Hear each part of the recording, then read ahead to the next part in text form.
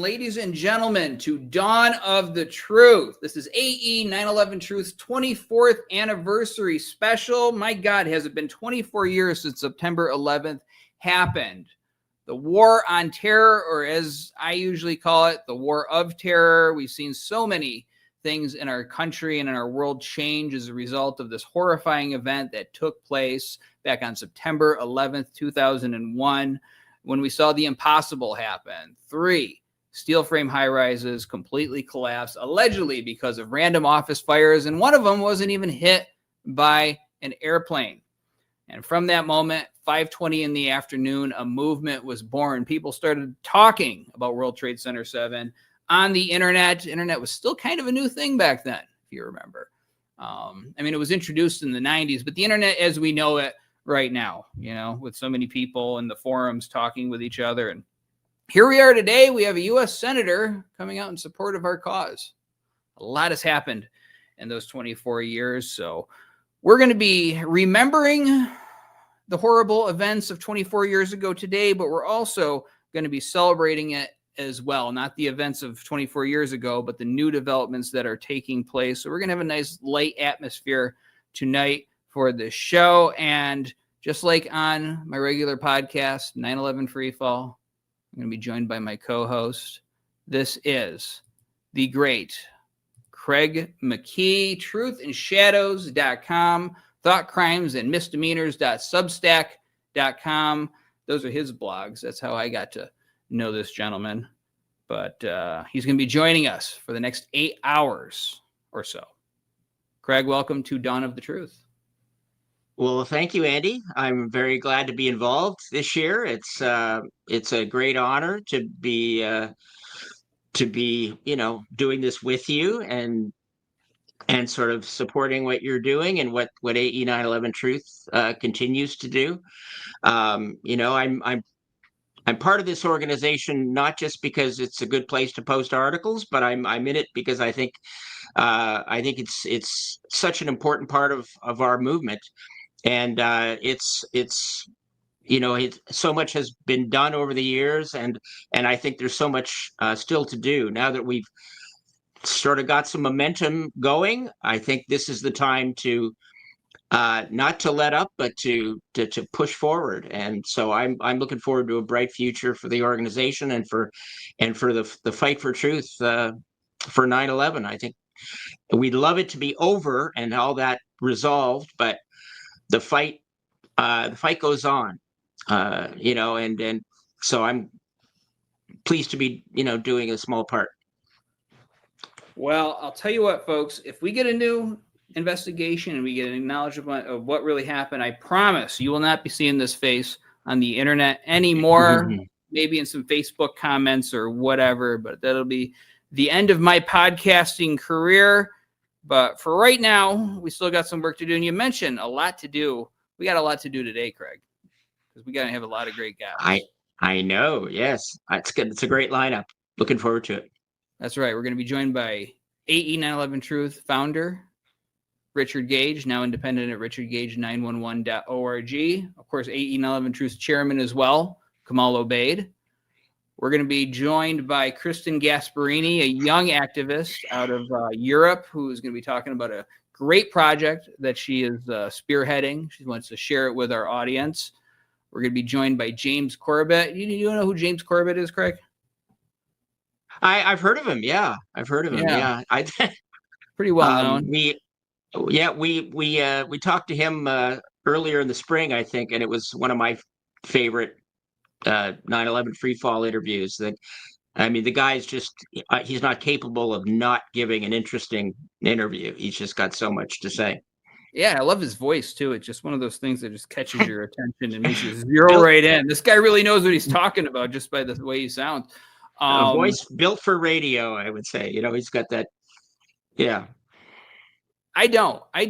My voice is kind of strange. It's not like an old goat who's been smoking for 40 years. But hey, we make do with what we got here at AE911Truth. Right. That's right. We're going to be joined by Ian Crossland. We had a great conversation with him at our event last year, the 24th hour.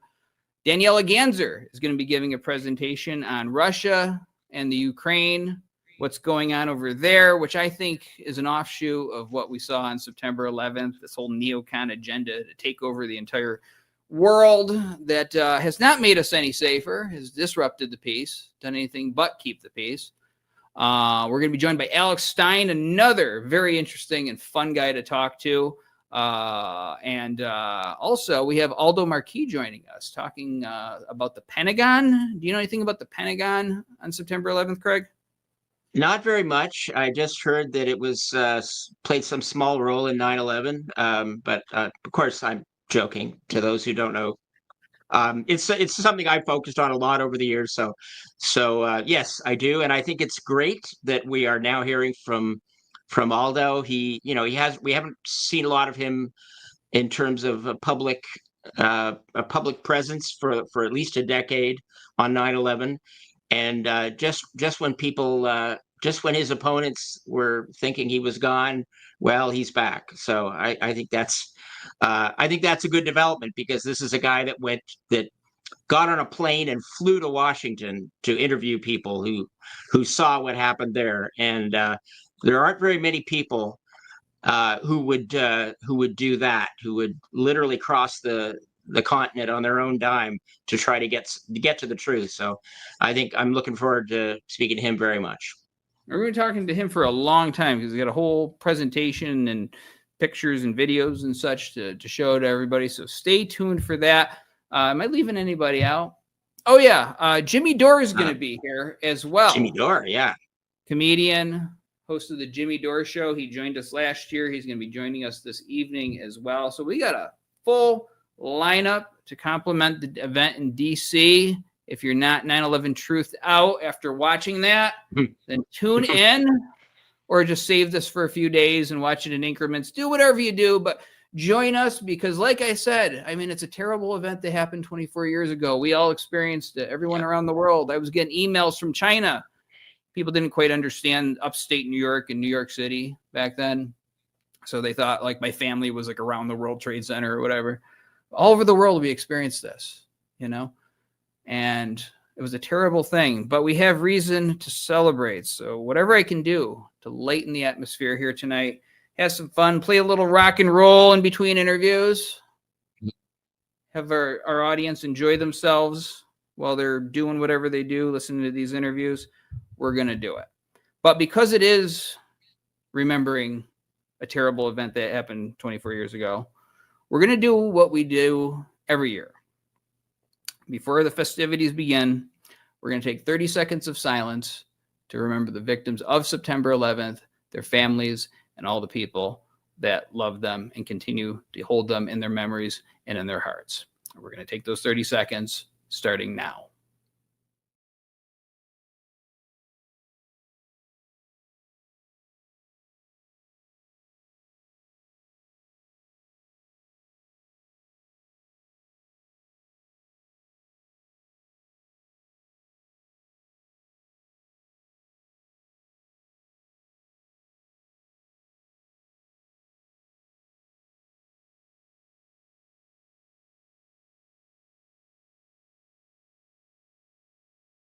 And that is 30 seconds. What we're going to do, folks, before we get on with the rest of the evening, we have a tradition here at AE911Truth. I've been doing it for a number of years. We are going to bring on the chairman, who is currently Mr. Kamal Obeid, structural engineer, stepped up when Raul Angulo passed away just this year. So, Kamal, welcome to Dawn of the Truth. Thank you. So, glad to be here. Yeah, man, 24 years since 9/11. I used to say, as 9/11, the post 9/11 world would march forward, I used to say, 9/11 is losing its first tooth this year. 9/11 is now old enough to drive a car. 9/11 is now old enough to vote and get drafted into a war. 9/11 is now old enough to drink, buy alcohol and such. Now, I don't know. 9/11 would be out of college, maybe starting its graduate studies. Who knows, maybe getting married. But it's been a long time. And for a slightly shorter amount of time, but still a very long time, we have had a movement. We have had so many individuals throughout this country, throughout this world, going out of their way, most of them voluntarily, doing whatever they can to spread the message about this important evidence. Of course, you are very prominent in that, given your background, your history with this organization. You appeared, I believe it was in the film Seven, maybe other films as well. And then you stepped up to serve as our chairman. Talk to our audience about the importance of continuing to support this crucial movement that is now really starting to gain steam. Well, I must say it's been quite a ride for the 9/11 movement from its inception with Richard Gage and throughout the evolution of AE911Truth and the 9/11Truth movement overall.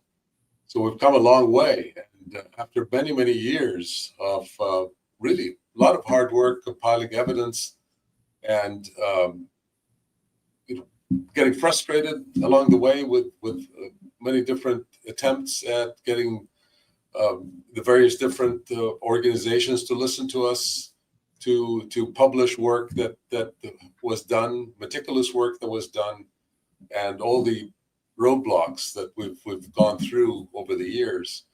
It seems that we're at a very important juncture at this point, as you know, you can see with this wonderful program that the Truth Movement is putting out.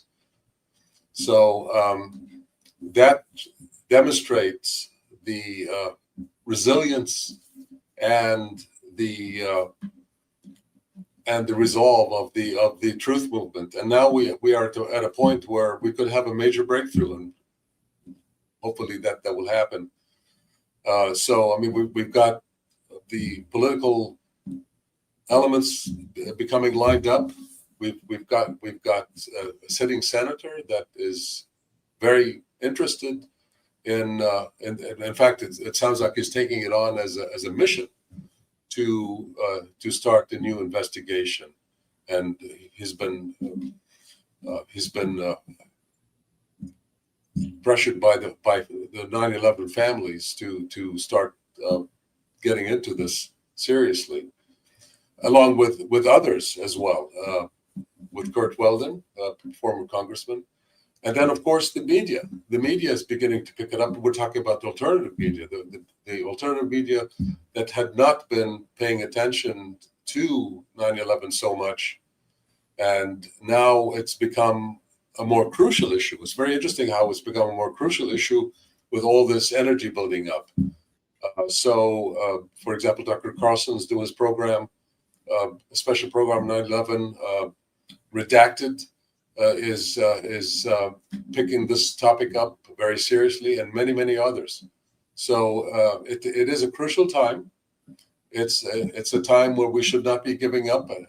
We should be actually pushing forward, redoubling our energy, and hopefully getting through this potential new presidential commission investigation, or not necessarily presidential. It could be just a congressional or Senate investigation.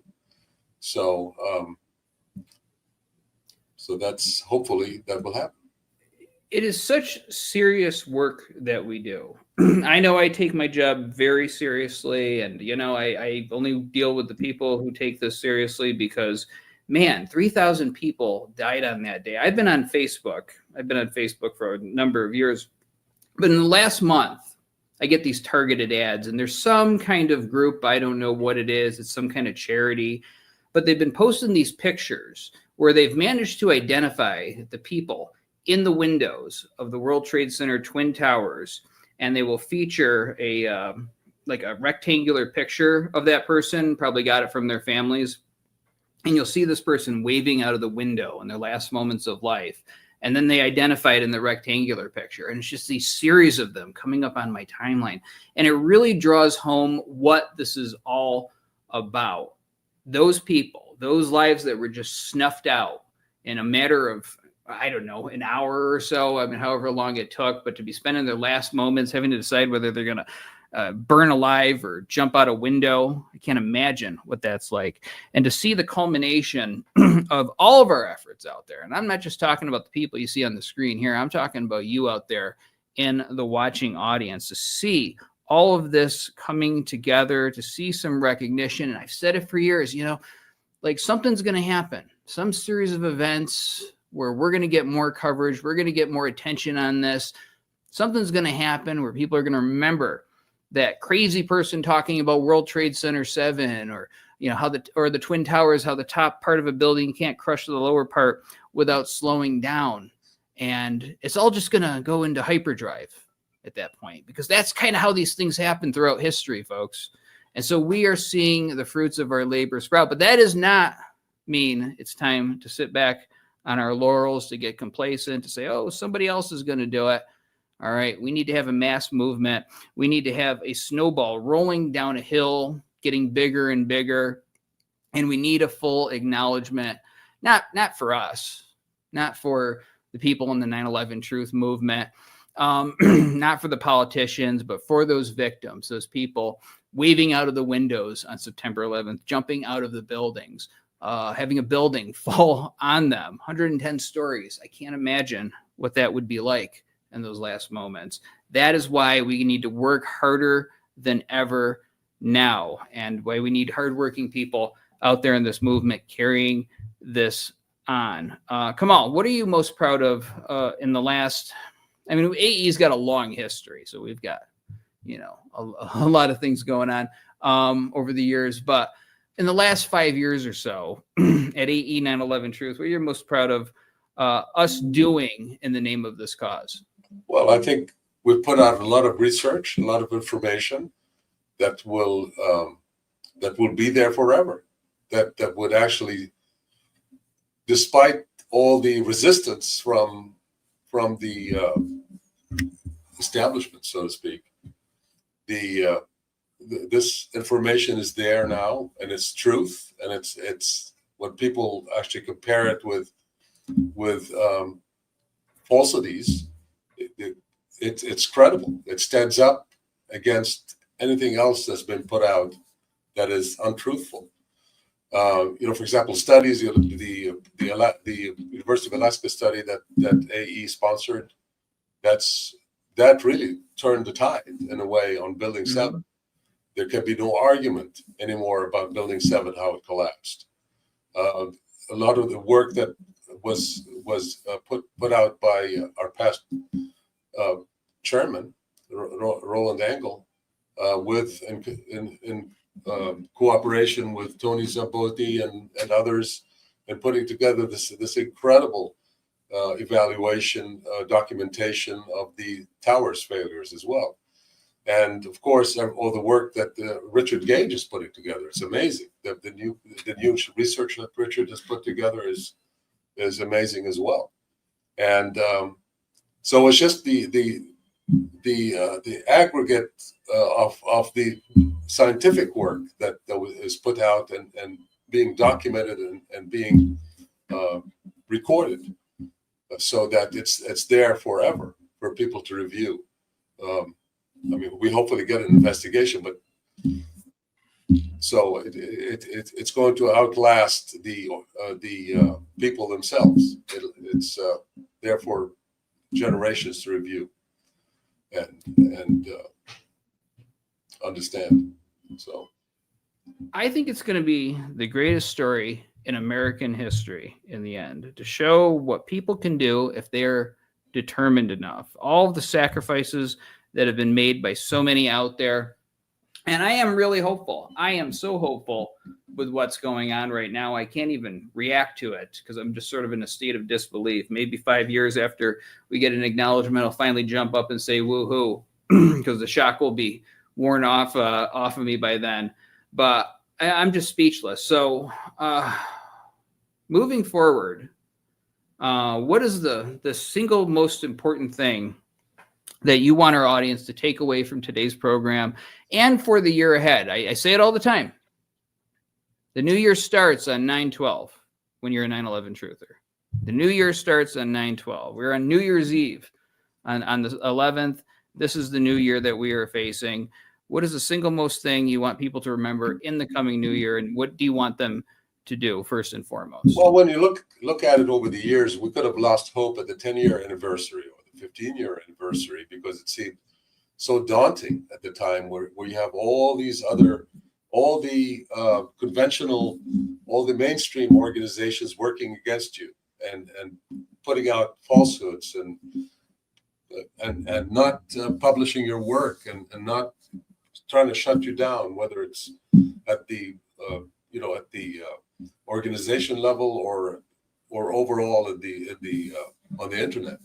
So the thing is never to give up. And now we're at this point where I think we're at that actually momentum and critical mass is building up, and it's built up to the point now that we did not realize the magnitude of this energy that is present today, that could actually drive us into an investigation, which is really what we need at this point, opening the eyes of the American public to basically crack that nut of 9/11, so that this whole situation gets exposed.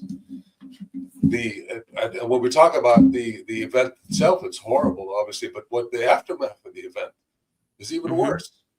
Whether it's the loss of civil liberties or whether it's the wars that were committed under false pretenses, it's just the horrendous destruction of the planet, the destruction of countries, the destruction of lives, the wars that were perpetrated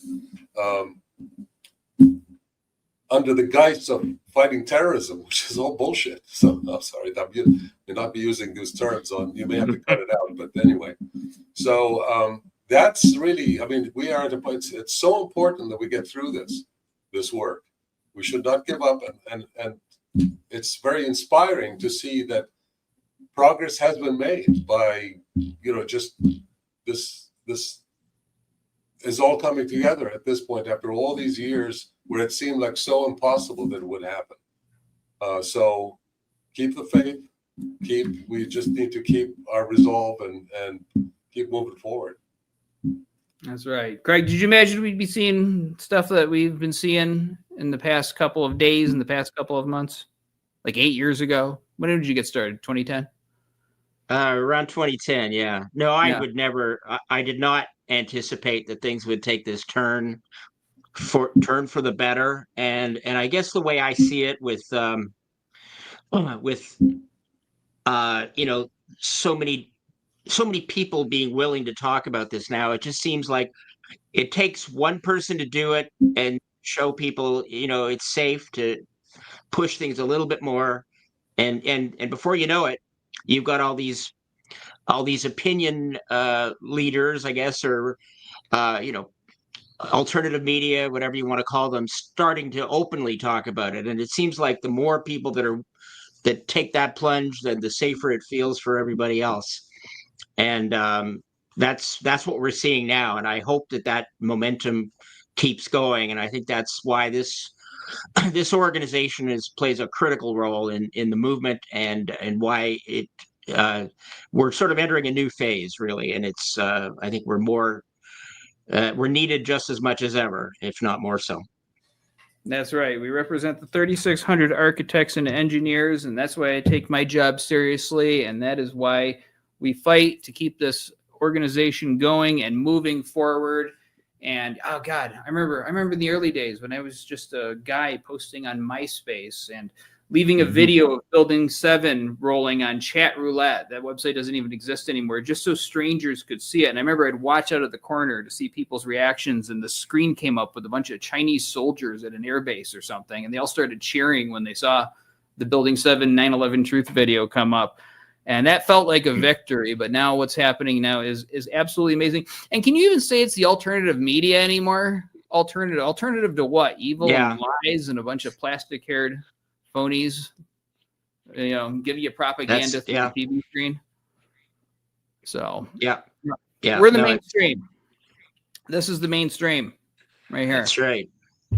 Kamal, thank you so much for stepping up as chairman, for doing what you do here, and for joining us here on Dawn of the Truth. Ladies and gentlemen, stick with us. You got a long broadcast ahead of you. We're going to be joined by Richard Gage in just a few moments. See you then. reminiscent of those pictures we've all seen too much on television before, when a building was deliberately destroyed by well-placed dynamite to knock it down.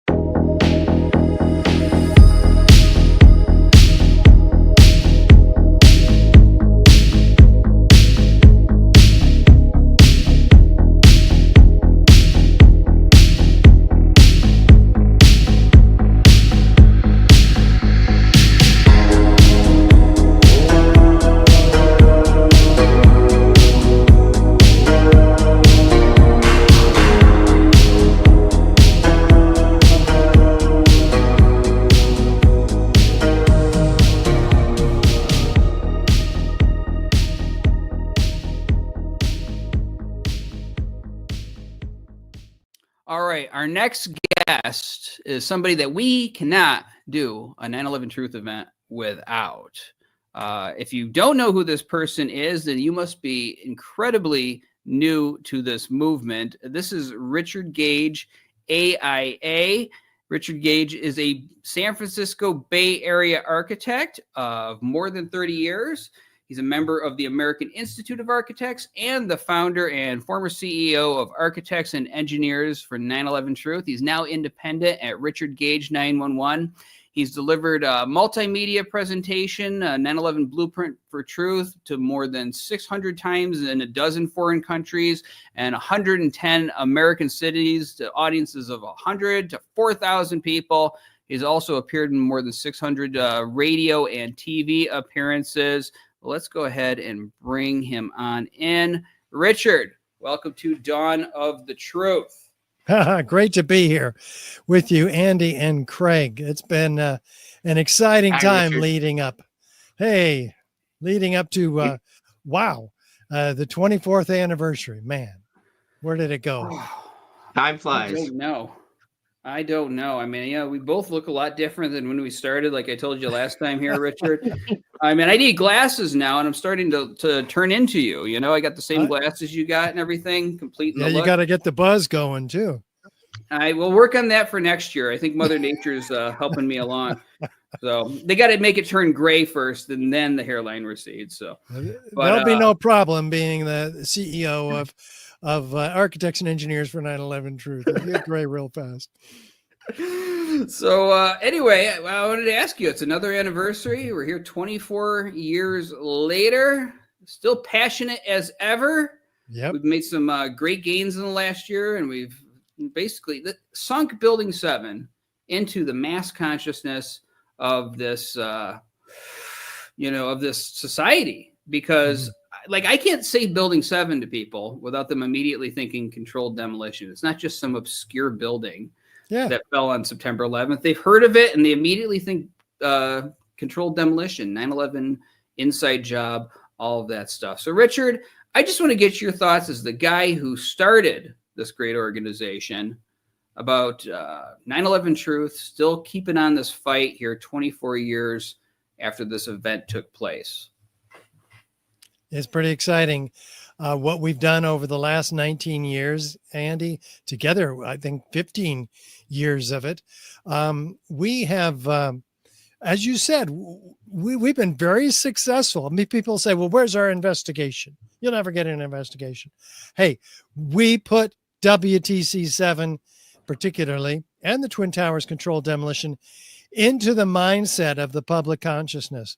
That is no small feat, and it's not easily recognizable, but it's there. Like you said, people, not so many architects and engineers, not enough of them, unfortunately. Yeah, we have 3,600 of them signed on to the petition demanding a new investigation. That's a feat in and of itself also, because they're publicly signed on, putting their reputations at stake. But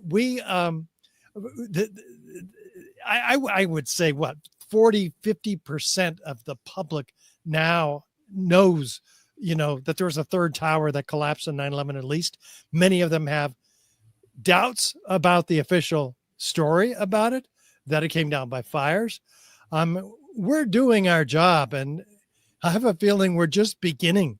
I mean, right now, in the last couple of months, AE911Truth and Richard Gage 911 have teamed up, as you can tell. We're a double-barreled shotgun. We've gathered enough resources in our campaign to hire a PR consultant to get us out there, and boy, has it been working. We've gotten on Jimmy Dore, Kamal Obeid, the structural engineer and chairman of the board, chairman of the board of AE911Truth. He and I together on Jimmy Dore, we nailed it. Mm-hmm. And we've been on other shows, SGT Report together, huge audience. He's got Sean. And man, we went over Building 7, we went over the Twin Towers, and we're going to keep doing that again and again and again. We're just not going to stop. So I'm really delighted that that we're working together again, Andy, and all of the team there, Craig and Kamal and Kelly.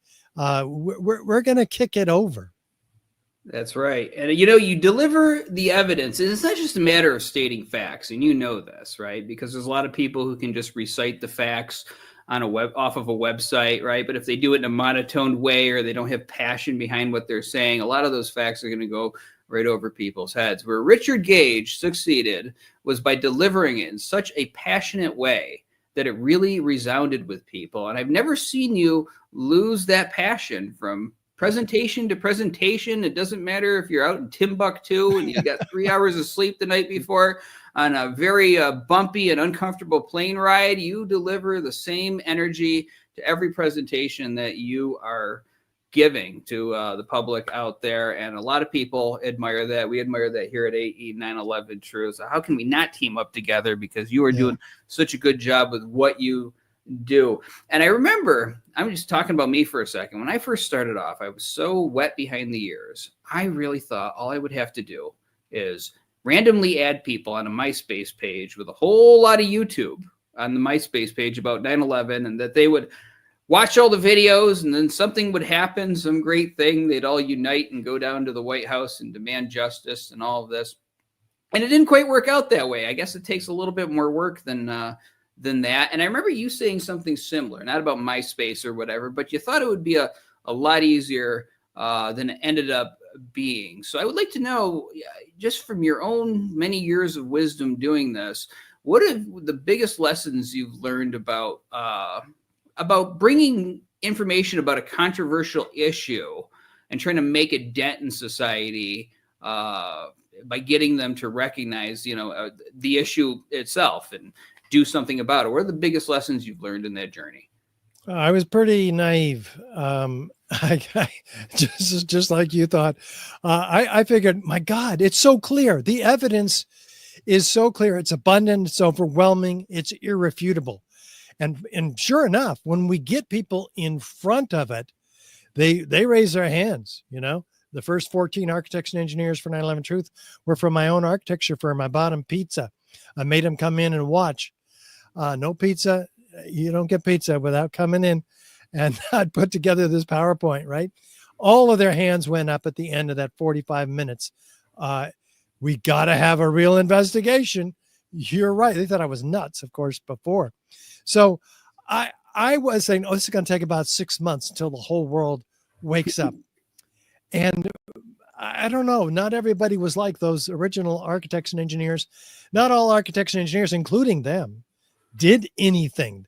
I thought everybody be passionate about this, to speak about it, to realize that our country's been hijacked by forces that I knew nothing about when I got started, right? We're talking about a deep state tyranny, a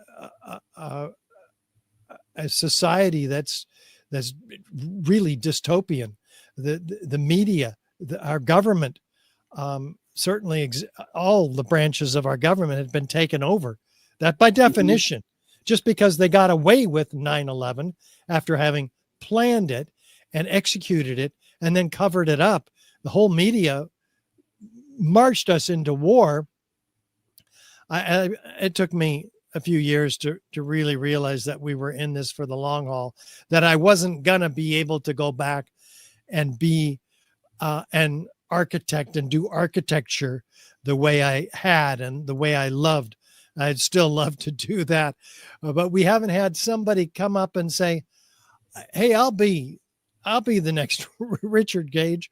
I'll go out there and spend full time speaking and waking up the architecture community.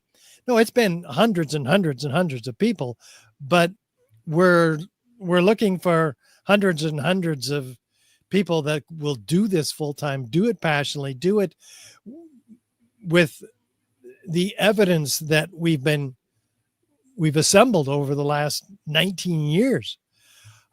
We have got to find those people who will step up to the plate, because we're not going to last forever, are we, guys?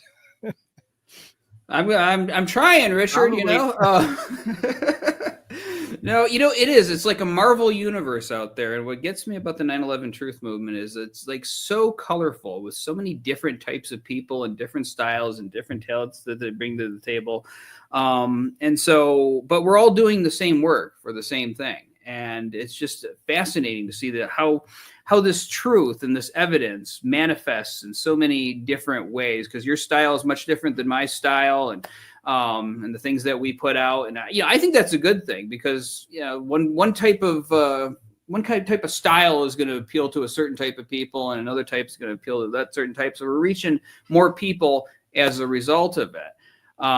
What has been, because this is story time. This is the time to reflect right here, is look back. What is the most difficult presentation or interaction you ever had with trying to reach somebody out there? And what were some of the excuses that they used to try to dismiss this overwhelming evidence? I think you were there one time, Andy, at an architecture conference. I think it was Boston. And we went to the National American Institute of Architects conference, and this one guy we were walking, we'd just given a presentation, and this guy wasn't in the presentation, but he was walking alongside me on the way out of the convention hall, and I said, did you ever have any questions about what happened on 9/11? Did you know there was a third tower? It was the Muslims. And I go, whoa, that's interesting. The Muslims. I didn't know what to say. Yeah, well, were the Muslims capable of planting explosives in the building? Because we have proof that these buildings were brought down with explosives and incendiaries, both. And he says it was the Muslims. He was angry. He was so angry at me, and we were on our way out of the building, so I just kind of pushed it a little bit. And I thought he was gonna hit me. There was another guy that was chasing me around the booth, and Tom Spellman, the treasurer, you were there, yeah. Yeah, it was Philadelphia. Yeah. Tell people about this, because well, I only caught the tail end of it because I was talking to somebody and I see there's some kind of conflict going on, and it all just happened so fast. And there's Tom Spellman being like a bouncer or something. Yeah. And he's an older guy, but he's a tough guy. And it seemed to get diffused, but I wasn't there for the initial, how it started. I was interviewing this poor architect who came up and got in the middle of this. He was asking me questions about this building, because we show Building 7 coming down at these conferences on the monitor. And I was there, do you know when this happened? And do you know what this is? Yeah, it's a controlled demolition. Do you know when it happened? No. Well, that happened on 9/11. What do you mean? That's not one of the Twin Towers. And so I had to take him step by step. No, that's the third tower. But this other guy who was just stalking us because he was so angry at what we were doing, which is simply educating architects and engineers about these buildings and the evidence that we have. And he stuck his face in the camera, and he was just being really weird. So I took my paper and a flyer, and I went like that. swatted him in the face because he's standing behind me with his hand over my shoulder, being quite a nuisance. And then he goes, "Did you hit me? Did you hit me?" And so he's tracing me all around the booth. And I went and stepped behind Tom Spellman, and Tom's going, like this. That was quite a scene. Tom will remember that. You handled it well, though. I don't know if I could have stayed as calm as you. I mean, you were kind of laughing and everything. If I was coming at me like that, I might have made the highlight reel, because I don't like people get in my face. But you handled it so well, which is probably why it was best that you were representing AE, because but it gets hostile out there. And I mean, I've seen clips of other people that get truthers out on the street around the anniversary getting shoved and stuff like this. I mean, folks, this has been a hard fought battle over the years. Yeah, the cognitive dissonance is huge. It's absolutely huge. Yeah, I've never been physically assaulted yet. Can I sort of remind Richard of a story? Actually, the thing that brought me in contact with AE911Truth back in, I guess it was 2014, was I had written a piece. There was a journalist in Canada, Toronto, I believe, who had done this report basically about your appearance there, and kind of called you like you're a complete lunatic and all this stuff. So I thought just, it'd be kind of fun to see, because I knew there was like a body, an advertising body, or like a broadcasting thing that you could file a complaint with if somebody was sort of, slandered or whatever. So I did that and then wrote about it. And I think that led to Richard's, asking me to be a volunteer writer or whatever. Oh. But I tried to press that whole thing, and they denied my, they denied me. They basically said, "Oh, it's not covered by the law," or something like that. But I thought, it's fun to try anyway. Like nothing ventured, nothing gained. But there's been very, very few of these types of occurrences. Even in speaking, I spoke to 3,000 people was it that many? Well, a couple of times for the Nation of Islam, Louis Farrakhan's group, and man, no trouble whatsoever. I spoke to in the Netherlands to 700 people in Delft at the university there. No problems at all. I mean, I've spoken about 1,000 times around the world, mostly in America, and we just have had very few problems. I've never been struck. I've never been threatened. No one's ever called me and said, "Hey, you better stop what you're doing because, we're going to come after you," or something like that. I'm shocked. Other people have had some certain threats, but I'm very fortunate. I don't. Well, that's good. If they capture me, I just don't want to be tortured. I hate torture. Well, we want to keep you safe, Richard, and certainly, because we need you out there doing this. So I want to make sure we get this in, because last time you were on Freefall, 9/11 Freefall, you were talking about crime scene to courtroom, and you were, I believe, 2 episodes in. Now, somebody may not have seen that episode. They may not know what this is. So please remind our audience about what crime scene to courtroom is, and then give them a little sneak preview about what's next in this series. Yes, we're on episode 4, and we're going to release it in a week or 2. It's pretty exciting. 3 episodes have been released. 9/11 crime scene to courtroom, taking the hard evidence of the 9/11 crimes to court, where Mick Harrison, the litigation director for the Lawyers Committee for 9/11 Inquiry, and myself are in a boardroom presenting the evidence along with our experts to the grand jury, our stand-in virtual grand jurors. And we give them, we've broken this down into pieces. Building 7 is taking about 6 or 7 episodes all by itself. Then we go into the Twin Towers. We've already filmed this in Washington, D.C. In fact, in front of the Supreme Court, where we had the opportunity to try to get them to pay attention to the laws as they were not being administered by the U.S. attorney, to whom we've given 60 exhibits of evidence already in 2018, but they ignored that. And now we're bringing those exhibits alive with a couple of dozen experts, and we're going to be submitting these episodes when we get them, Building 7 done, to the real grand jury via a federal judge, because the U.S. attorney has not done his job. Though Jay Clayton, the new U.S. attorney, turns out to be a colleague, a former colleague of former Congressman Kurt Weldon, who, as many of you know, has been on the warpath and is instrumental in waking a lot of people up to the truth about 9/11. And he's inspired Ron Johnson, the sitting senator, to pay attention to the evidence. So I've had recently the opportunity to give Ron Johnson, Senator Johnson, the evidence in a Zoom call privately, where 90 minutes, he got all of it. Everything that we've been, the kernel, the nuggets. We've got 5 hours of evidence, but this was the kernel of it, and never have we had that opportunity before. A sitting senator, and who's now publicly called for an investigation into the evidence of 9/11 on Tucker Carlson, and naming us at AE911Truth, and naming some of the other experts, the firefighters, who have also been on Clayton Morris's redacted.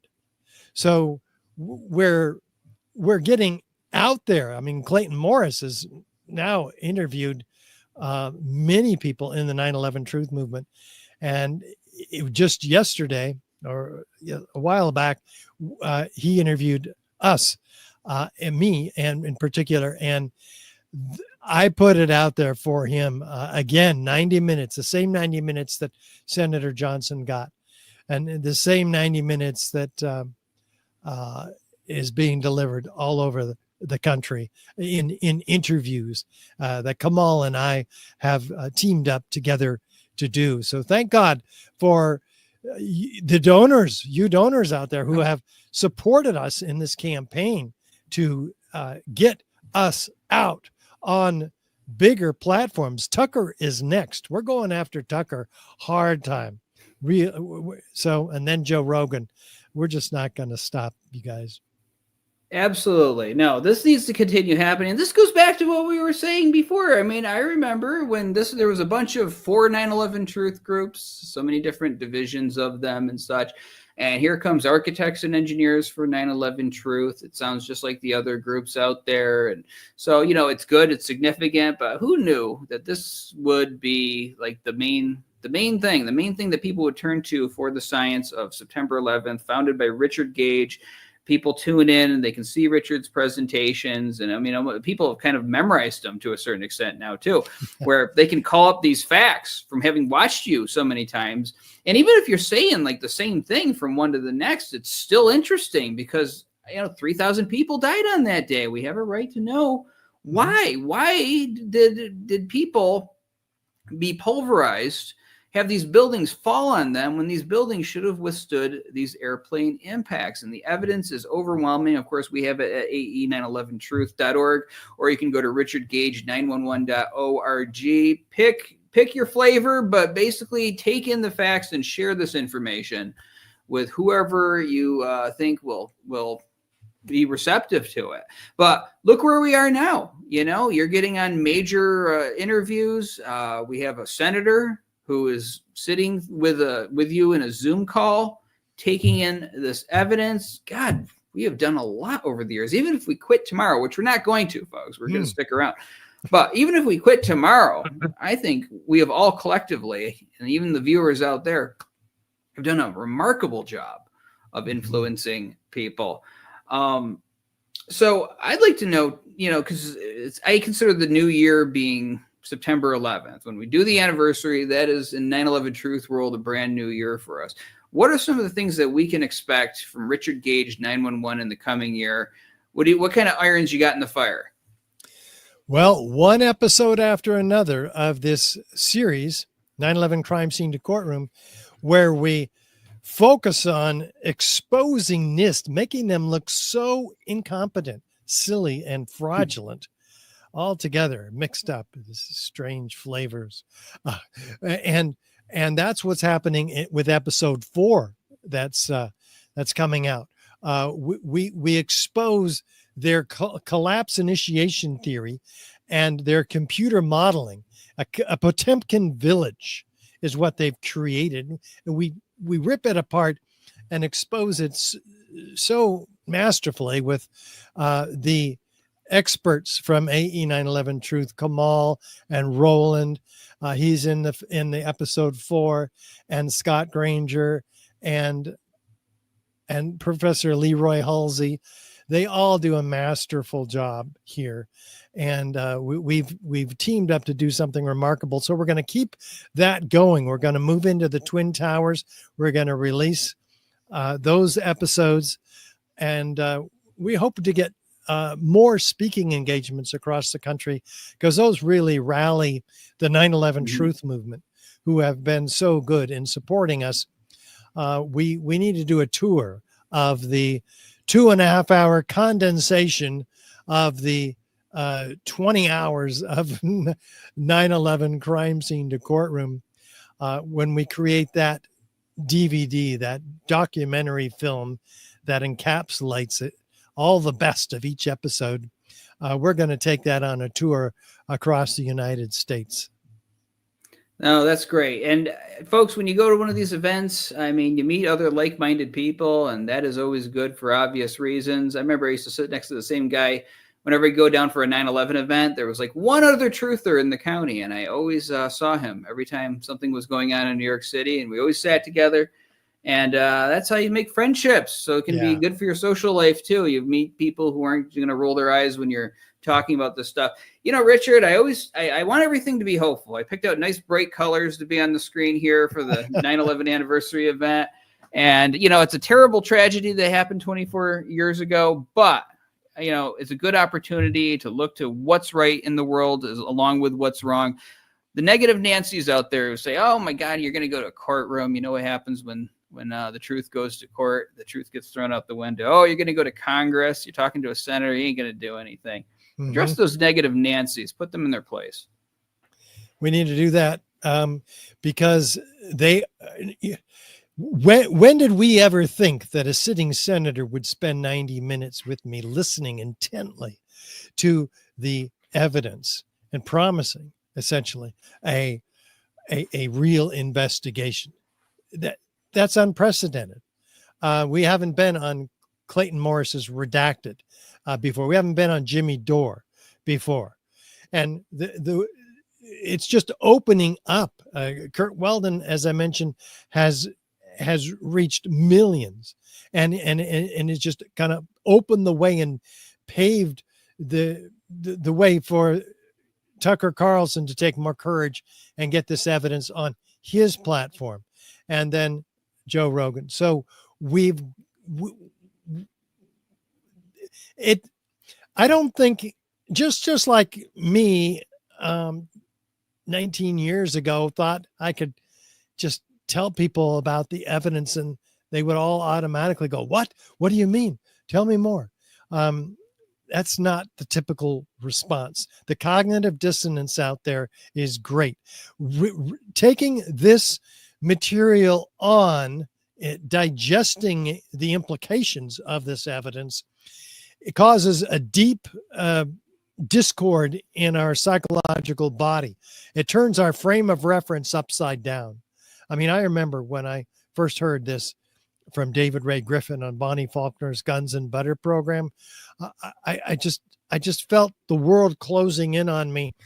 And I wanted to reject it. I wanted to reject him as a charlatan and David Ray Griffin.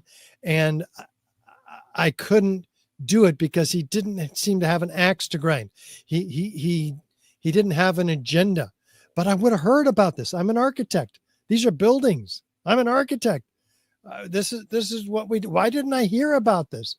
I'm one of 80,000 members, 90,000 members of the American Institute of Architects. I didn't get one bulletin on this, the third worst structural failure in modern history.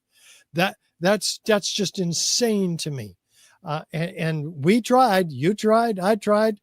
We all tried at AE911Truth 3-4 years in a row to get a real resolution calling in the business meeting of the AIA at their annual convention to get an investigation into Building 7. That's just Building 7. And they lied through their teeth on the stage of that. The board members, they said, diesel fuel brought this building down. They made up all kinds of stuff that not even NIST, the National Institute of Standards and Technology, was saying was true. In fact, they said it wasn't true. So we have to acknowledge that our own elected representatives covered this up, that the media covered this up. I thought they were supposed to tell the truth. Isn't that their job? My God, the whole authority structure has been hijacked, and our society has been hijacked. Our own minds, along with that, have been hijacked. We've entered a dystopian, surreal world, which I'm still waking up from, even though I've been at it 19 years. I found that there are other deep state false flag operations like COVID, like Gaza, and I've been done lectures on these now. And there's talk about cognitive dissonance. People do not want to realize that these were inside jobs that were designed to deceive the American people with a false disease, for instance, and a false solution to that disease that's hurting more people than it ever helped, and neither safe nor effective. Those messages, and what else? I mean, name the false flag operations in history and name the things they're doing to our food, our water, our air. Well, let's just stay with 9/11. It's a lot easier because it's scientific forensic evidence, and that's our job. I'm an architect. That's why I just tried to stick to those subjects. But then I just felt the need to branch out and have done that. And I'm not disappointed that I have. I think we're now covering a broader spectrum. We're cross-pollinating the health and freedom movement with the 9/11 Truth. They weren't getting that before until I started talking about and being brought to bear about the parallels between 9/11 and COVID in these different health and freedom conferences that I've had the opportunity to attend. So we're breaking down the cognitive dissonance. My friend Dan Noel, he says, one neuron at a time. That's our pace. That's a good phrase. That is a good phrase. And folks, look, you got to care about all of these things, even if you just care about yourself out there. Are you sick of paying through the nose for your groceries right now? Because how do you think they're paying for all of this stuff and the wars and the military actions by printing money and all of this? I mean, groceries are insane right now. Prices of things are just absolutely going through the roof. So if you don't care about other people, if you're just a shut-in, you go to your job and you go home and watch Netflix, you should still care about your pocketbook, because that's where all of this stuff comes from ultimately. So many reasons to care about not just 9/11, so many other things. Thank you, Richard, again for founding this organization, AE911Truth. You founded also RichardGage911.org. And here's to another good year ahead for our efforts. Thanks, guys. Appreciate it so much. Thanks, Richard.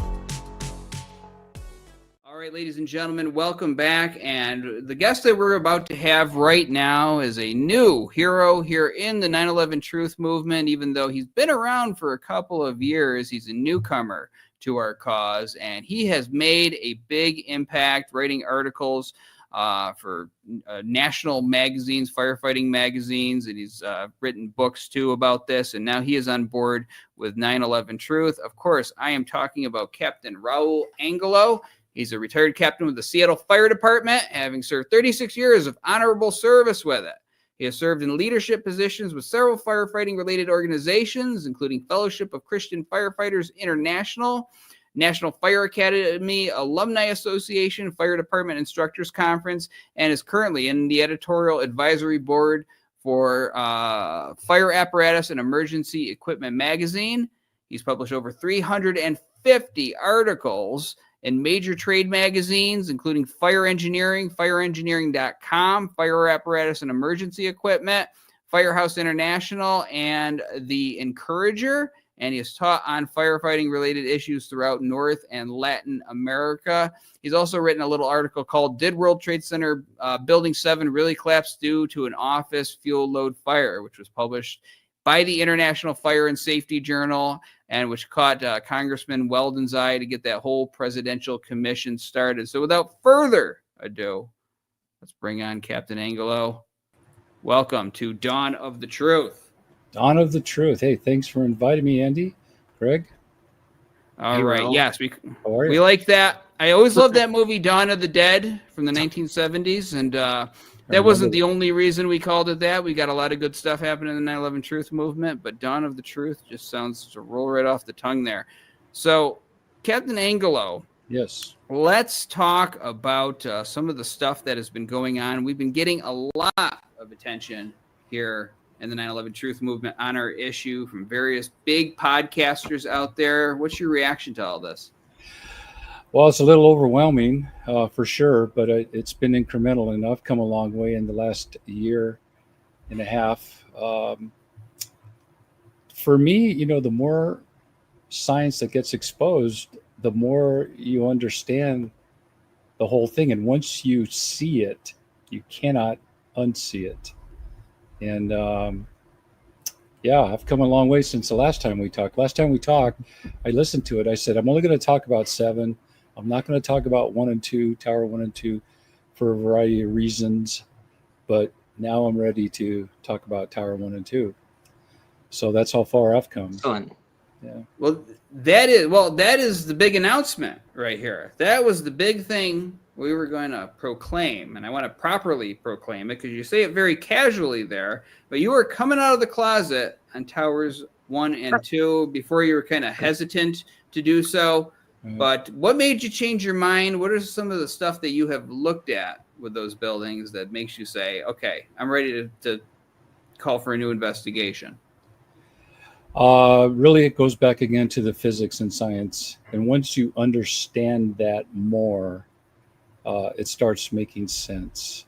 And I think that with the response that I got over the last year, including the podcast that Eric Lawyer and I did with Clayton Morris, it got us a lot of exposure, and actually more and more people came out and contacted 9/11 Firefighters for Truth, even some New York firemen. We even have a police officer from the NYPD and somebody from the Secret Service that also approached us. So as all these people come forward now, it's almost like the dam is breaking, and they just needed somebody to be in the front.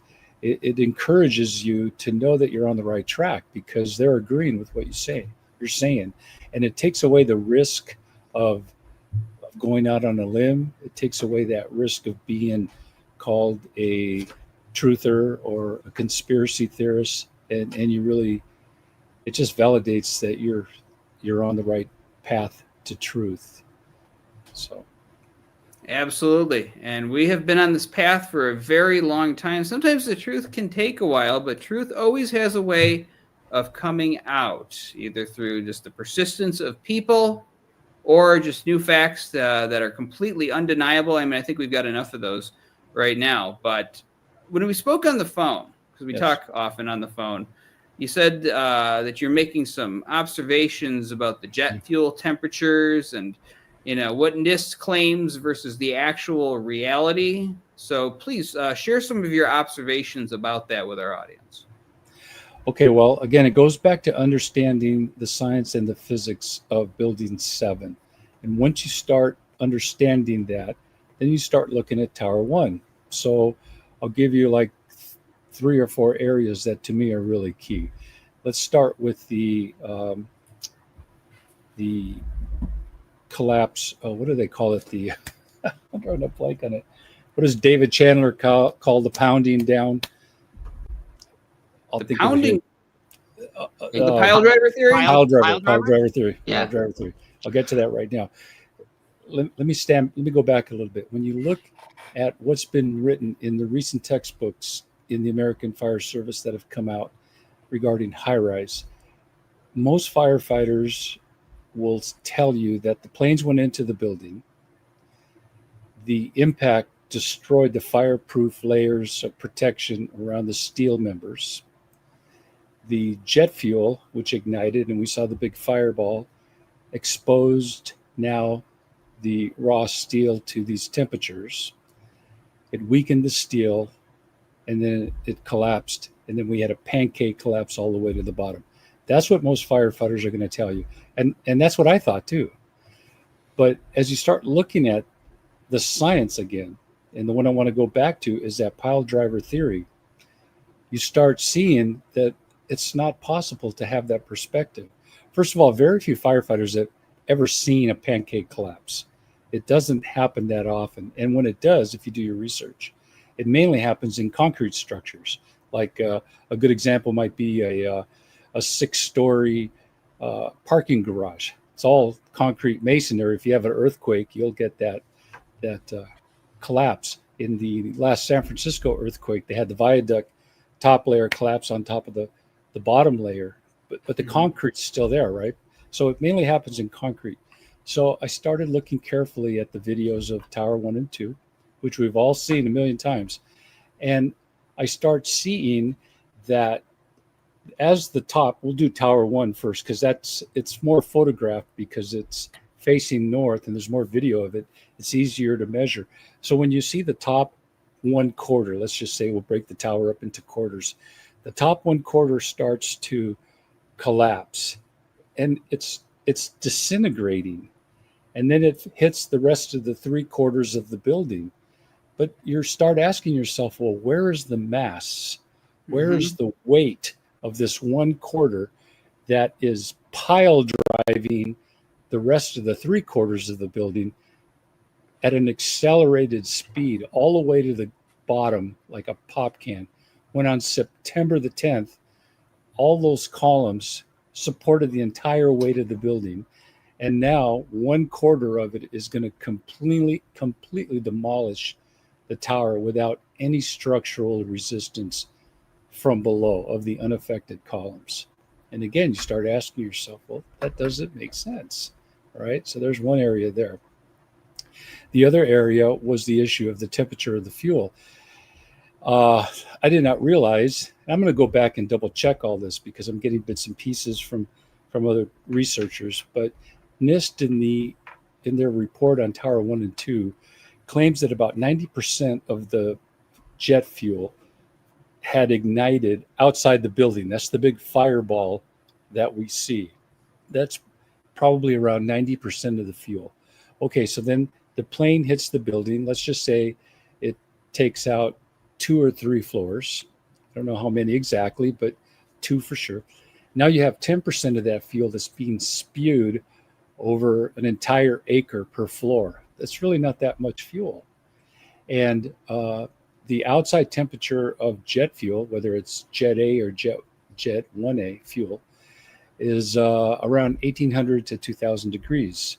So it's not going to be sustained that long to weaken the steel. It's kerosene. It's going to burn very quickly. And as you see later on in the videos, before the collapses, the fires are there, but that intensity has already burned down. It's now burning the office fuels. There we are, back to office fuels. And the same argument comes into play again with how could office fuels destroy building 7? Well, once the kerosene and the jet fuel is consumed or burns down, you're back to office fuels in tower 1 and 2. And the same argument comes into play. So that's the first thing. And then steel melts at around 2,800 degrees. And if you think about it, you know, people can argue on the temperature of the fuel, but it can't be that high. Otherwise, the plane itself would not be able to contain those excessive temperatures without melting itself, right? Correct. So the range of the fuel temperature has to be within the operating design of the actual aircraft. So those are things to take into consideration. Okay, now when you start looking at some of the photos of the people that were still trapped up there, and there's one lady in particular, they called the lady the waving lady. I think her name is Carmen. Mm-hmm. What's her name, Craig? You know the name? I don't remember the name. Yeah. Well, she's right there standing at the impact zone, waving, calling for help. Yeah. Okay. That's before the collapse. Well, those temperatures, if they would have to be above 1,800 degrees, she would have to be able to withstand that if it's weakening the steel. And then I started thinking about Chief Oriel Palmer in Tower 2. He climbs up to the impact zone of Tower 2, floor 94, 96, whichever one it's at. And he's calling for hose lines. He says, we have some pockets of fire. We can take this. I need a couple of hose lines, yada, yada. He makes his transmission, and then the tower collapses. Okay. He's not in the stairwell when he's making that transition. There's nothing in the stairwell that burns. So how could he see pockets of fire if he's inside the stairwell? He had to have entered into the floor, even if he, you know, maybe not even very far, but he's on the floor to be able to see those fires because that's where the fuel is. All right. If it's just before collapse, those temperatures have to be well over 1,800, 2,000 degrees if it's going to melt and collapse the steel under its own weight, correct? Oriel Palmer would not be able to endure those temperatures, even with his gear on, much less communicate over the radio. He just wouldn't be able to. It would be an untenable spot for a human. So he wouldn't be saying just 2 isolated pockets of fire. I mean, you know, that we can knock it down with a couple of hoses. Yeah. Yeah. Well, there you go. If you could do it with a couple of hoses, it's not a fire that's producing 2,000 degrees heat. Okay. They're just questions. I don't have the answers, but they're enough for the fire service to go, that's right. That's right. I found some new pictures of the destruction. Well, let me go back to the pile drive theory. So we talk about the pancake collapse. And then at the bottom, when you look at the photos, you don't see any concrete floors. You just see steel. The concrete's pulverized. And so where's all the pancakes, right? I've heard that term, and now it totally makes sense to me. Where are they? They're not there. All you just see is steel. And I have this recent picture I found from an old book. I found this old book called The World Trade Center. It was a coffee table book that was around shortly after the event. And it's got some pictures from September 11th. And one of them is the debris field. And I'm looking at all the columns there. They're just snapped into small chunks. It's like, how did all these columns break into such small pieces? They're probably 8-foot pieces, you know, with the scope of the photo, but they're all broken like pixie sticks. And how can that happen?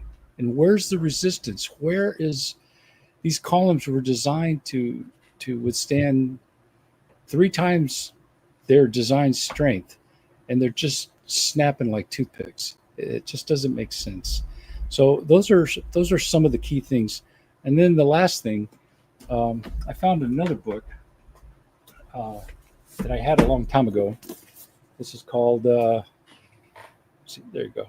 Report from Ground Zero, Dennis Smith. Dennis Smith was one of the first writers. He wrote Report from Engine Company 82 back in the 70s. He's one of the first guys that, if not the first guy, New York fireman, that wrote a novel about the FDNY. And he started Firehouse magazine. But anyway, this is a collection of everyone's testimonies. Now, when this book came out in 2002, we're reading these testimonies like, oh my gosh, I can't believe what this guy went through. They're explaining it. Well, now 24 years later, we could look at it and listen to those statements with a forensic perspective. And I want to go through that because so many firefighters have stated that they heard these explosions before the collapse of Tower 2. And I have this little graph that shows them. And so the question I want to ask, because I know people like Richard Gage has brought this statement up. Well, we have the testimonies of, 100 plus firefighters talking of explosions, and he states it as a fact. But it doesn't have the same impact as another firefighter going, hey, come on, guys. You have over 100 testimonies of your own brothers. Your own FDNY brothers are telling you that there's explosions happening and you can't hear it. You'd rather listen to the official narrative from NIST than take the word of your fellow brothers. I'm going to put it like that in writing because that really cuts to the core. They may call bullshit on what I'm saying or call me a conspiracy theorist or what does he know? He wasn't there. Well, these guys were there. How many voices of your own brothers do you have to hear that said there were explosions? They know the difference between an explosion and a body hitting the ground. They heard those. It was the bodies hitting the base of World Trade Center 1 from that documentary was a shocking noise. Boom, boom. Remember in the French Brothers documentary? Yeah. When I first heard that, they're going, well, what is that? Well, that's the sound of the bodies hitting the structure. Very, very impressive. But that's not like a kaboom explosion, right? So if you take the bodies out of the way, right, and the plane hit the top 1/4 of the building, and these people, the firefighters, are talking about explosions in the lower part of the building, what is there in there that's exploding? There's nothing there. It's either got to be the fuel or it's got to be the bodies. What else is there? It's worth mentioning too that. Go ahead. What's that? It's worth mentioning too that Graham McQueen was the one that he went through all those oral histories, like thousands and thousands of pages, to assemble that number that you mentioned before. I think I remember interviewing him, and it was 118 firefighters that was the initial number, and then when you added in journalists and other assorted people, first responders of different kinds, the number got up to like 156 people who specifically mentioned explosions. So it's fortunate that he did all that groundwork to really dig that out. And he was conservative too. He didn't just take like somebody saying they heard a boom or whatever. He looked for very specific words like explosion, where there is no doubt. And getting back to the first point you made about this pile driver theory and such, you have all of this steel dismembering, you have all of this concrete pulverizing. When I wrote my book, I looked up the number of gigajoules it would take for that to happen. And I don't remember it off the top of my head now, but you need a pretty hard impact of building materials coming together for that to happen, what we saw that day. But then NIST admits that the Twin Towers fell virtually at free fall, right? So how do you have these buildings falling at free fall, but also this impact that you need to pulverize this concrete in midair? It just doesn't make any sense. Right, it doesn't make sense. Another point you reminded me of, let me finish up with the firefighters first. So there's a couple of videos that we've all seen of two particular firefighters.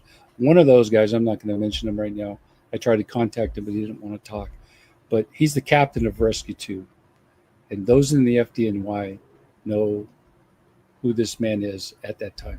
You don't get to be the captain of Rescue 2 if you don't know what's going on. Mm-hmm. You don't get to be the captain of Rescue 2 if you're a knucklehead. And this guy is saying this steel was flowing like lava from a foundry.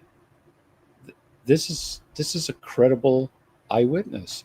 And why don't we believe the captain of Rescue 2?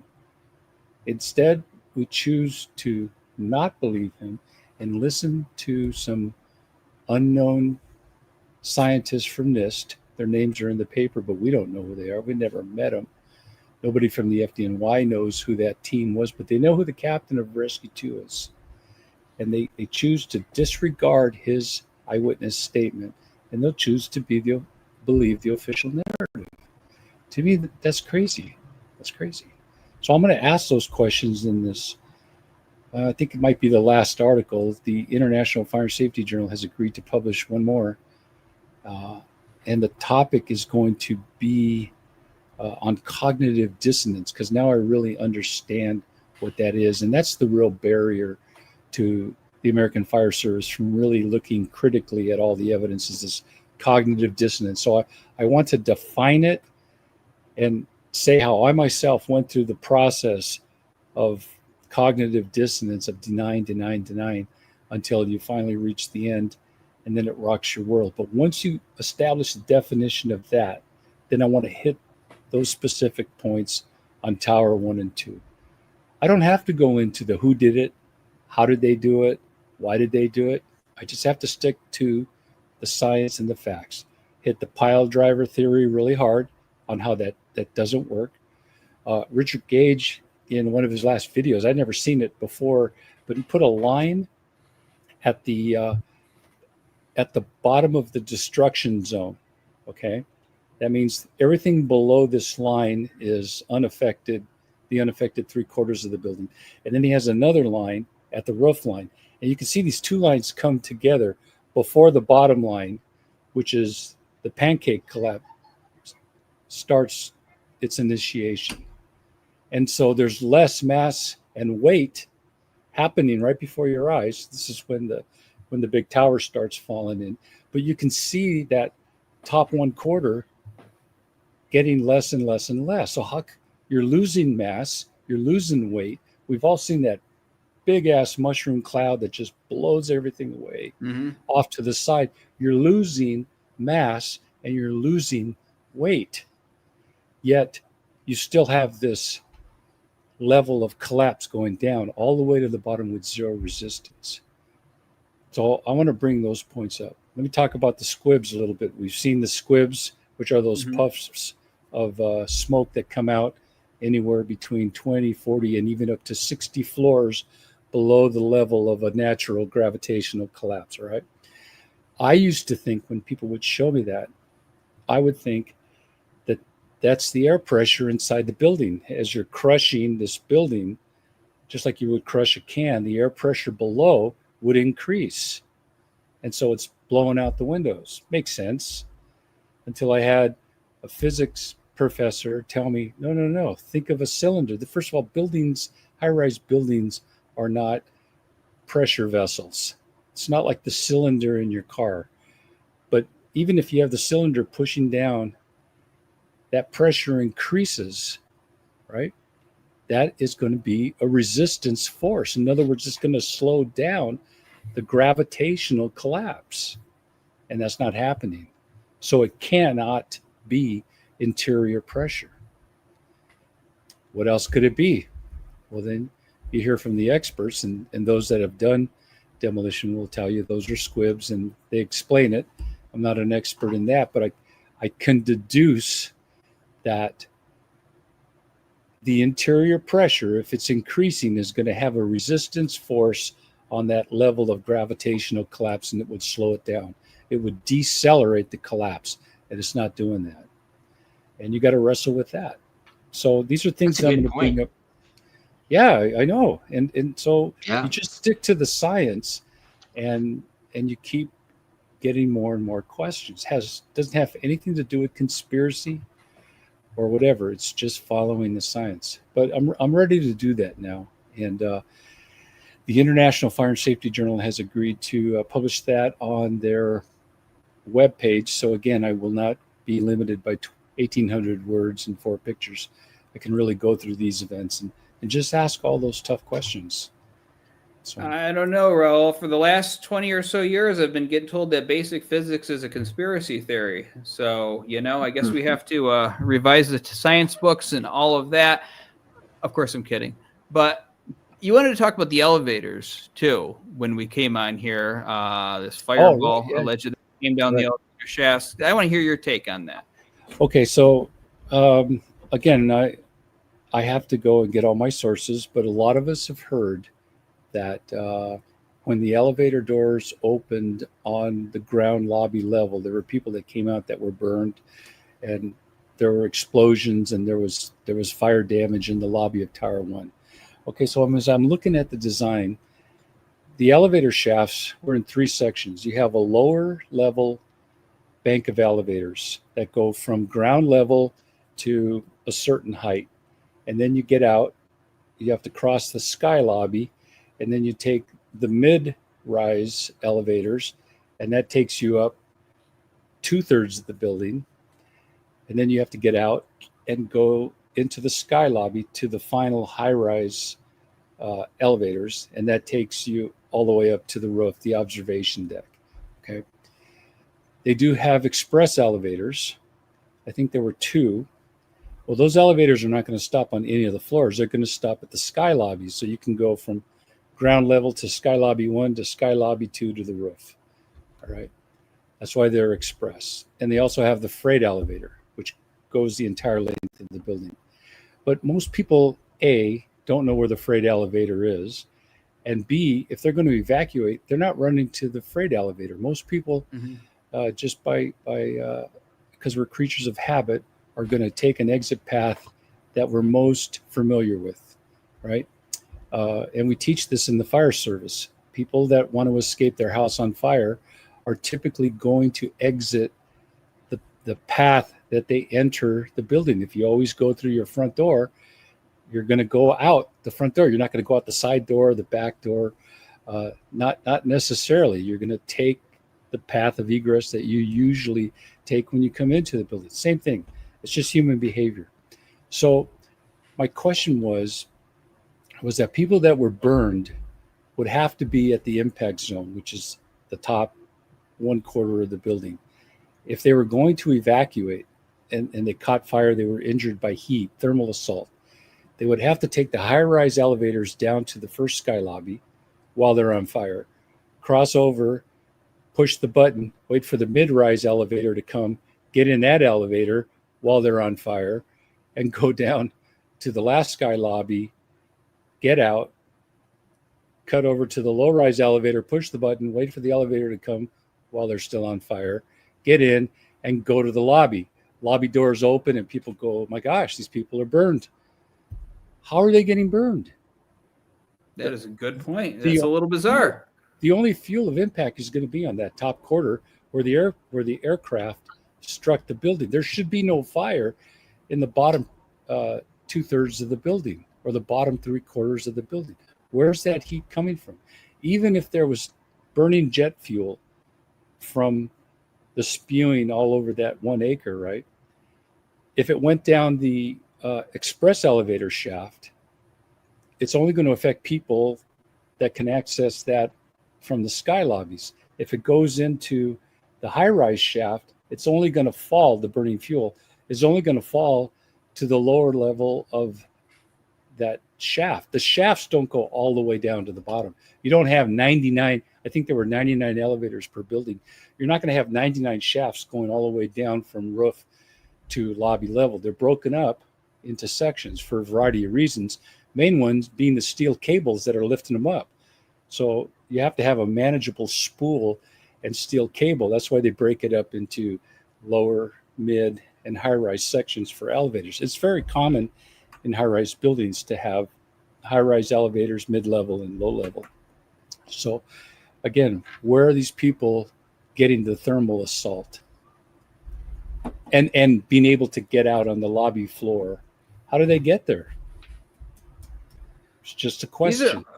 These are all great points, and it's just more added on to the pile of points that have been made for 20 years. I mean, only in America, as Don King says, could something so obvious and so in your face as the controlled demolitions of these 3 towers on September 11th be allowed to just sit there for everybody to see, for everybody to know if they choose to, and for our government to do absolutely nothing about it. Not only do nothing about it, but try to obfuscate and block the many people throughout this country and this world who have tried to get justice for those poor people that died on that day.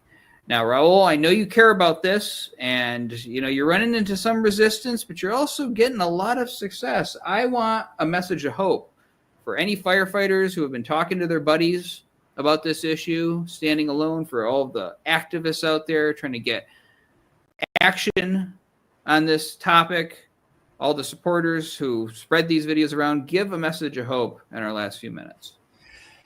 A message of hope would be twofold. There'd be two lanes. One of them is to educate yourself and trust your gut instinct, especially firefighters. They're smart people. Let's not just surrender our intelligence, our common sense, and our gut reaction and what makes sense to those who put out the government narrative. They're not smarter than us. They're not. We're smart. And we have to be able to ask these questions and not just blindly follow the narrative. And we've seen how they're going to circle the wagons. All you have to do is look at all the information that has come out from the COVID fiasco. Even with the JFK, they were going to release all this information. Okay, we got more, but we know now it wasn't Oswald, but no one's held accountable, and we still don't really know that much more. And then the big Epstein files, those were going to be released, and now they're not. They're only going to tell us what they want us to know. So why are we just surrendering everything to the official government narrative? If we know our science, our physics, and we know our job, we'll be able to ask these questions, because September 11th is not the last event that's going to happen in this country. Now, for a message of hope, it's this, is that we've all been in this. You've been in a lot longer than I have. For me, it's only a couple of years. But I really do have to look and ask myself, what kind of world do I want my kids and my grandkids to live in? What's the future of America going to look like if everybody just sits back and says, well, it doesn't affect me, it didn't touch my life? Well, not yet. It'll touch your life if you have young kids and something like this happens again, and your kids get drafted and they ended up going to a foreign country to fight a war that we don't understand why, and you lose that child, then you're affected. So it does affect us. That's not the world we want to live in. But we can't just be satisfied with the lies that they're feeding to us and say, well, the government should know. No, they shouldn't know. We always used to say, you've heard people say, well, good enough for government work, right? You've heard that. Close enough for government work. What does that mean?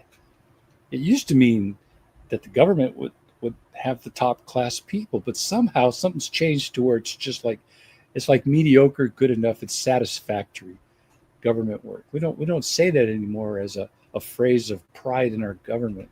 But let's not surrender our God-given common sense, that internal compass that says this is right, this is not right.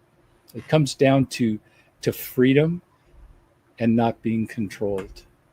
And so truth is power, and if we don't pursue the truth, then I think ultimately we surrender our liberty and our freedom, because then we become just followers of whatever they want us to believe, and we're going to be satisfied with that. So we have to fight. That's right. And we are doing that all together. And even if it takes another year, I believe that this will come out in the end. Raul, thank you so much for joining us today on Dawn of the Truth. Oh, you're welcome. Thanks, Andy. Thanks, Craig. Thanks, Raul. Questioning 9/11 means you hate America. Questioning 9/11 means you're a conspiracy theorist. Questioning 9/11 harms our country. People will think you're crazy. You'll be alone, ridiculed. Be a good American and stay silent. This was not a controlled demolition.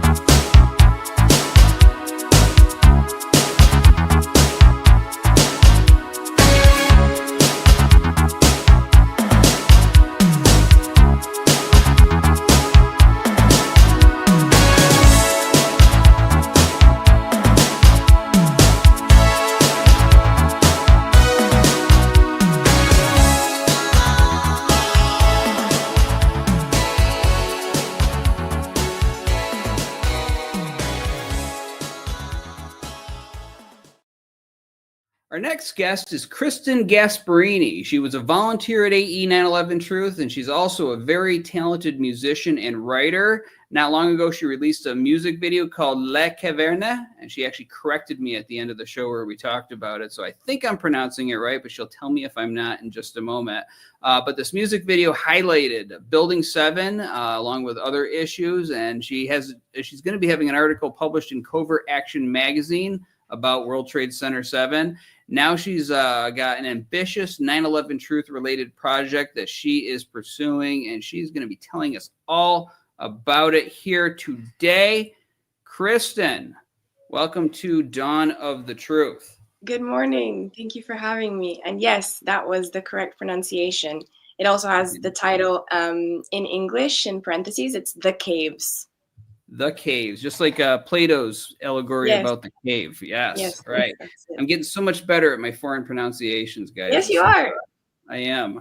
I'm putting effort into it. Molto bene, right? Molto bene, yes. All right, beautiful.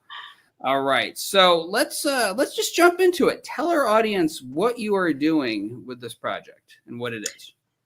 Yes, so the project is called Hacking the Propaganda System through a plan that allows us to focus mass attention at a time where really the weapon of choice seems to be scattering collective attention, since all of us worldwide have come to realize that there are varying degrees of deception within our governments, our institutions, the way that we are being controlled, the information that we are being fed. Nobody is buying it completely anymore. However, there seems to be an issue, which is that even though that is the case, we are not able to come together to counter that, because there is so much happening at any given point in time. Attention is purposely being scattered and concentrated in echo chamber fashion here and there, depending on like what group you belong to, because obviously the powers and entities in questions have incredible amount of data that they can analyze and manipulate accordingly, so that they can silo people into different milieus of thinking, depending on their previous beliefs, previous conceptions. And there is also this phenomenon where we are artificially pit against one another, which is why even though we all realize essentially that we are governed by a psychopathic elite, there's seemingly nothing that we can do about it. So this is a plan to try and solve that issue. And the way we do that is by instead focusing mass attention. We intentionally leverage the different channels that now are mostly independent. Lots of people don't really care for mainstream media anymore, or at least the people who have realized that something is wrong. And this spans a good number of people. I think that there is, at this point globally, probably a minority that would trust everything mainstream media says, or at the very least, there is a very substantial minority that doesn't trust it and will look for alternative media sources. So if we can leverage the people who have established audiences, which would be, on the left, on the right, across the political spectrum, your Russell Brands, your Tucker Carlsons, your Cornel Wests, like people from across the spectrum, people who are very critical of the system one way or another, be able to reach out to them, to explain the plan to them, and without telling them what to say, like allowing them to maintain their usual focus, because this is the proposal is to keep establishing the trust with the audience that you already have, but always focus on the matter of Building 7. Why Building 7? Because it is an issue it's connected to an issue, or the issue of most global significance. Like if you go to any IR department, 9/11 is defined as the defining moment of the new millennium. It connects to many other instances of power abuse. So for example, the crux here is that 9/11 represents the justification by which we still allow insane amount of money to go to the Department of Defense that has never passed an audit and that is using that money to fund, foreign regimes and their brutal genocides and the rest. So how do we begin to stop that? Well, you have to cut at the heart of the issue, which is stop that funding, or make it so that some dynamic within that apparatus shifts that process. So 9/11 is, of course, the narrative that justifies that.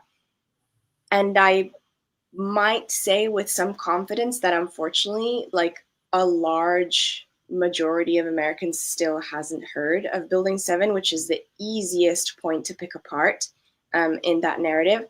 And possibly a lot of Americans within the Department of Defense, from, the lowest ranks to the highest ranks. Like, there seems to be a lot of very effective compartmentalization in the way that these institutions work. Edward Snowden said something to that effect, like, no one part of the NSA knows what the other part is doing. So if we publicly are able to focus mass attention, so repeatedly talk about over a period of time, Building 7, specifically connecting it to all of the other issues that we care about. So if you're a socialist, you'll talk about how, this hinders the creation of socialism because, Building 7 and the Department of Defense are just like such examples of how power is concentrated. If you want to liberate Palestine, you're going to focus on how 9/11 is allowing for continued spending on weapons that are sent to Israel. If you want to stop climate change, then you are going to focus on how the Department of Defense is the #1 polluter, environmental polluter on the world stage.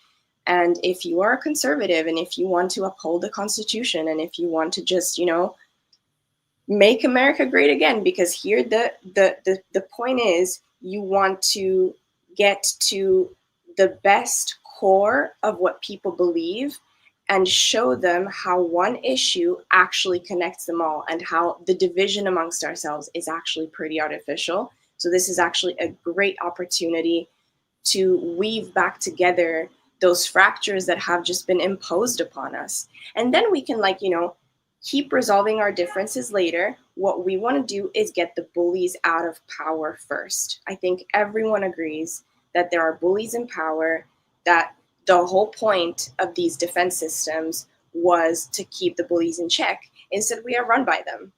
So this is the simplest issue, Building 7, the way that it comes down, the insane amount of information that we have today with all the works that architects and engineers have done, lawyers for 9/11Truth, all of the correct procedures to bring it to light. Our cards are in order with respect to that in every sense. University of Alaska Fairbanks study, all of it.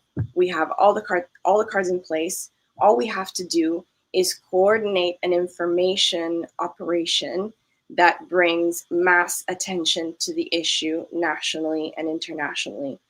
Ideally, this would happen over the course of the next year, leading up to the 25th anniversary. But I don't think that we should, necessarily give ourselves a hard deadline. I think this should be continuous, because insofar as this becomes sort of like the hinge, or sort of like the linchpin around which conversation about power abuse in any way people with their audiences want to approach it, as long as this is the focal point, we will be directly countering the strategy and tactic of attention scattering that is keeping us paralyzed in this moment, where so many are waking up and realizing that either we do something now, or things are going to get very, very grim. They are getting very, very grim, unfortunately. This is the broad overview. The plan is quite detailed, and there's obviously procedure to do with it, and possibly people to be approached first, people to be approached after, care taken in, kind of having people understand that we cannot be doing this guilty by association game anymore. Like, we have to be open to understanding that even though we have different points of view, the point here is to mend those and to actually focus on what we all agree on. Otherwise, this is never going to work. Like, that's how they get us, so to speak. Like, if we continue this, you know, cancel culture, and I'm not going to talk to you because you think this or you think that, that's not going to get us very far. We want to reach the broadest possible audience through their representatives, so people who have established channels, and putting those people in conversation around the same question. What does global institutional power abuse look like to you? What do you think about Building 7? If you've never seen it collapse, let's show every time the compilation of the building collapsing. And let's have an open conversation about what it would mean if everyone was paying attention to the same thing at the same time, for us to actually focusedly try and turn the tide. You talk about the fractures in society as a result of all of these issues that come up, which are related to 9/11, even in sort of maybe even more obscure ways, like with the politics and all of that. But I remember thinking, like 10 years ago, you know, having some kind of conflict with the bunkers or whatever. It's like, how many of these people would I be able to just absolutely get along with, sit down and have a beer with, and just be another person, you know? Had it not been for September 11th, had this wedge not been driven into our society. And that is one of the great tragedies of September 11th. We always think about the people who died that day, of course, and the wars that followed, all the endless wars overseas and the money spent on that, but just the small little tragedies from day to day of people at each other's throats. Because people didn't think about these things as much before September 11th. So yes, we need to kind of bring people back to World Trade Center 7, because once you see that come down, you don't even have to be a trained engineer. Just intuitively, you know there's something wrong with the story that we have been given. So listening to you, it sounds like, and tell me if I'm characterizing this correctly or not, it sounds like you're going to be reaching out to major opinion leaders from different spheres, right, left, doesn't matter, and trying to normalize the World Trade Center issue, make this a common topic of conversation and bring things back to it, even if it's, you know, Gaza or the political leanings that people have. Try to use the World Trade Center evidence, Building 7, to normalize the issue, make it less taboo. Is that a proper characterization that I'm given? Yes, with the added reasoning step that Building 7 is the quickest way to get to the issue of putting the Department of Defense, the U.S. military, under control. Because 9/11 has to do with, you know, the way the military was, you know, lambasted forward even more after the event. It was further funded. And unless you want to, like, if you want to stop climate change, if you want to stop genocides, you have to stop the bombs from coming. That's really the issue. So the quickest way to put an end to the most urgent issues, even if we are concerned about, you know, possibly nuclear confrontation between China and Russia, like this is a concern that people legitimately have, you need to have the mafia within the Department of Defense under control, or, you know, purged out of the system. So I think Building 7, relating so closely to 9/11 and the way that money was massively funneled in a completely intransparent way. And here I'm referring to Catherine Austin Fitt's work on the missing trillions, which at this point I think we're like well over $50 trillion of unaccounted for transactions.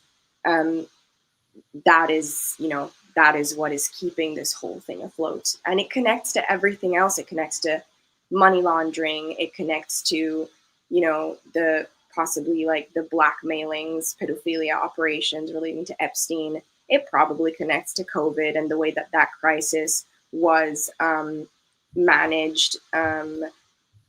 So that is we need to normalize Building 7, but we need to put it at the center of the focus because it's the quickest possible way to get to stopping the most uncontrollable aspect of our crisis, which is a violence apparatus that is completely deranged.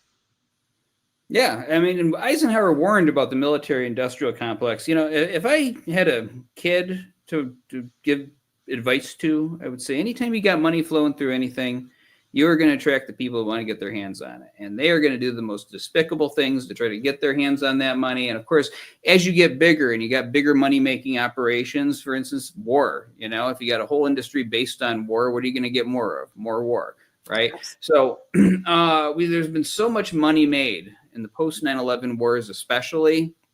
I mean, you know, we got the money flowing and it's on a river of blood. Now, I'd like to see us try to take some of that energy and put it into civilian space flight and all these cool things we were promised when I was a kid. You know, when I was growing up, we were promised that we were going to have moon bases and go to Mars and flying cars and stuff. And instead, we got 9/11 and the war on terror and COVID and all this stuff. So I feel a little bit gypped, but we can still make that happen. That's my economic plan for when I run for president in 2059 or something, or 2060. But I'm not going to run for president now. But no, but this is absolutely the biggest problem that we have here. If you want to have more of something, you subsidize it. And all of this money spent on defense since September 11th, and yet the TV just tells us to be more scared, that the threats are ever increasing, right? I mean, and now last year we were worried about nuclear war with Russia.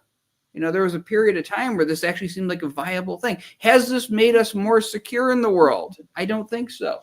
So I absolutely support this plan. We need to get the mafia out of the Department of Defense. I look at governments as competing mafias all over the world, and it's always been that way since the beginning of time. But there's times where it's even worse, right? And we're in one of those times now. What are some of the challenges that you see facing in trying to implement this project? So the first one would be to get the ball rolling. I think it's really important procedurally to begin with people who are very much respected across the board and paid attention to by many people across the board who would, you know, be concerned with power abuse. Ideally, if we could get someone like Catherine Austin Fitts and Whitney Webb, who are looking at some of, like, you know, the deepest aspects of the crisis and the most intricate to sort of, you know, read the plan, evaluate it, and then suggest the next most beneficial people to reach out to, who then can reach out to the next most beneficial people. What we don't want is to just do this at random.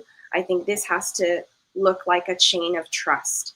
And Catherine Austin Fitts talks about this quite a lot. The currency of the future will actually be trust. And what we don't want is to have trolls be part of the project. We don't want people who are invested intentionally or unintentionally in creating further division or in muddying the waters. We have to be very careful with the usual COINTELPRO tactics that might be waged against this this plan. This plan is sort of designed to be completely out in the open, to not have to worry about, like, surveillance. Like, let's just assume all of our communications are controlled and monitored and everything like that. Like, we have to just, the way I designed it is, how do we win a game against, you know, entities that can see their cards and all of our cards, and we can only see our cards? We just don't worry about it. We just have the conversations. We build these little nodes of trust that kind of like act like neurons with like synapses that, like, you know, open in different directions. And we just reach the audiences in a way that, you know, establishes this, you know, further goal, but such that we are also building resilience in the system, in our networks as we do so, in a way that is absolutely respectful, in a way that completely focuses on the end goal and understands what needs to be put aside in the meantime. I think the difficulty will be obviously like identifying disruptions and infiltrations if they happen. But I think if we do this well, and if we begin this in the right way and go as slow as we need to go, we don't need to do this by the 25th anniversary date. I think this should be something that goes on independently, as long as different audiences are reached and the mainstream media is eventually infiltrated. So if we make enough noise at the bottom of the media and information environment, eventually mainstream media will be forced to pick it up. And then what happens is a cascade effect of forced action, especially like this is explained well in the plan. So the intelligentsia of today has been very wary of touching anything conspiracy because it's, it just immediately ends your career apparently. But if there's so much evidence out there, and if there's, if it becomes a social fact that you can no longer keep your eyes away from a building that was not hit by a plane and fell in 7 seconds and blah, blah, blah, then it just forces the entire system to switch the way that it reasons about its functioning. Like it can no longer, like the emperor actually has no clothes and everybody can see it. So the care is into building this chain in a way that is trust-based and responsible, and with people who understand the plan, do not wish to, be the center of attention. Like this is something that we should do without claiming credit in any, one particular point. Like I do think architects and engineers will be the focal point because they are the people that, the conversation will always go back to. And hopefully when this gets big enough, then you force a debate between architects and engineers and NIST, which has not happened to this day, a public debate, so that then you just have your proof. And if NIST just refuses, and there you have it. Like, why don't you want to have a debate if so many people are demanding it at once because they want clarity? So apart from the focus on the work of architects and engineers, this is a decentralized information plan, which in a magical way just happens to bring the focus back whilst respecting the angle that each point person will want to keep with their audiences. Wow. Infiltration and COINTELPRO. You ever deal with that, Craig? I think it's a myth, Andy. I I'm just don't know. kidding. We never deal with that around here. I think we have a few in the 9/11 Truth movement, I think. Well, that's a topic for another day, but no, this sounds very well thought out, and I know there's a lot of passion, and you're working with other people. And what typically happens is when we talk about people's plans on one of these specials, all of our viewers want to get involved and help out in all of this. So if people want to follow this and lend their hand and trying to implement what you're laying out here, how can they do that? So I guess the next step would be to somehow publish the plan. Right now it's sitting in a Google Doc. It would be perhaps useful to be able to secure the Google Doc somehow so that it's not modifiable. There's, ideally, so the plan describes a way in which we do this and it's kind of on a blockchain. Ideally, that's how we'd want to do it. We would want this to not be corruptible in any way. We want the conversations to be recorded, publicly accessible, publicly auditable, and just unchangeable. I think there are good applications of blockchain that allow for trust to, actually be a component. But yeah, so publishing the document somehow, publishing the plan, ideally through you guys, reaching out to the first couple people who, for sure, maybe you have talked to, given the power and information circles, conversations that we're all having. So reaching the first couple people, and then let those people, reach out to the next person that they maybe had an interview with, and design a conversation that's both tailored to their audiences, but also focuses back on World Trade Center 7. So like the broad question is, right, how do you see power abuse? Like, what is the root of it all, and how do we get to it? And then we propose Building 7, and then we say, why not? Like, some people think that maybe COVID should be the focus. I thought about it too. I just think that there are so many facets of that crisis, and it might get so complicated in terms of actually knowing what gain of function is and all that stuff. It just might be a bit too much for the broad public to understand. I think that if we show the Building 7 falling massively around the world and tell them, right, this wasn't hit by a plane, it's going to just click a bit quicker for most people. But I think it's legitimate to also talk about, you know, other options and other strategies in the meantime, as long as this one is discussed and sort of like evaluated at the same time. You said earlier, trust is the currency of the future. God, I love that statement. That gives me hope. And you know, I will credit Catherine Austin Fitz for that. She does quite a few interviews, and that struck me as well as absolutely true. Just like nerd out for a second here, but like when you study social epistemology, which is how do we know what's true collectively, it all boils down to trust. At the end of the day, yes, we have the scientific method, yes, we have empiricism and everything, but in the way that knowledge moves in society, trust is the main factor. And we are now going through the period in history where trust is breaking down at a mass level. So that's it. And I only work with people that I trust. So no, that is so true. And I'm going to carry that one forward with me. I may even use it on future shows. Kristen, you were very young when 9/11 happened, but here you are taking up this issue. I know you are very hopeful, and I know you got a lot of passion for this. And we are all about hope and sending people off into the new year. The new year starts for me after the 9/11 anniversary. So send, in the last few minutes here, send our audience off with a message of hope. Why do they need to continue pushing for justice on this issue?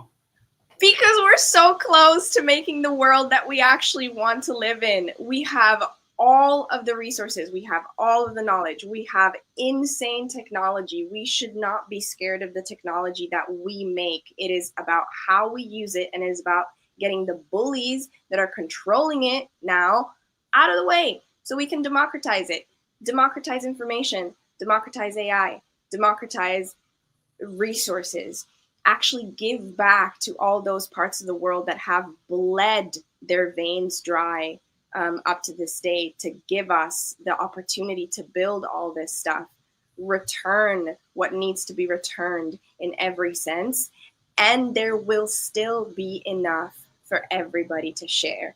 This is not utopia. This is happening in certain parts of the world. It's just that there is such imbalance in the overall system that we still see awful things occurring at the same time. But the way that this control system is set up actually stands on like a razor blade. And that razor blade is public opinion. Like, it sounds kind of crazy, but that's actually how it works. There is a collective spell that we are under, and that allows for the insanity to continue. If we break that spell, these people have no actual power, because we have the numbers, we have the spirit, which honestly, since they're so obsessed with control, they might not have so much of that. I will say they have the violence apparatus, and that hurts. So that is why I think our main focus should be to infiltrate that, to break that from within, and to honestly say, the military, right? It's supposed to protect people. There are so many people to actually protect. There are so many operations to be done in terms of food distribution, in terms of disaster relief, in terms of climate change mitigation, in terms of picking up trash from the ocean. You can use all those boats. You can use all that equipment for this stuff. There is no upheaving the system where like any one part is made obsolete overnight. No, you can use the resources, and you can understand the definition of the institution that it is that you want to use, and actually make it work for what it was supposed to work. So there is absolutely hope. We absolutely do have everything that we need. We just need to coordinate a little better. And again, with the technology that is emerging today, whether it's blockchain, whether it's AI, all of this information can be democratized and like sorted through in a way that is unprecedented, that now these people are doing for their benefit, for their profit. But if we applied it to us and took them off their throne, this is doable. This is absolutely doable. Wow, a lot of energy there, and we're going to be keeping an eye on your work and letting our supporters know when you do your new projects and write your new articles. Thank you so much for joining us here today. Thank you guys so much. Have a great one. Thank you for having me. If you're a truther, you're dirt. People continue to claim that this was an inside job, or that 7 World Trade Center, there were explosives planted and that thing came down later. 9/11 truther, those people are really disgusting to me.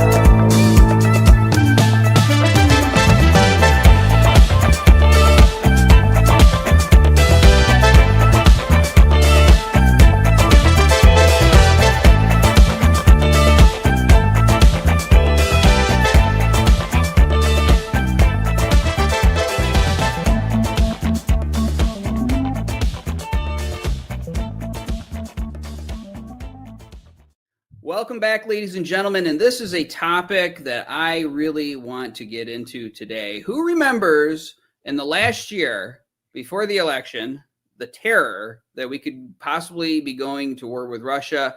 And of course, why is that so scary? We've had wars before. Well, because Russia's got nuclear weapons, and there was threats of these nuclear weapons starting to fly, which would end all life on this planet as we know it. I believe this is a consequence of our world, our elected leaders, representatives not doing anything about September 11th. So, the powers that be get away with that. They can just run wild all over the world and bring us to the brink of complete civilizational annihilation, elimination of our species. So we're going to be bringing on a guest who knows a lot about this. And the title of his presentation is How NATO Provoked the War in Ukraine. This is stuff that we all need to be following and know about. Our guest is Daniela Ganzer. He's a historian who specializes in contemporary history since 1945 and international politics. His main research focuses on peace studies, geostrategy, covert warfare, resource conflicts, and economic policy. He is the founder and director of the Swiss Institute for Peace and Energy Research in Basel, and is the author of several books, including Illegal Wars from Cuba to Syria, How NATO Countries Sabotaged the UN, NATO's Secret Armies, Operation Gladio, and Terrorism in Western Europe, and USA, the Ruthless Empire. So let me go ahead and bring him here on the screen. Daniela, thank you for joining us here at Dawn of the Truth. Thank you very much for the invitation, and thanks for your great work to bring clarity to 9/11. Very important.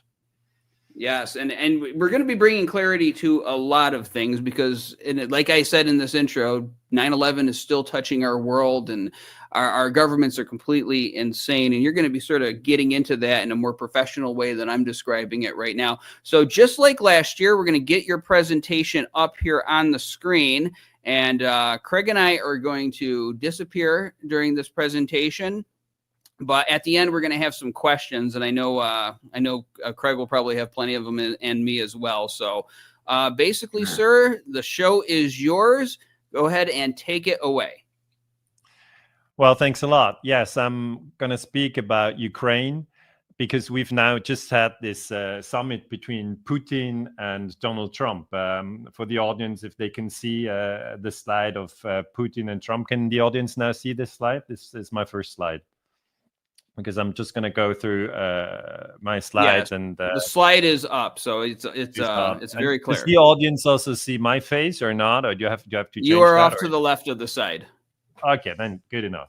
So this meeting was on 15th of August 2025, and people were, of course, wondering: do these two gentlemen have they found a solution to the conflict in Ukraine? And there was a second meeting that was on August 18, 2025, where Trump met in Washington with Zelensky and various leaders from Europe. The German Chancellor Friedrich Merz was there. You can see him on the right-hand side there. The French President Emmanuel Macron was there, left to Trump, and to the very left, right to Trump, but left from the perspective that I look at. And there's Keir Starmer sitting next to Emmanuel Macron, and there's also Rutte, Secretary General. And people ask me, do these leaders, have they actually found peace? And right now, I have to say they have not found peace yet. Ukraine is still a war theater. And in order to find peace, we must go back and find really the root causes. I'd like to share this map with people who are not really familiar with Ukraine. There are 4 oblasts, which you can call states if you're in an American thinking mode. These are Luhansk, Donetsk, Zaporizhia, and Kherson. And they are to the east of Ukraine, and they have been more or less conquered by Russia. Sky News had this map on after the summit, so that's a picture from the 18th of August 2025, and you see that they picture these areas in like red, white, to show that this has been conquered by Russia. The front line is around 1,000 kilometers, so that's 600 miles long. And if I go back one slide, so these territories have more or less, not completely, but more or less been conquered by Russia. And the Russians, they don't want to give back that territory. And this is then being, presented in Western Europe and also in the United States as proof that really Russia is to blame because they have conquered part of Ukraine. So that is evil, and Russia is just a bad country, and Putin is a madman. And people don't go into any strategic analysis and ask the question, why has Russia actually invaded Ukraine? And this is what I want to look at in more detail. I will use a book which is called How the West Brought War to Ukraine. It's a very small book. I have it here, just not even 100 pages. And it has been written by Benjamin Abeloff, and he made the argument, and I quote, "In this book, I argue that the Western narrative is incorrect. In crucial respects, it's the opposite of truth. The underlying cause of the war lies not in an unbridled expansionism of Mr. Putin, but in a 30-year history of Western provocations directed at Russia that began during the dissolution of the Soviet Union, brackets 91, and continued to the start of the war, the Russian invasion in 22. So the argument that Abeloff is actually making is that this war was provoked. And I fully agree with Abeloff. I've never met the man, but he seems to be very honest, truthful, a good scientist in the best sense of the word. So here comes the United States into the game. The not the population, not the 330 million people that live in the United States, but basically the leadership, the White House, the CIA, the Pentagon, the weapons industry, and so forth. So I'm very happy that we have this transatlantic discourse. I'm in Switzerland, you are in the United States. And I want to emphasize, just for a global audience, whoever is interested in this topic, Ukraine, that United States has played a crucial role in provoking this war. The points that Benjamin Abeloff mentions, he says the key provocations carried out by the United States, sometimes alone, sometimes with its European allies, were, and then he says, first, that was following 99, the expansion of NATO over 1,000 miles eastward, pressing it towards Russia's borders in disregard of assurances previously given to Moscow. And this is something I really want to show on a map, because Abeloff is absolutely right. Let's go to a map of the world. Then you see the green countries today, that's 32 NATO countries. And I'm in Switzerland. Switzerland is not a NATO member, but I'm there in Europe. So I'm pretty close to the action. And these NATO countries have become more and more over the last year. During the Cold War, Europe was divided. In the West, we have the green countries like France, Spain, Italy, Norway, Great Britain. These countries were then members of NATO. You also see Switzerland, that's where I am right now, and Austria. They were neutral countries. And then in the red, you have the Soviet Union. Okay, so you still see Ukraine at that time was part of a country called USSR. Ukraine was not an independent country. And you have Poland, you have Romania, Bulgaria, and other countries which were members of the Warsaw Pact. So Europe was divided. And then if you focus on Germany, you see there East and West Germany. Germany was divided. And then go to the second map. In 1988, we had these 16 countries of NATO. And then Germany was reunited. The German in Berlin, the wall fell. And if you look at these two parts of Germany, they were reunited. I go back again. You see, Germany becomes a little bit bigger because Germany during the Cold War was split in two halves. One half was occupied by the US, and the other half was occupied by the USSR. And then in 1999, and this was okay, you know, the reunification of Germany, that was something that Gorbachev and Bush Sr. talked about, and they said, that's fine, we can do that. But then the Americans promised to the Russians that there would be no expansion of NATO. But then in the year 1999, Poland, Czech Republic, and Hungary were added to NATO. So NATO really moved east. And in 2004, Romania, Bulgaria, Estonia, Latvia,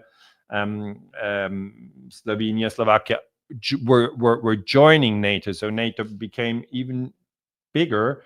And we then had Croatia and Albania in 2009. Montenegro was added. North Macedonia was added. The Finnish joined NATO in 23. And in 24, Sweden joined NATO. So really, if you go back and you just look at the map, this is the Cold War, then Germany reunited, then expansion of NATO. And so this, from the Russian perspective, is seen as a provocation. And as you see, there's Belarus and Ukraine, which are still sort of missing in this expansionist move. And then the Americans thought we also take Ukraine into NATO. So this is the first provocation, moving NATO east. Then Benjamin Abeloff correctly says that the second provocation was in 2008, when the US asserted, without pressing strategic need and in disregard of the threat such a move would pose for Russia, that Ukraine would become a NATO member. And that's really a crucial point that many people have forgotten. In 2008, US President Bush Jr., that was his last year in office. Obviously, in 2001, when 9/11 happened, he was in office. Cheney was vice president, etc. And in 2008, he did 2 terms, so twice 4 years. In 2008, that was his last year in office. He invited Ukraine to become a member state of NATO, and that was really foolish. It was a big mistake. He also said Georgia should become a member of NATO. So when was that? If you check the data, it was on April 2, 2008, at a NATO summit in Romania. The capital of Romania is called Bucharest. And there, George Bush insisted that Ukraine must become a NATO member. NATO announced in the so-called Bucharest Memorandum that it intended to admit Ukraine and Georgia as members. Both countries border on Russia, and although European members of NATO had serious reservations, the United States, as a senior member of the alliance, pushed the issue. And the following unequivocal statement was included in the memorandum. And I quote, "We agreed today that these countries, Ukraine and Georgia, will become members of NATO." However, no formal action to actually admit those countries was taken. So if I if I may say, this was a mistake. It was a huge mistake to do this. I mean, they really provoked the Russians by doing this. I have to insist they did that. And Ukraine then here in yellow, I mean, people sometimes don't know all these small countries in Europe like Switzerland or Estonia, or they don't know where Austria is or Romania is. But I just used this map to show that then a certain dragging started, and NATO really tried to drag Ukraine into NATO. And that was totally unnecessary, because Putin was also at this NATO summit in 2008. And from the start, Russia viewed the possible entry of Ukraine and Georgia into NATO as an existential threat. Ukraine shares a 1,200-mile land border with Russia, parts of which are just 400 miles from Moscow. So Ukraine is really close to Moscow. And President Putin, who was also at the NATO summit in Bucharest, warned that this would be a direct threat to the security of Russia. Interestingly enough, William Burns was then the US ambassador to Russia. And in 2008, in a cable he sent to Washington to Secretary of State Condoleezza Rice, he described his meeting with the Russian foreign minister. And Burns noted that Russia considered the entry of Ukraine and Georgia into NATO as a line that could not be crossed. So this was really, really red line. This fact was reflected in the heading Burns gave to this cable. The cable was secret. It was later declassified by WikiLeaks, thanks and praise to Julian Assange. And so this cable said, "Niet means niet, no means no. Russia's NATO enlargement, red lines." And Burns, who later became CIA director in the administration of Joe Biden, said, "Not only does Russia perceive encirclement and efforts to undermine Russia's influence in the region, but it also fears unpredictable and uncontrolled consequences which would seriously affect Russian security interest." So I really want to stress that Burns understood that the invitation to have Ukraine as a NATO member was very dangerous, and he sent that to Washington, but US President Bush basically didn't care. And there's one very good American professor. He's called John Mersham, and he's from Chicago University. And he published an article in which he explained the trouble over Ukraine actually started at NATO's Bucharest summit in April 2008, when George Bush's administration pushed the alliance to announce that Ukraine and Georgia will become NATO members. So this is a point well understood by those who really followed the historical development of this conflict. But many people have forgotten it. Many people think the war in Ukraine started with the Russian invasion of 22, which was illegal. I mean, it was illegal for Russia to invade Ukraine. But people have really forgotten the year 2008. They've also forgotten the year 1999, when NATO expansion started. And the purpose really of this presentation is to remind people how we got to this point, to this critical point. So in this slide, we are in the year 2008, and you see NATO at the time has 26 members. Now we are 32 members. And you see Sweden and Finland are not yet in NATO. And obviously, Croatia and Albania are not in NATO either at that time.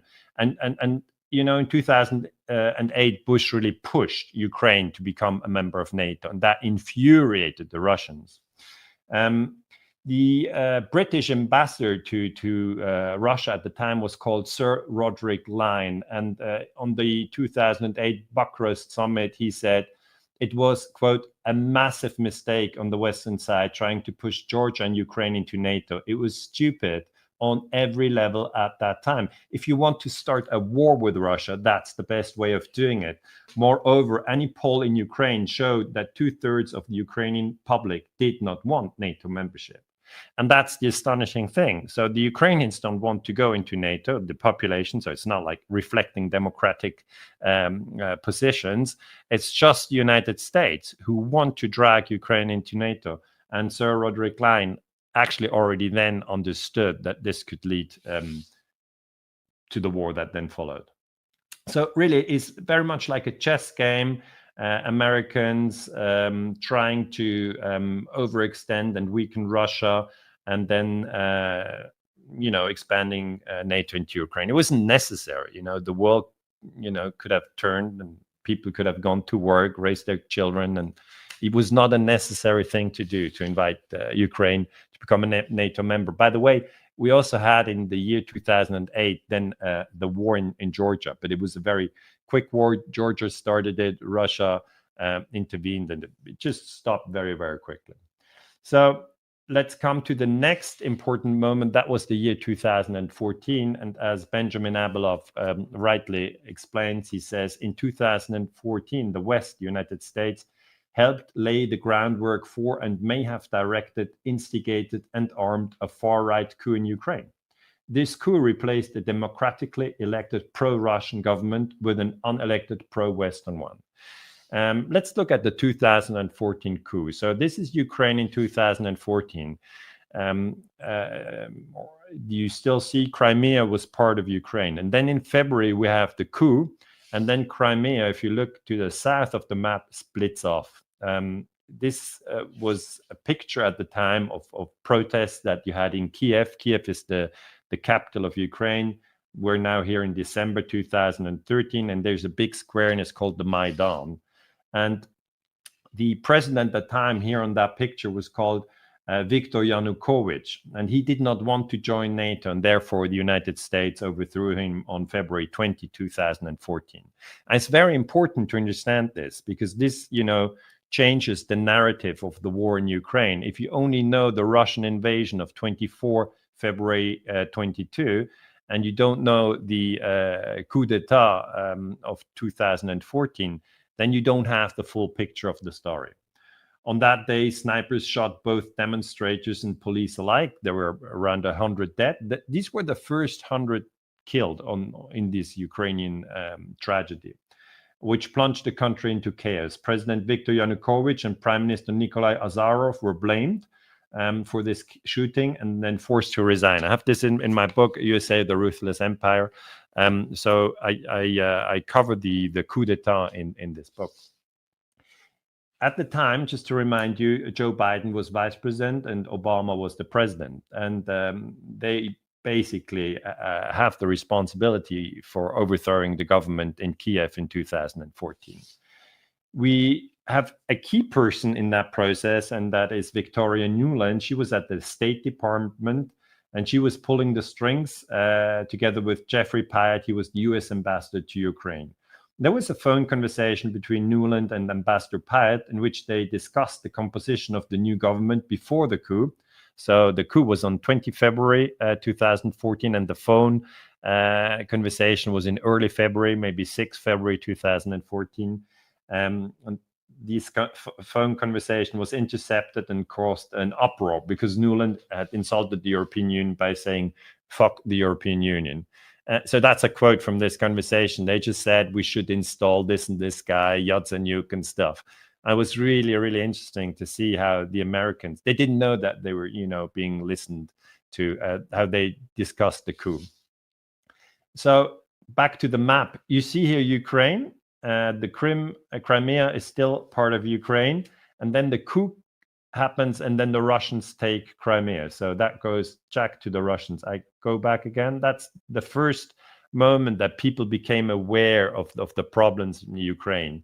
But they usually said, the Russians just took Crimea, and they don't mention that there was a coup before. Again, John Mearsheimer, whom I really think is a very good analyst in this question, he says, there's no question that Vladimir Putin started the war in 2022 and is responsible for how it's being waged. But why he did so is another matter.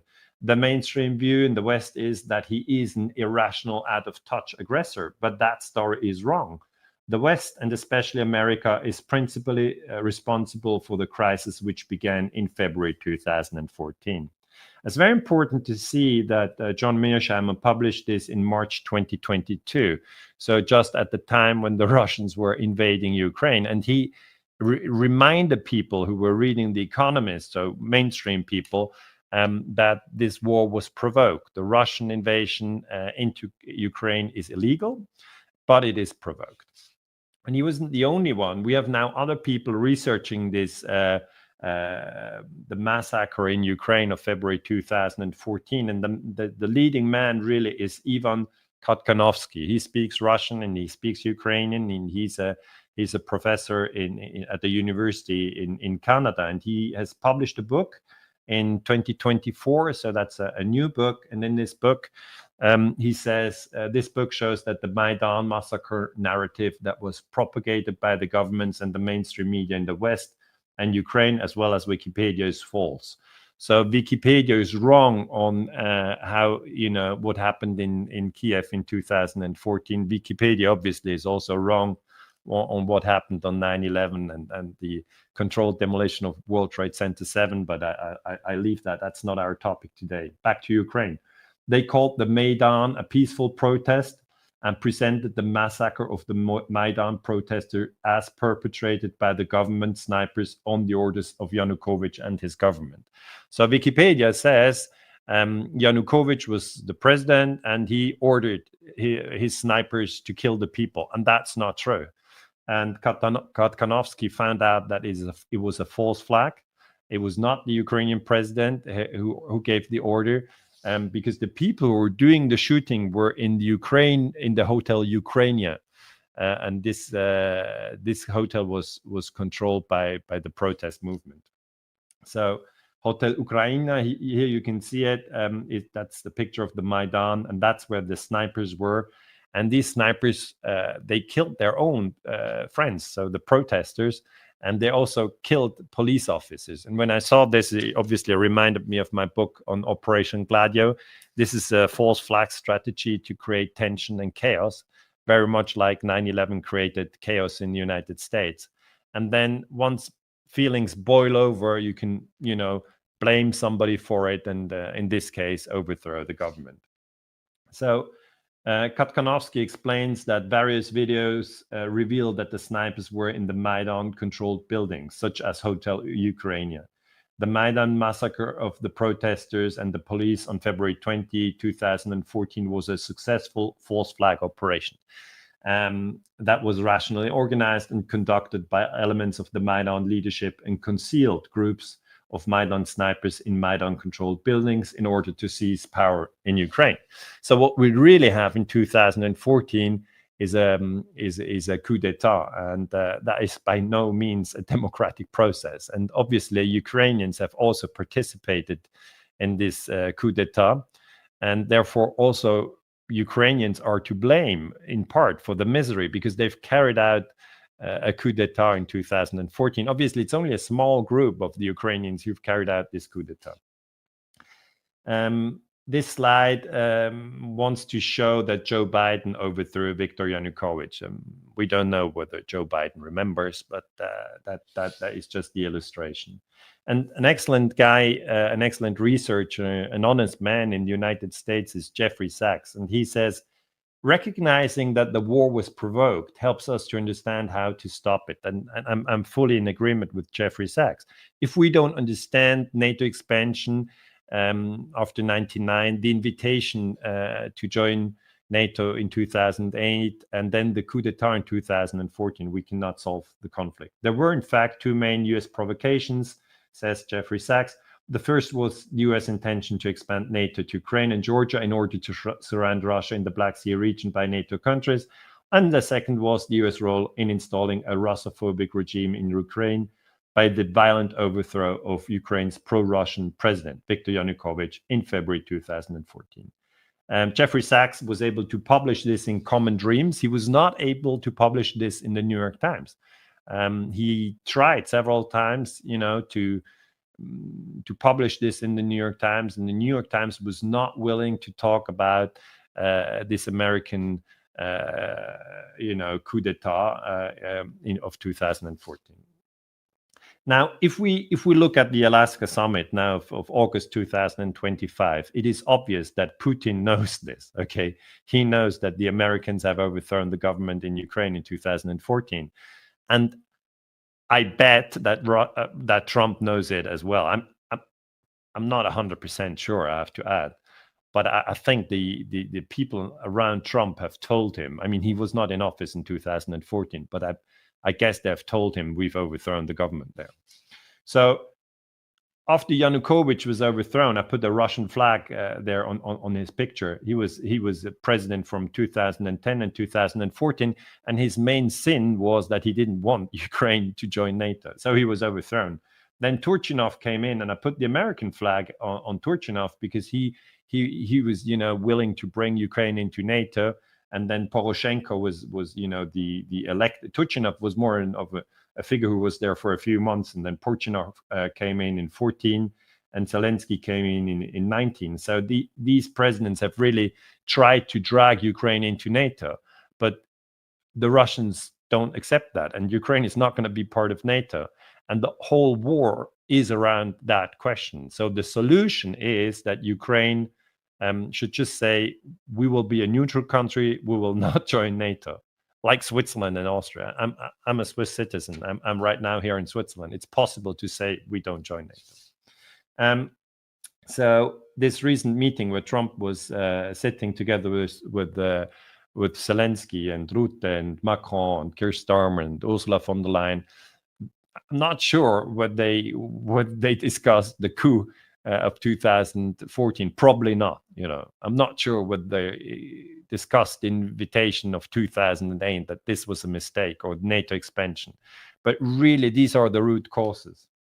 And Abelov says there's a fourth provocation, and that was that the US armed and trained the Ukrainian military through bilateral agreements and held regular joint military training exercise inside Ukraine. The goal has been to produce NATO-level military interoperability even before formally admitting Ukraine into NATO. And that's true. I mean, here in 2014, after the US overthrew the government in Ukraine, they sent soldiers into Ukraine. And here you see on the left US soldiers, and on the right you see young Ukrainian soldiers. And the Ukrainian soldiers are impressed. These guys are 18, 20, or 23 years old. And they, at that moment in 2014, don't understand that they're just going to a huge, huge crisis, and that many, many, many will be killed, because this development then triggered the Russian invasion.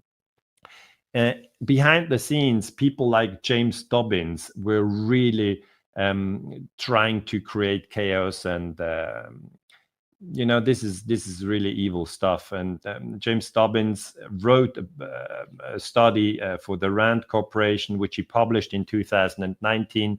And there he said expanding U.S. assistance to Ukraine, so the civil war in Ukraine was going on at the time, including lethal military assistance, would likely increase the costs to Russia in both blood and treasure of holding the Donbass region. So the Donbass is part of Ukraine, which has now been conquered by Russia. More Russian aid to the separatists and an additional Russian troop presence would likely be required, leading to larger expenditures, equipment losses, and Russian casualties. The latter could become quite controversial at home, as it did when the Soviets invaded Afghanistan. So the RAND Corporation in the United States was really saying, well, the Russians lost in Afghanistan, and we could, create a defeat for the Russians in Ukraine as well. That was published in 2019. That was before the Russians made this invasion. So at that time, Ukraine had already lost the Crimea. And when the Russians made this invasion, the Americans teamed up with the Ukrainians and coordinated their fighting. And this was revealed by the New York Times in March 29, 2025. The article is called "The Secret History of the War in Ukraine." You see, the map shows Germany, and a city in Germany is marked there. It's called Wiesbaden. This is pretty close to where I am. I am in Switzerland. Wiesbaden is just like 2 hours north of where I am. And you see Ukraine on the other side, and you see the capital of Ukraine, Kiev. And basically the map wants to inform readers that generals from the Ukraine went to Wiesbaden, and in Wiesbaden, the US actually had their secret headquarters for the war in Ukraine. From this headquarters, they coordinated artillery like the M777, the HIMARS, and ATACMS missiles. These systems were supplied by US to Ukraine. The Ukrainians pulled the trigger and fired these systems, but obviously the Ukrainians didn't know, where the Russians were. So the Americans provided the signals intelligence, and this was done in Wiesbaden. The New York Times revealed that Ukrainian generals were secretly flown to Wiesbaden. That's now after the Russian invasion in 22. Wiesbaden is in Germany, as I've said, and US Army Europe has its headquarters there, and they set up a clandestine operation known as Task Force Dragon, and this was headed by US General Chris Donahue here, pictured to the left. In Wiesbaden, US and Ukrainian officers worked side by side, planning major strikes, coordinating real-time battlefield operations. And the thing is that American intelligence guided Ukrainian artillerymen with cooperation so deep that NATO officers described the US as part of the kill chain. And that's true. The Americans supplied the weapons, and they cooperated with the Ukrainian generals in Wiesbaden on whom to kill. So they were firing on Russian soldiers who had invaded Ukraine and killed them there. The Ukrainians at one point said, "How do we know that your target list is accurate?" And General Donahue, US General Donahue said, "Trust us, just do it, and then you will see that you will be happy with the results, because you will be killing a lot of Russian soldiers." And at one point, then the Ukrainians said, "Why can't we kill Russian soldiers in Russia? Fire into Russia." And supported by Task Force Dragon, in August 2024, Ukraine actually opened fire on Russia with HIMARS. The unthinkable had occurred. The US was now involved in the killing of Russian soldiers on Russian soil, said the New York Times. And that's a very, very important, scary moment. That was last year in August, that the Ukrainians actually started to kill Russians in Russia. And they could only do that thanks to Task Force Dragon in Wiesbaden, which actually provided the signals intelligence. So as a historian, I have to say that the United States at that time was in a war with Russia. There was a secret war, but that's very, very dangerous, because Russia and the United States are nuclear powers. So these weapons were used. And you see these ATACMS, these are missiles. They were also fired into Russia. And that was on November 19, 2024. Zelensky fired for the first time US-supplied ATACMS missile into Russia. And he hit Bryansk, which is a Russian city, 100 kilometers behind the Ukrainian-Russian border. And, in November 2024, US President Joe Biden was in office. And he was not in good shape. We know that now. He was yeah, what should I say? I don't understand whether Joe Biden was actually giving the order for Ukraine to use American weapons to bomb Russia. But that is a very, very far-reaching order. I just want for everybody in the audience to understand that if Russia, had supplied weapons to, let's say, Cuba, and then Russian, President Putin had given Cuba the okay and the order to fire these weapons into Florida, that is just very, very dangerous. But given the state of Joe Biden at the time, we actually know that he was not in charge. And then the question obviously is, who was in charge in November 2024 when Ukraine fired US weapons into Russia and killed Russian soldiers on Russian soil? And this question to this very day is unclear. So right now we have the situation that Russia has conquered Luhansk, Donetsk, Zaporizhzhia, Kherson, and Crimea. They will not give back these territories. Ukraine has to say at one point that they will give these territories to Russia. You will hear Zelensky saying, "No, I'm going to conquer it back," but it's not possible. He doesn't have the power. He doesn't have the cards, as Trump once said. And this is really the background for this meeting in Alaska. And I hope that people who have this background in mind understand that it's not just Russia's fault. I mean, Russia has, yes, Russia's fault is the invasion of 22. And Russia is responsible for this invasion. Putin is responsible for this invasion. And this invasion is illegal, okay? Like Bush's invasion of Iraq in 2003, or Germany bombing Serbia in 1999, or France bombing Libya in 2011. That's all illegal. These are illegal wars because they are against the UN Charter. But it's wrong that we always say this war is unprovoked. because indeed it is provoked. And the United States, with the enlargement of NATO, with the invitation of the NATO summit in Bucharest in 2008 for Ukraine and Georgia to join NATO, and then with the coup in 2014, overthrowing the government, then arming the Ukrainians in the civil war with 14,000 dead. The civil war lasted from 14 to 22. And then with the firing of US supplied weapons from Ukraine into Russian territory. I'm just saying it's really dangerous, and I hope that this war will stop. So that's my summary, and I'm open for your questions. Daniela, thank you so much for giving us this presentation. You know, I got a personal connection to a little bit of this, not a super deep one, but basically, I was in the Peace Corps in Uzbekistan in 2004 and 2005. And you were? And so I got the lowdown from Peace Corps in the beginning that, the Uzbek government's very paranoid about you guys down here, because apparently when I think it was the leader in Georgia before this had gotten overthrown, he had sent out an email to all the former Soviet countries saying, don't trust the Americans, don't trust the NGOs, which we worked a lot with, because they're responsible for this. The Americans are overthrowing governments and such. And so when we got there, the Uzbek government, they had this kind of bipolar reaction to us. They would say they wanted us, but they would only issue visas for like 2 weeks to a lot of volunteers. And then like some of them might get them for the full 2 years, but other people, they would extend the visa for 2 weeks or like 3 days. And like some cases were that crazy. And of course, Peace Corps can't coordinate getting all these people's visas all over the country and renewed. Yeah. And then when there was an uprising there, the senators, McCain and a couple of others, went down there to talk to Karimov about this, because Karimov was the leader of Uzbekistan.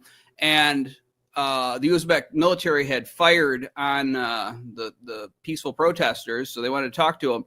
And he refused to meet them, so they went and talked to the opposition leader, and that's when we all had to get out. They told all non-essential Americans, you have to leave. We had about, something like 48 hours to get out of the country, which is kind of tough to pick up your life and go back to America that fast. But they were very organized in it. But it was a result of this stuff. It was a result of the lack of trust of Americans and such. And so, this is very interesting to me, and it's still going on here. I guess one of my first questions then is, I was telling you before we started all of this that, I voted for Trump mainly because I was worried about nuclear war.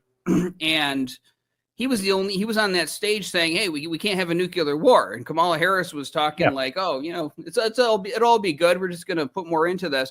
But, since then, since he came into office, these promises to stop this, to end this, have fallen kind of short. Now, trying to end this might be a difficult job. I always give people a little bit of leeway.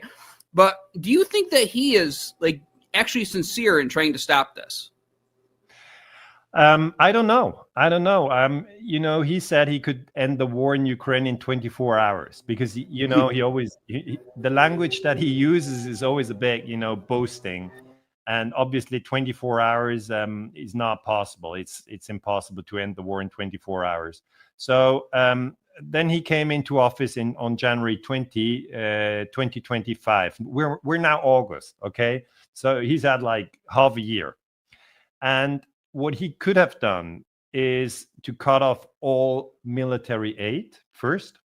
And he could have cut off signals intelligence. If he doesn't give Ukraine access to US satellite data, they would have to cut a deal with the Russians very, very quickly. So he does have leverage on Ukraine. Trump does have leverage on Zelensky, because Zelensky is really in a very, very dreadful position if Trump cuts off all military aid and signals intelligence. He didn't do that.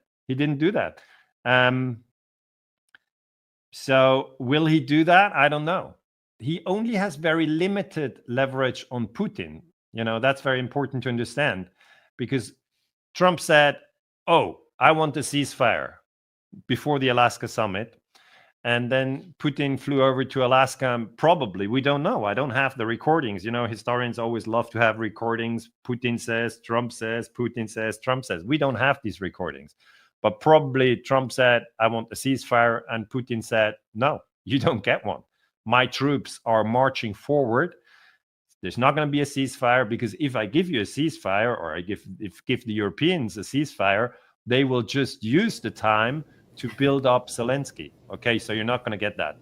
I want a peace deal, and that's something else. That's what the Russians want. And then in this peace deal, the Russians want that Zelensky says we'll never join NATO, and the oblasts that we've lost will stay with Russia. But obviously, this is a very, very hard discussion that is taking place.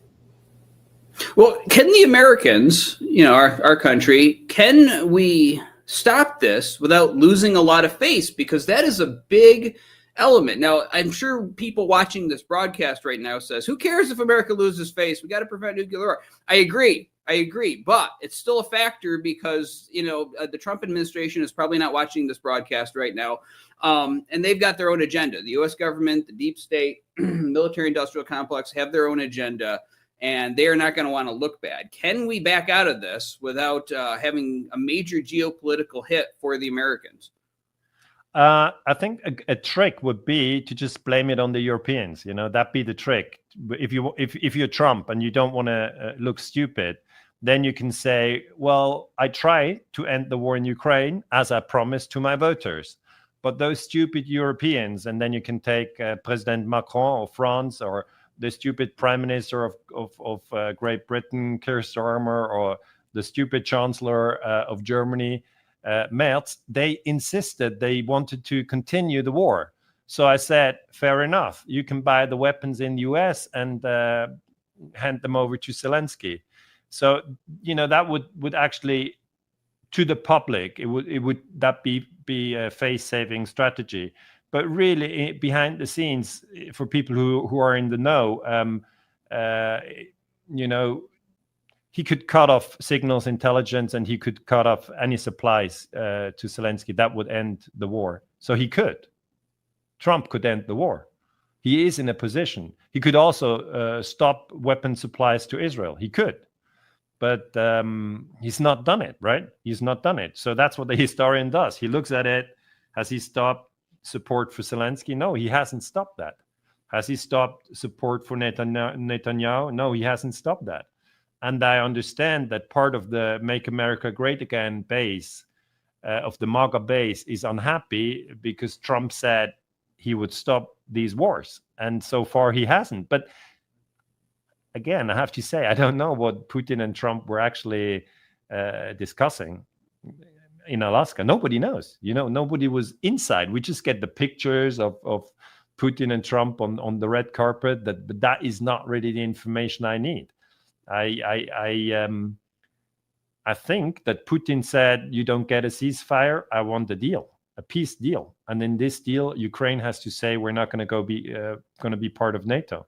I'm not sure whether Trump said, yeah, I'm going to push that, or whether he said, well, I don't know, I have to talk to Zelensky. And Zelensky then on Monday said, well, I want everything back in Ukraine.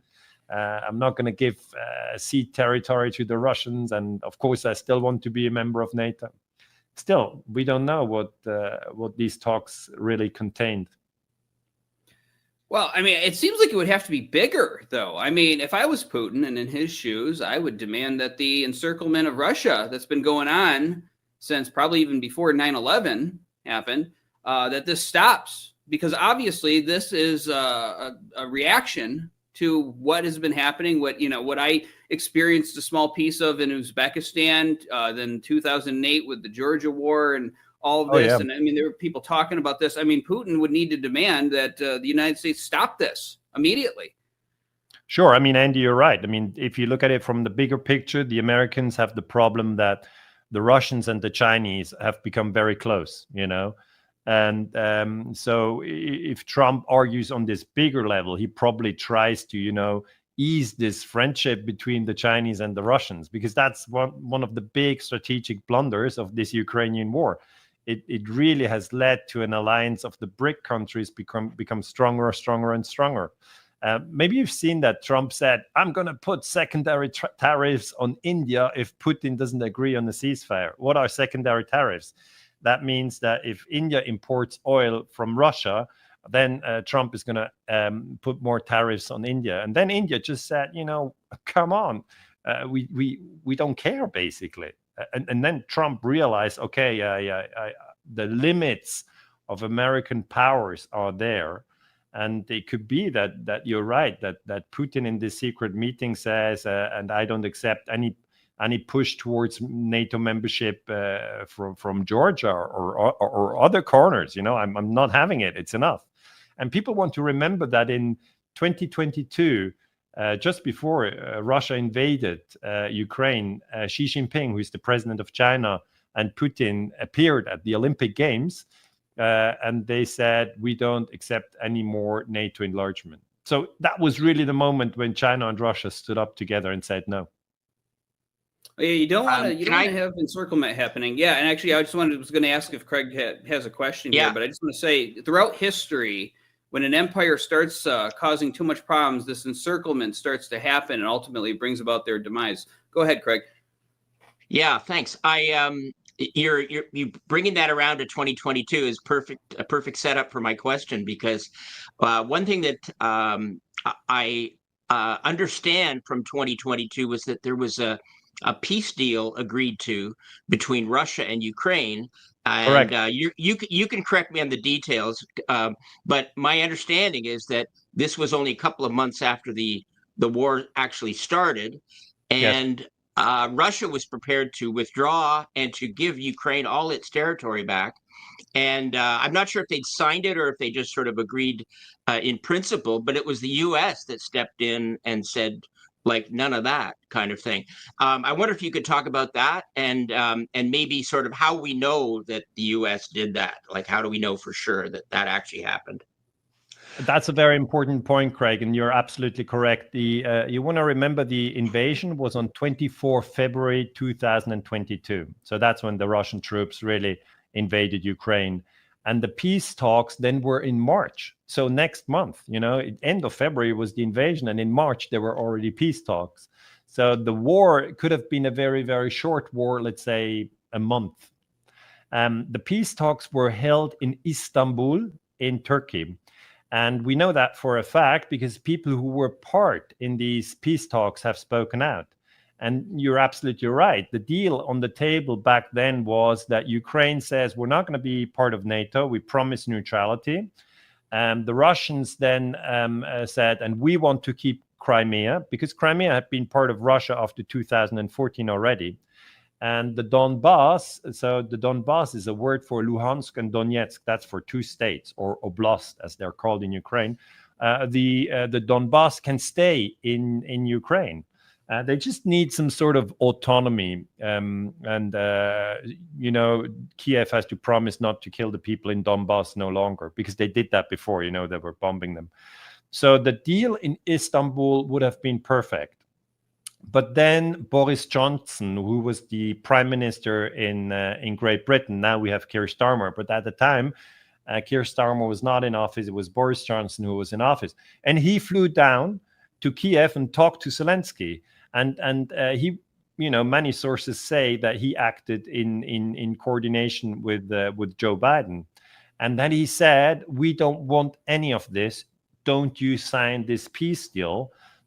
Because now we have the Russians in a weak position. They've invaded, they have violated international law, and now we just have them defeated in Ukraine, like we had them defeated in Afghanistan in the 1980s. And that turned out to be a calculation that went horribly wrong, because the British and the Americans, not the population of Great Britain, not the population of the US, but the strategic people thought that they could actually win the war in Ukraine, but they didn't. The Russians are now winning this war, and the Ukrainians themselves see that this opportunity of Istanbul, in hindsight now, would have been a good idea, but they didn't take that peace deal at the time. Keep in mind that peace deal really would have, I mean, just without Crimea, that was already gone. But now more territory is gone. And I think if the Ukrainians, if Zelensky doesn't, take this peace deal now, the Alaska peace deal, whatever it is, if he doesn't take that one, the Russians are just going to move on and take Odessa. And then that will mean that Ukraine doesn't have access to the Black Sea anymore. And then it is a rump state, really. So I hope the Ukrainians will now go for a peace deal. But the Russians don't want a ceasefire, because back then in 2022 in March they accepted a ceasefire and they were betrayed. So they're not going to take a ceasefire anymore. And there was another deal, which was the Minsk Accords, and at that time the Russians were betrayed as well. So it's very important to really see the perspective of the Russians, to see the perspective of the US, to see the perspective of the Ukrainians, and then put these stories over each other. And then you see, this element is missing here, or this element is missing here. I mean, I'm based in Switzerland, and many people in Switzerland don't even know about the Istanbul peace deals that you just mentioned. This is really people who have advanced knowledge of international relations, and it's not people don't talk about it a lot. It's just Russia invaded and nothing else, and that's not the full story. Well, this could have all been avoided. Go ahead. I'm just going to follow up on that. You said, things went horribly wrong. And I guess the question that comes to my mind is, did they really go horribly wrong? Or is this exactly what NATO wanted all along? And I would extend that to when you mentioned earlier in your presentation about that George Bush in 2008, made this very sort of stupid sort of announcement that he wanted Ukraine to join NATO. I guess my question there too was it stupid, or was it sort of the plan all along? Like they knew exactly what it was going to lead to, and they didn't really care about there being a war in Ukraine. So, was it a mistake, or was it the intended result? It depends on the perspective. I mean, it went horribly wrong for the people in Ukraine. There's like probably a million killed. It's probably a million killed. The exact figures are not clear, but it's probably a million dead. And so it went horribly wrong for Ukraine, because Ukraine, it has, maybe I have to explain this quickly. Ukraine, as I showed in one of those maps, during the Cold War was not an independent country. Ukraine was part of the Soviet Union. And the Soviet Union obviously existed, after the First World War, till its collapse in 1991. And in the Second World War, the Germans were actually, under Hitler, were actually attacking the Soviet Union. And you would expect that the Soviet Union stood together and were fighting against the Germans. But this part of the Soviet Union, which today is Ukraine, actually sided with the Germans under Bandera and was fighting against the Soviet Union, against the Russians. So there's a lot of hatred in Ukraine that makes them side with the Germans to fight the Soviet Union under Stalin at that time. And it is this part of the Ukraine that has still a lot of hatred.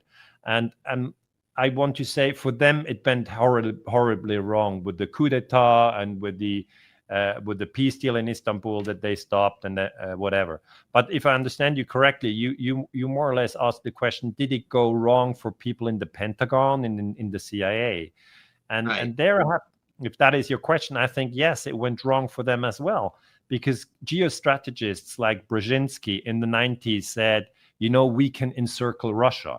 We can weaken Russia. We can actually split up Russia into different parts, like we split up Yugoslavia. So he published this book, The Grand Chessboard, in I think 1997. And Brzezinski said, the Russians will never then link up with the Chinese. And he was wrong. That's the point. Jeffrey Sachs emphasizes that point a lot in his analysis, and many people have seen this now. Brzezinski was wrong. Brzezinski thought, that the Americans can sort of fight the Russians in proxy wars, and the Russians, will get weaker and weaker. But now in 2025, we see that it went terribly wrong, not only for the Ukrainians, but also for the American empire, because now the American empire has created an alliance between Moscow and Beijing. And that's the most stupid thing you can do, because if you have a country like Russia, who has lots of oil and gas, and if you have an economy like the Chinese economy with 1.4 billion people, and you push them together, then I really think it went terribly wrong. It's in that sense that I mean it. It's I think even for hawks, for warmongers in the Pentagon, who are not in the peace movement like the three of us, who really think we have to fight, we have to kill. Even for them and the neocons with their project of a new American century and 9/11 and everything they did, they got it wrong. They got it wrong. I just wondered because I remember seeing an interview with Joe Biden back in the days when he was completely there, probably the late 80s, I think, and he made a comment then about Ukraine, and he said there's no way the Russians will ever allow us to bring Ukraine into NATO. Like that's a red line for them. There's no way they'll do it. So when you think about that, you think, well, did he change his mind and think he could get away with it, or was it like he knew all along that they would just never put up with it? That's kind of what I wonder. I guess some leaders in the United States thought they could get away with it, but I think now in 2025 it's become absolutely obvious that the Russians will never allow Ukraine to join NATO. Right. So where is this going, do you think? I know this is speculative. We don't predict the future here on the show. We don't have a crystal ball. But last year, I was very scared of nuclear war. I bought water. I got a bug out bag. I made plans. I still have it sitting in the corner somewhere in the living room, just in case, And a lot of people are very frightened. They were frightened. Now it's kind of gone off the news. But could this get to a point like we saw last year, where missiles start flying, and we have a devastating global catastrophe on our hands? It's always possible, Andy. It's always possible. But I think Trump doesn't want the nuclear war, and Putin doesn't want the nuclear war. So I hope, that the chances for nuclear war are very small. But really, what we need is a peace deal. We really need that. And it's not just the Ukrainians who need it or the Russians who need it. People can say, I'm not living in Russia, I'm not living in Ukraine, so I don't care. But really, it's important that this conflict is much bigger. We have the terrorist attack on the Nord Stream pipelines. That was not in Ukraine. That's Germany's gas supplies. And I think Seymour Hersh had it right that Joe Biden is actually responsible for the attack on the Nord Stream. But so there you have even more players. You have the Germans in it. And so wars can always spread, like cancer. And so it's important to stop it at an early stage. We didn't stop it in 22. Could have in Istanbul, as Craig correctly said. And now the question is, what will the future bring? Obviously, I don't know. I'm a historian. I don't know what the future will bring. I just see this Alaska summit and the Washington summit. And I have the feeling that Trump understands that Putin does not agree for a ceasefire. We saw that Merz, Friedrich Merz is the Bundeskanzler in Germany. So that Merz, he wants a ceasefire, and Macron wants a ceasefire. But Putin doesn't want a ceasefire. And people don't see the difference between the ceasefire and the peace deal. The peace deal really is that Ukraine promises not to join NATO, and that it, says, okay, these territories are lost to Russia, and we, will reduce our military. And unless they do that, I just see the Russians moving forward. That's what I expect. So I hope for a peace deal, but right now, given that it's all secret what was talked in Alaska, and it's all secret what the Germans and the French, even the Finnish were there in Washington, what they agreed on. I have to say, it's really sad that the Europeans don't push for a peace deal. Germany and France and Great Britain, they could push for a peace deal. They don't. They could say, enough is enough. We're really close to the front line here. We don't want an escalation. and we now want Ukraine to be a neutral country. They could say that, but Merz doesn't say it, Macron doesn't say it, Keir Starmer doesn't say it. I think these leaders are not a force for peace. And that is the number one job of these leaders, in my opinion. The president of the United States, I have no problem with presidents pushing policy agenda and all of this stuff and their little pet projects, but their number one job is to keep the peace and ensure the protection of their citizens. And a whole long stream of presidents for a very long time have not done that. Basic job of the presidency. And we got to do something about this in this country, because this is going to go off a cliff. And I've seen in life just how quickly bad stuff can happen, seemingly out of nowhere. And we know it's not out of nowhere. Things are going on that we don't see. But for the American citizen, could be within a couple of days, we could be finding out something terrible is about to happen. I don't want to see us face that day. Daniela, this has been very informative. I want to thank you for joining us today on Dawn of the Truth. Thank you, Andy, and thank you, Craig, for your work for peace. I love to see peace warriors on the other side of the Atlantic. I'm also a peace warrior on this side of the Atlantic. And I generally think that we are a majority. We're not in government, obviously, but we are a majority. I mean, lots of people don't want wars, just no wars. We don't want them.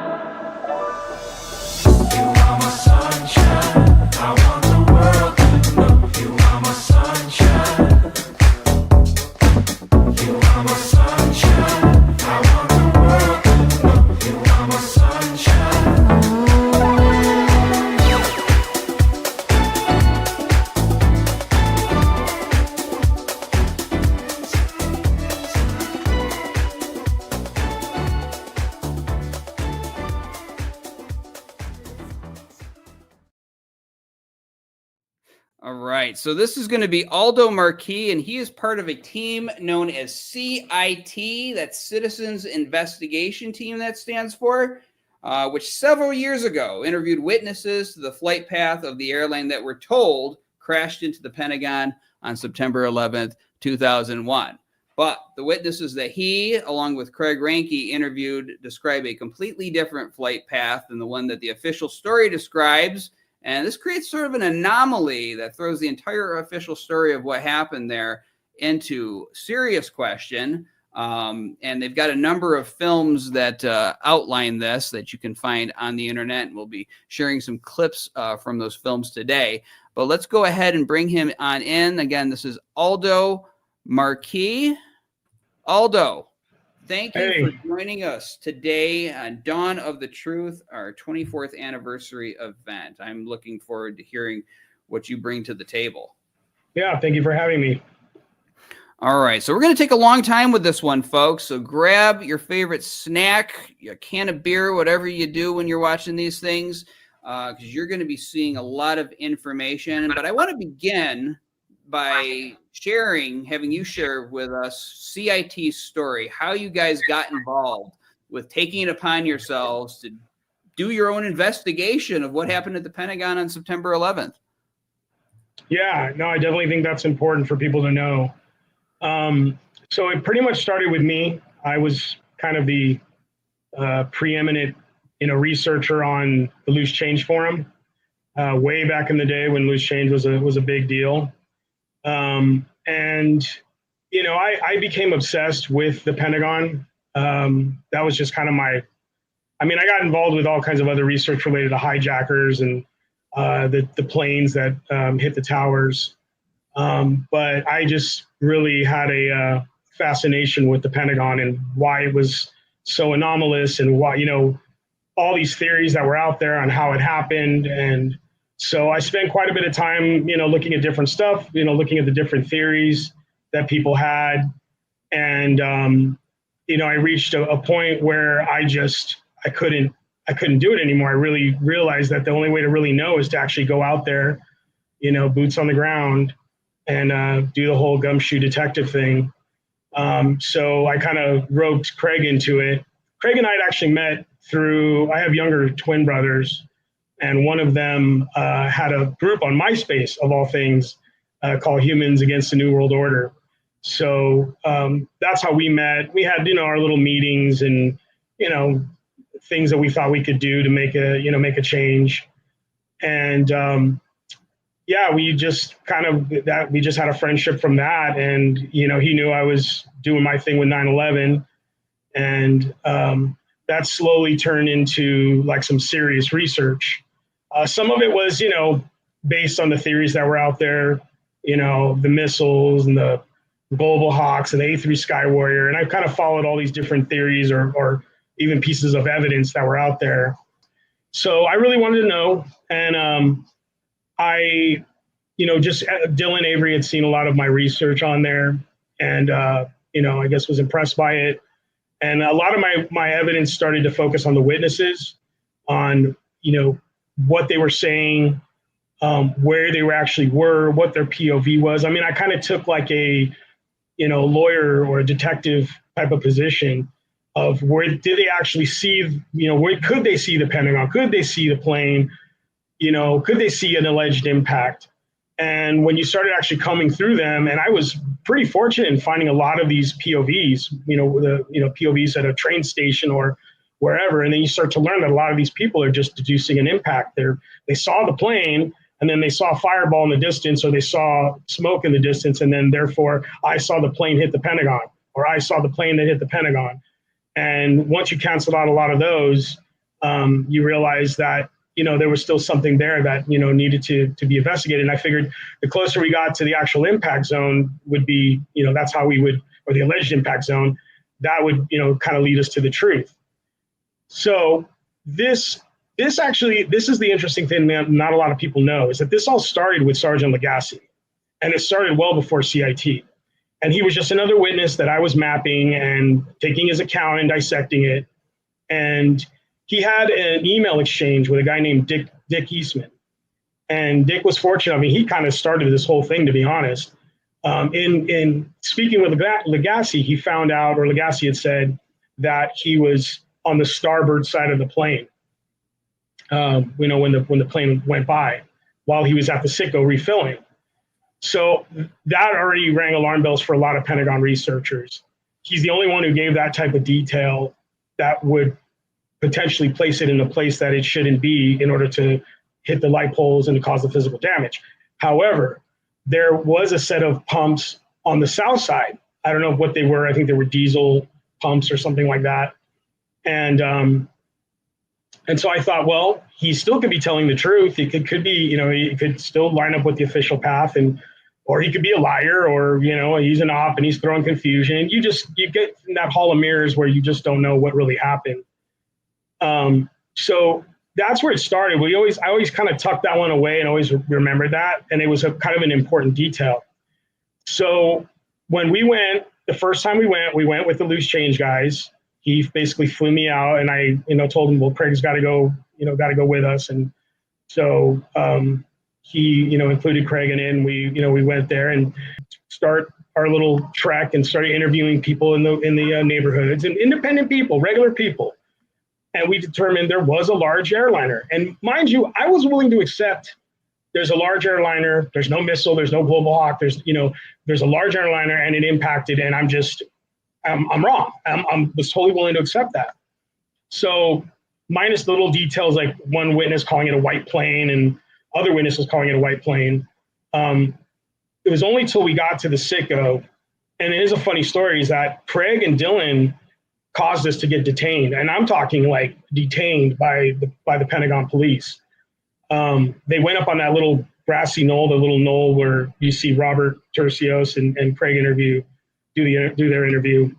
And they went up there to get some shots. And then all of a sudden we get rolled up on by Pentagon police.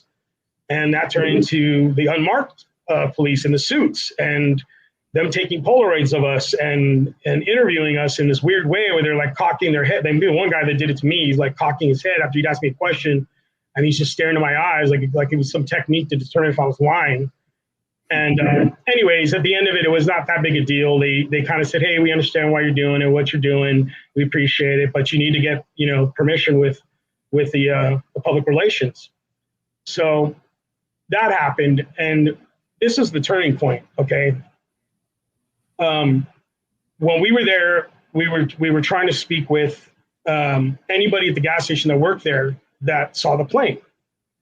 And again, I've got Legacy's account in my mind, starboard side of the plane, that would put it on the north side, which I, considered a possibility. But again, I also considered it being the south side because he was at that, he could have been at those other pumps, which he wasn't, obviously. And in speaking with the manager there, this lady, she said, we asked, did you have anybody here see it? She goes, yeah, one of my employees did. And I immediately asked, do you know which side or remember which side of the gas station he saw it on? And she's on the south, we're on the south side. And she points to the north. She goes, yeah, it came down over here. And Craig and I looked at each other like, my soul just dropped out of my body. That's when I knew. That's when I knew the plane was on the north side. Light poles are staged. Lloyd's lying. The plane didn't hit the building. For me, that was my confirmation. Not to say that, we just ran willy-nilly with it. And so, yeah, we from there we just knew what we had.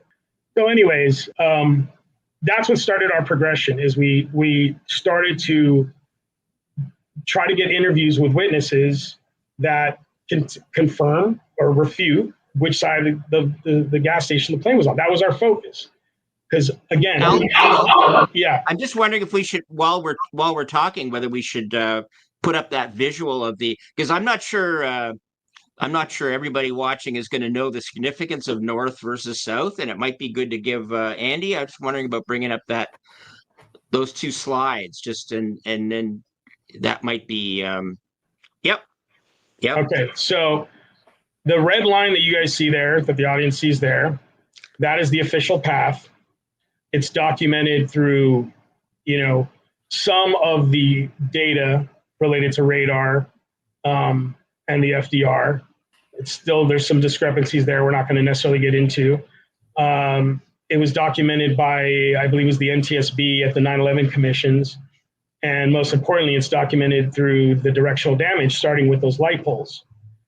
And I'm going to just be as pointed as I can be in that the second that Legacy, Robert Tercios, the gas station employee, and all the other witnesses reference that plane being on the north side of the gas station, it's done. It's done. It's an inside job. It's 100% a government operation or rogue elements of a government operation. It's done. That's how important this is. That's how scary and frightening this is. That's why Craig and I looked at each other and like our eyes bugged out of our head, like we knew what we had. And the plane absolutely cannot be on the north side. There's zero room for any deviation. It's down to the foot of where that plane's got to be, and it's got to be to line up with the damage. And I'm kind of going to jump ahead of here a little bit. The smoking gun, in my opinion, and I think if you really think about it, you're going to agree with me, are those light poles. It's not the directional damage. It's not even necessarily that the plane didn't hit the building and kept going. It's the light poles. That's what proves unequivocally that it's an inside job. And that gave us the first known accomplice in Lloyd England, which we'll obviously get into. Whether he was, complete. I think he was complicit in knowing what he did and who put him up to it. Some people may think he was coerced, or there's a possibility maybe he was coerced. But when you see the way he talks to us or way he reacts with Craig and the little subtle cryptic, virtual confessions that he gives when confronted with this evidence, it's pretty clear that he knows what he did, and he was not coerced into it. Is that? Yeah. Yeah. If I can just looking at this image here, sort of sum up, I guess, just so people are very clear that that red line is the official flight path, and the little yellow things are the light poles that were allegedly hit by the plane and knocked over. So because of those poles and the rest of the damage, as Aldo said, it's just there's no way you can have the flight path can't deviate from that. Otherwise, it wouldn't hit all the poles. Yeah. And so anything that is even over the Citgo station, or certainly to the north of it, which is in this image is the left side is to the north, as you can, so anything that doesn't go along that red line proves that the damage was staged. So Right. There you go. And the other image I was going to show, and I'll show it again later, so people will, after we look at the witnesses, but this image is straight overhead. You can see right in the center where it says Vantage number 4, that's the gas station. And the green line in this case is the official path. And the yellow lines are the paths drawn by some of the witnesses that Aldo and Craig interviewed. So I just kind of plant that. And then actually, Andy, you can pull this down again. Yeah. Yeah, as you can see on there's a building called the Navy Annex. They look like with the multiple wings, look like a couple of capital E's running together, I guess you could say.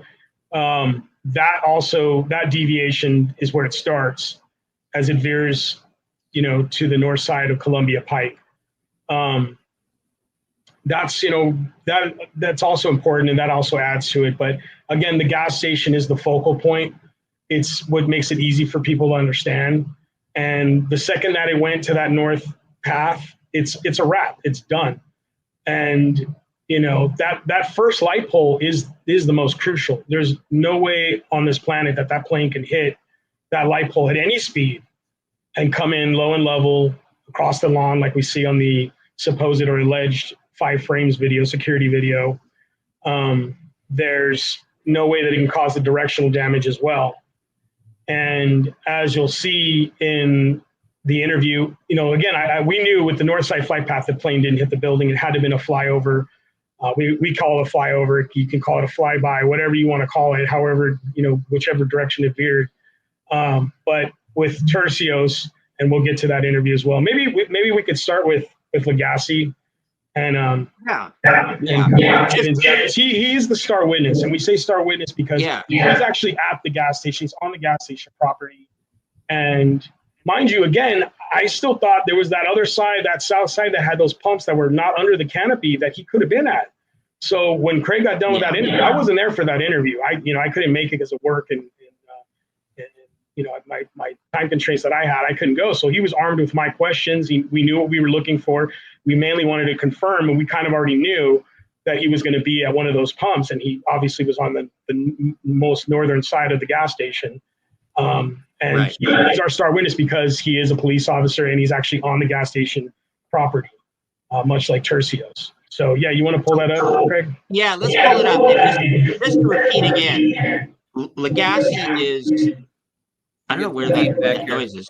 Yeah, it might be. I think it might be echoing through Aldo's speaker there, but that's okay. We'll deal with it. Okay. I just want to summarize for the audience here for newbies. So we've got witnesses describing a different flight path, completely different flight path than what the official story says. But the official story says, hey, here's these light poles that were destroyed in the official flight path, that if you actually follow the other flight path that the people on the street are describing, wouldn't have gotten damaged. So if these light poles were damaged, that means that they were staged, and we've got a major anomaly here between what people who were there describe and what the official story says. And if those light poles were damaged, then they had to be damaged by some other entity, right? Staged. Right.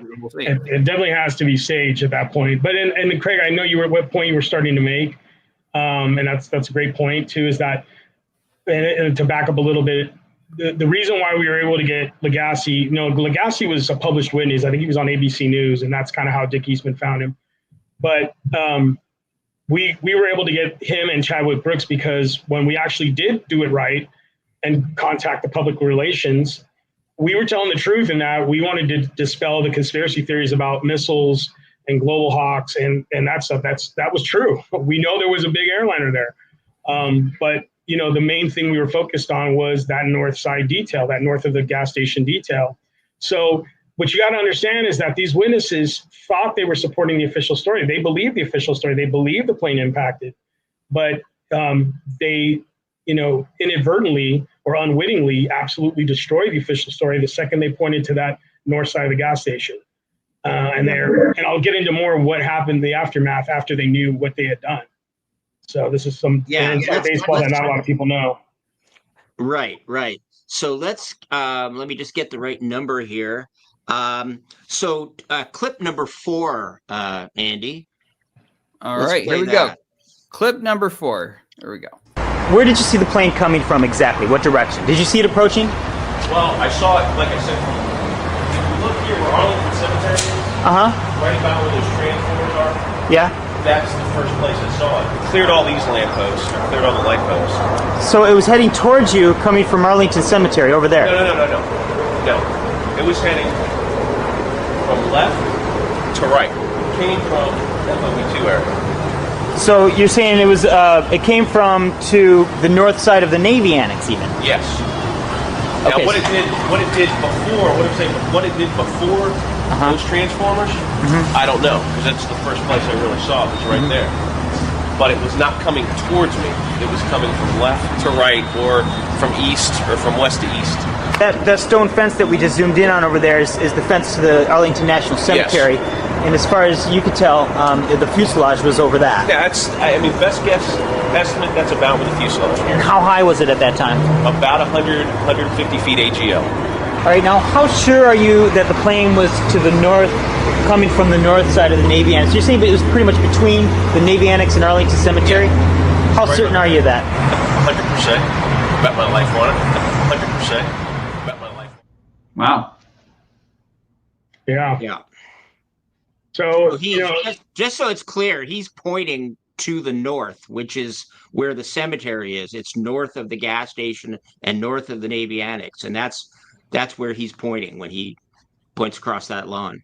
Right, and you got to imagine, like, when Craig gets done with the interview, I'm like, which pump was he at? I was like, still keeping the idea that he could have been on the south side, but Craig basically explained where he was at. And then we giggled all about the when they came together, that whole thing where they're coming together and they're drawing the flight paths and saying they've never talked about it, and they draw almost the exact same flight path, him and Officer Chadwick Brooks. Yeah, why don't we jump to those two while we're on a roll here? So this would be Andy, clips 5, and then you can go right from 5 and then play 6 right after that. All right, number 5. Here we go. What side of the station did you see the plane fly over? Okay, actually from the front of the station. From the front of the station, exactly where we were at earlier, where the yellow Jersey barrier. Okay, was it more on the when we're facing the station, more on the north side or to the left? No, it was more to the left. More to the left. Okay. And was the entire plane to the left of the station, or maybe portion of it over the canopy of the station? No, it was more towards the left. It was the entire plane was to the left station, the wing and everything. Correct. All right, now number 6. I think that's pretty close. That's damn near perfect from what I saw. And we've never, we've never talked to each other about this at all. So neither of you guys have even really talked about this with each other. Never talked. Never in all these 5 years, and you both independently drew the flight path line pretty much exact. I know. The way this has been going, who knew what he was going to put down there, because he was in a different location looking over. But it's right there, which makes me feel good about the way I remembered it. So you're both pretty much 100% certain that that's what you remember the flight path from different locations, yes. Now let me ask you this. This is going to sound kind of silly. What are the odds that both of you are mistaken as far as the fact that the plane was on this side of the station and that the plane actually came from the south side of the station? I tell you right now, you can't say more than 100% because there's no way it was anywhere other than where I said it was. What about you? Again, something like that, something of that magnitude. So to reverse that question, what's the percentage chance that the plane was actually on the south side of the station? 0 chance? Is there less than 0%? Yeah. I like those odds. Awesome. So Yeah. and again, you got to understand, there's no way they would have went on camera if they knew the implications of what they were describing. There's no way. And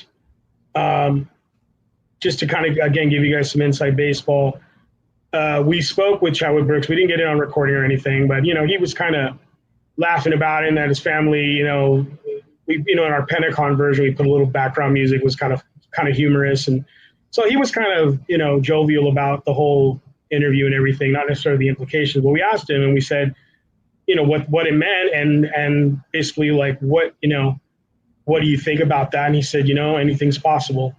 You know, like he could have been mistaken. And, you know, again, if he actually saw the flyover, or, you know, he probably would not have gone on camera. So I think it was just seeing the plane approach. And again, the same thing with Legacy. I think he jumped in his car, if I remember correctly. Like, you know, because a lot of these people, think about it. We're under attack, and you see a large airliner heading towards the Pentagon. You don't know if they're going to shoot missiles out of that thing. You don't know if it crashes, if there's going to be debris flying, you know what I mean, all the way back to you. I mean, I know I would. I probably wouldn't be watching the whole thing. I mean, I'm sure people far enough back would probably sit and watch, or be able to watch, or feel confident in watching. But yeah, that was, you know, that was kind of his sentiment, was that anything is possible. That's what I remember him saying. And it's not like he was mad at us or anything. Legacy, on the other hand, you know, he was not happy with, you know, obviously that it was conspiracy related. But one interesting fact is that he was so perplexed by the official flight path and the light poles that he went up on the highway to inspect the light poles. That's what he said in an email to us. So he was perplexed by it. You know, he's trying to make sense of this. You know, he didn't, you know, think about it. These guys are not paying attention to all the details. They're not paying attention to where the light poles are at and where they weren't thinking about any of that. You know, they were just doing their job that day. But again, the north of the Sicko flight path and the impact of light poles and the building are mutually exclusive. You can't have both. That is it. So if you believe these witnesses placing that plane on the north side of the gas station, it's a wrap. It's done. It's 100% an inside job. So, anything you want to add to that, Craig? Yeah. I just want to add that one important detail. You mentioned the possibility, you're dismissing the possibility that Legacy was at the other pump on the other side of the gas station. The reason why that's important is because from where he was, and you can see in the clip where he's standing when he's describing the path, he could not see the plane from that position if it were on the official flight path, because it would have been blocked by the gas station. Right. So there's no way you would make that mistake. The plane disappears from view for several seconds, and then you forget that. There's no way. So there's no question that he is stating that it was north of the gas station, which means it didn't hit the building. So right. Do you want to talk about Robert Tercios, who's Robert Tercios? I should let Aldo explain it, but he's a gas station employee. But you want to set it up? Yeah. So as I mentioned, when we went on that first trip with Dylan and Russell Pickering and those guys, we got the gas station manager had said that he saw the plane on the north side of the gas station. And so we knew he was a key witness that we had to interview. So he wasn't at work at the time. And so after we got back, I remember calling, I believe I even called from work. And I called and I got him on the phone. And then, I spoke with him and he confirmed the north side flight path over the phone. And I don't know, I'm pretty sure it was this time. I don't know if I talked to him another time after that, after we actually got his interview. No, I don't think we did. But when he describing the plane, this is the one thing I really remembered from that call with him before we actually interviewed him, was that I asked him what the plane looked like. And he said, well, I know what an American Airlines looks like. He goes, And he kind of like laughed, like nervously. He goes, I don't know what that was though. So, you know, I would think, obviously, if the plane's not going to hit the building and it's going to come out on the other side, and it's going to be blamed on being a second plane, that it can't totally look like an American Airlines. It could kind of maybe have some, you know, elements of what an American Airlines looks like, but, you know, it probably didn't fully look like one. And like I said, a lot of witnesses were describing it as a white plane. So it might have been more white, or maybe the sun reflecting off of it made it look white. I don't know. But that was the one thing he did. So, yeah, we go back. We got, you know, another follow-up trip. Craig got, or I think actually, excuse me, that wasn't the follow-up trip. I think that was that same trip where we got Lagasse and Brooks. Because in order for us to interview him at the gas station, we needed chaperones. So Lagasse and Brooks essentially were the chaperones for those interviews, which was kind of funny. It's funny.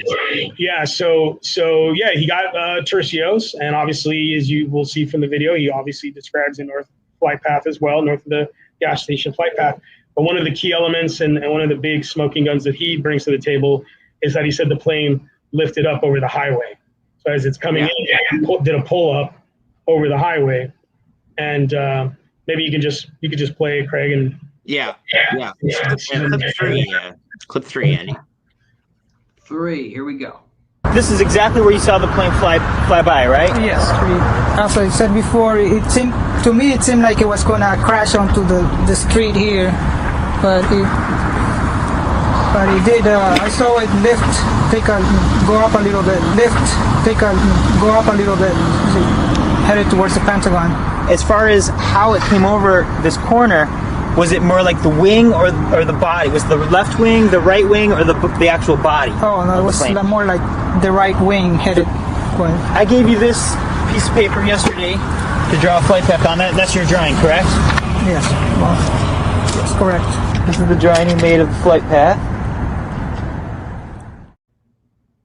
Yeah, and there's another. I don't know if you have it in that clip, but there's another part of the interview where they go up on that little knoll, that grassy knoll, and he reiterates the pull up again, and they show the sign that he believes it flew over, which is further north, obviously.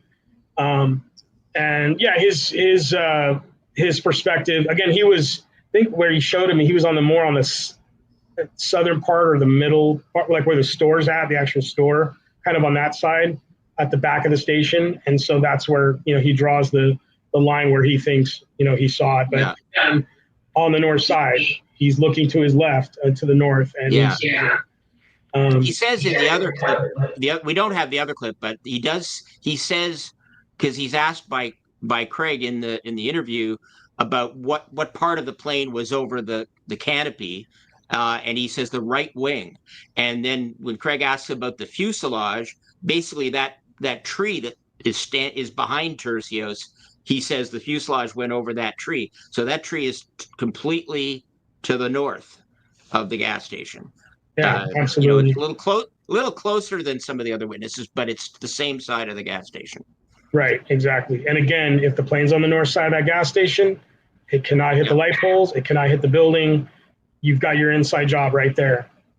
And that's important. I mean, I want to keep conveying this to people, because you've got to understand what we did by putting our names and our lives on the line by doing this, is that we hoped after the fact that people would get, you know, go to the FBI, or not that they would probably be any help, but, you know, go to their elected officials and get these people subpoenaed, get these people to testify to this detail, this one simple left, right, black, white detail of which side of the gas station the plane's on. And unfortunately, you know, I think, and you know, I understand the fear I think people had. I think it's maybe they think it's difficult to convey. That's why I'm trying to simplify it by saying the second they reference that north side of the gas station, it's a wrap, it's done. That's all you need. But I think there's also the fear of, you know, where the rubber meets the road, and now all these truthers have got to put their lives on the line, or they think they're putting their lives on the line by going out and pushing the envelope and, you know, kind of poking the bear, so to speak, by going to all these, you know, avenues to get this evidence out in the forefront of 9/11 truth and justice. So I think a lot of people they were more content going back to their theorizing and going back to I call it picture staring, where they're staring at the photos of the, debris, or staring at the photos of the 5 frames of that object that's going across the lawn. Which, by the way, I'll touch on that too. And that I believe that those 5 frames, that object you see in there, I think that's all inserted. I think the smoke plume is inserted. In fact, if you read our page on it on our site, it was essentially leaked. They couldn't even account for where it came from and who put it out there. From the DOD, they were saying that. The spokesperson was saying that they couldn't take credit for it, they didn't know, or what have you. So there's a lot of shadiness surrounding that clip. And the one point I make is that there's no shadow underneath that plume of smoke, that thick plume of smoke you see. And personally, I believe that the plume of smoke was there to sell the missile disinformation, because that was. Go ahead. Yeah, I just want to highlight this. So you're saying that this release of these, what was it, like 5 or 7 stills or whatever it is, Craig will correct me in a second, but these stills that they made a big deal out of, saying, oh, this is definitive proof that a plane hit the Pentagon on that day. This is going to put all the truthers to shame. That this was not actually an official Department of Defense release, that this was just something that got leaked out there, and they're like, oh, I don't know where it came out. Essentially, yeah, they couldn't account for where it came from initially. That's what the spokesperson said. Cheryl Irwin or Cheryl something, I can't remember. It's on our website. And you got to forgive me, because it's been a long time that I've talked about a lot of this stuff, obviously. So yeah, but yeah, essentially that's it. It was really shady how it was released and who was taking credibility for releasing it. It's like I was kind of hands off, and it just kind of slipped out there. And in fact, the government has not taken any position other than what they did at the NTSB, I believe it was NTSB, the hearing there, where they show the plane on the south path.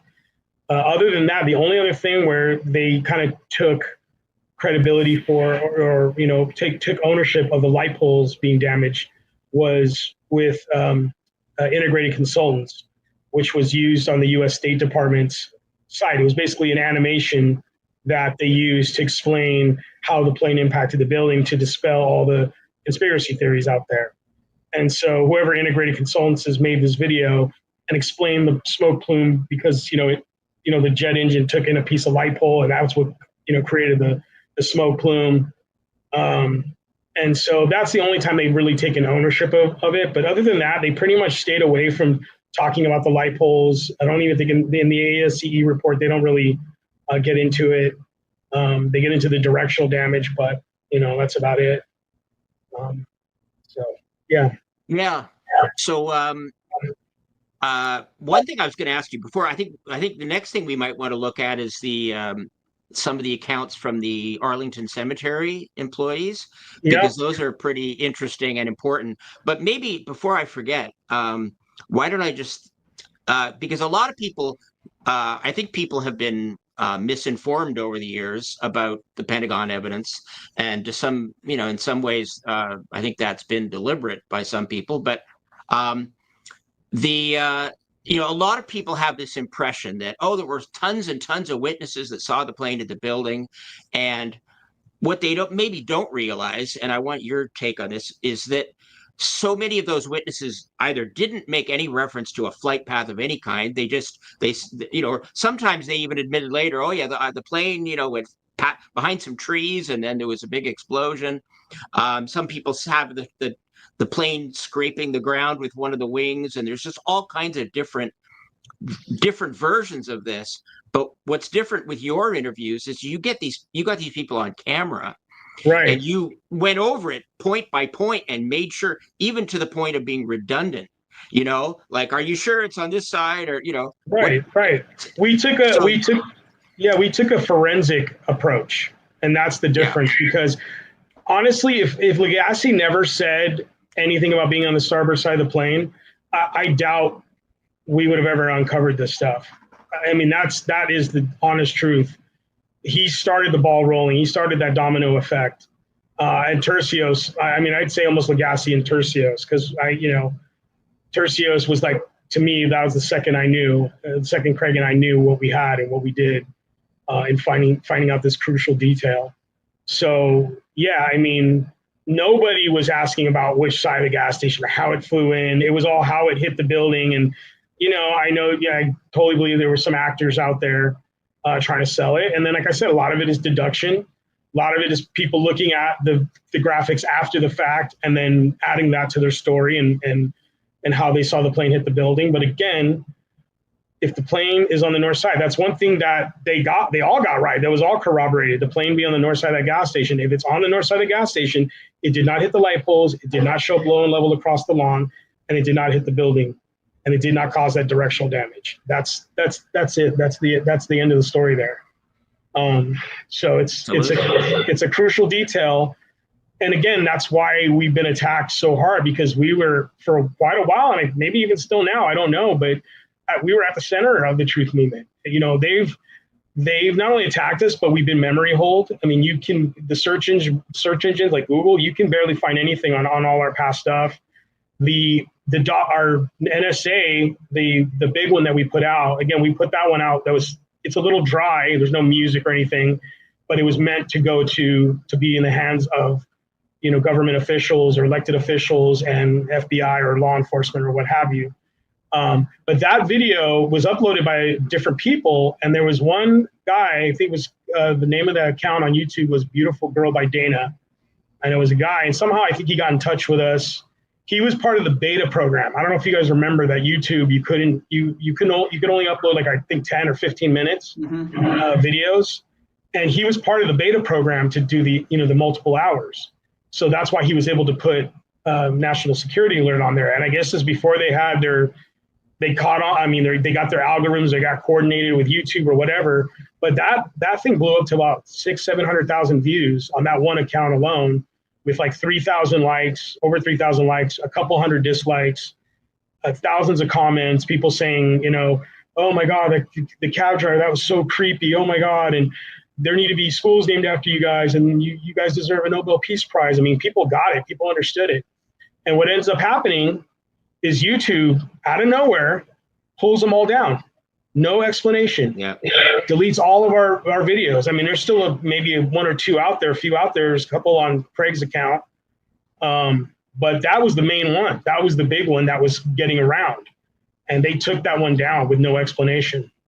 So there's no question we hit a nerve. We got them. I mean, we got them. They know it. We know it. That's why there's been such a dedication from the detractors, whoever they are, to attack us. And if you notice, it's about us.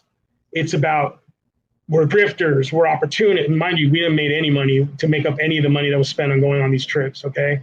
Grifters, opportunists, con men, you name it. It's always about us, our technique, or we're unprofessional, or this or that. But you notice they never, ever went to the witnesses. They never went to the witnesses and actually tried to, get them to admit that they were mistaken, or that they, we tricked them, or we led them, or whatever.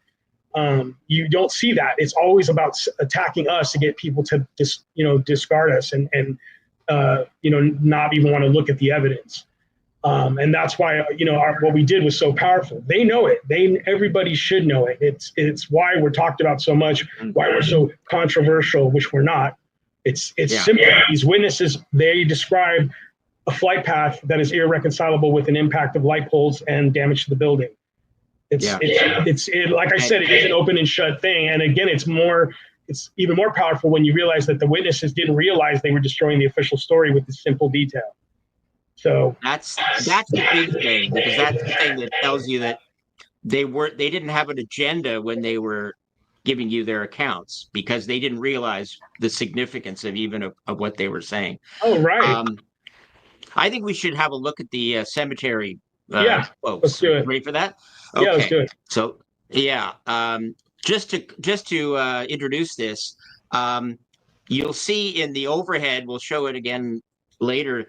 The Arlington Cemetery is entirely to the north of the Citgo and the Navy Annex, and there's a maintenance building, and there's a bunch of employees that Craig and Aldo interviewed who saw the plane. In fact, I think you'll see they thought the plane was going to fly right at them and crash right into their building. So let's go. 4. So it's number 7 is we've got 3 or 4 of them in a row, but let's start with number 7 is William Middleton. Right up there, he came in between, what's that, the Hilton, the Navy Annex, and he started dropping. It was coming, I don't know the name of this street here, but it leads to Henderson Hall. You're talking about the street right here on the north side of the Navy Annex? On the north side of the Navy Annex. It was coming straight down the middle of the street, and I wasn't what was going on. And as it come past me, it was dropping. Okay. And you could... Now, you were right here at this time? I was right here, right there where that truck is. Okay. And when he came past me, my sweeper, the 3-wheeler, I could feel the heat. Oh. That's how close it was to me. From the plane itself? From the plane itself. And as it went down, you could see that he was kind of fighting with it. Then you hear when he kick, a full throttle. So draw the way you saw the plane come. From right up there, he came in between, what's that, the Hilton, the Navy Annex. And I seen him, if this is it, yeah, I would say. Okay. Yeah. So, and again, these are,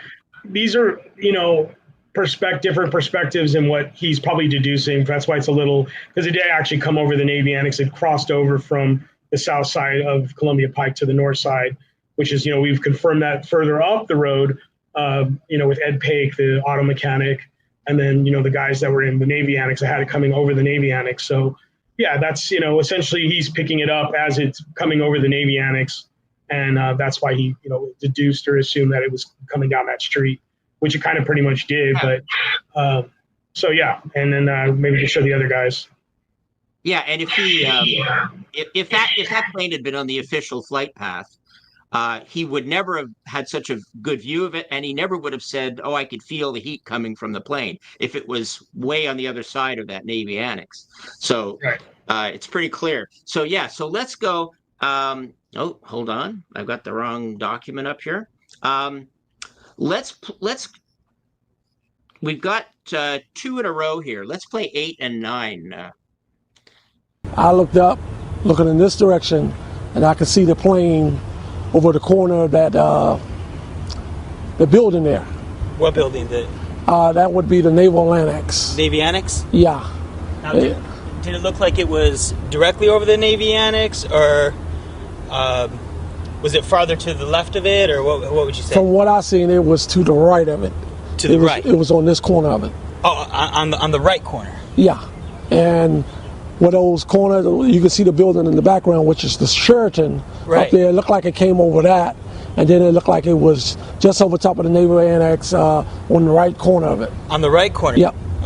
From right up there, he came in between, what's that, the Hilton, the Navy Annex. And we were kind of stunned and knew we wanted to get out the way or something. It appeared that it was coming right for us, actually. So we knew we wanted to get out of the way, but you mean it was headed right towards the buildings? Like, yeah, if it came off that end, it looked like it was just coming straight in this direction. Oh, okay. It was on the Navy Annex. It was flat. It was just like it was on top of the roof, landing on the roof. It's just like it barely made it over the roof. And then when it got beyond that point, and we started to scatter, it started to bank to the right, still coming forward.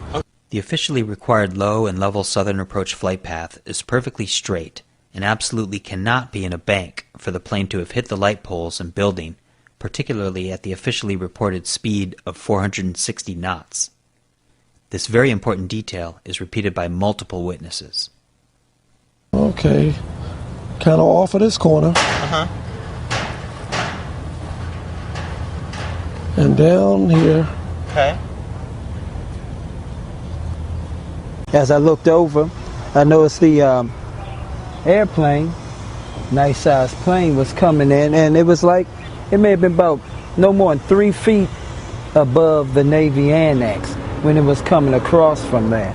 It was looking like it was coming over here for the buildings where we are over here. Okay, so it was right on top of the Navy Annex. It was on top of the Navy Annex. And it looked like it was headed towards... It looked like it was headed towards this way. It appeared that it was coming right for us, actually. Says this was coming across the building. That's the Navy Annex, right? This is the Navy Annex. And as it was coming across, it dropped down a little bit. Towards you. But angled. Okay. As it was dropping down more. Yeah. And then it started angling. I mean, the thing that strikes me right off the bat, you can speak to it, Aldo, is that their accounts are almost identical.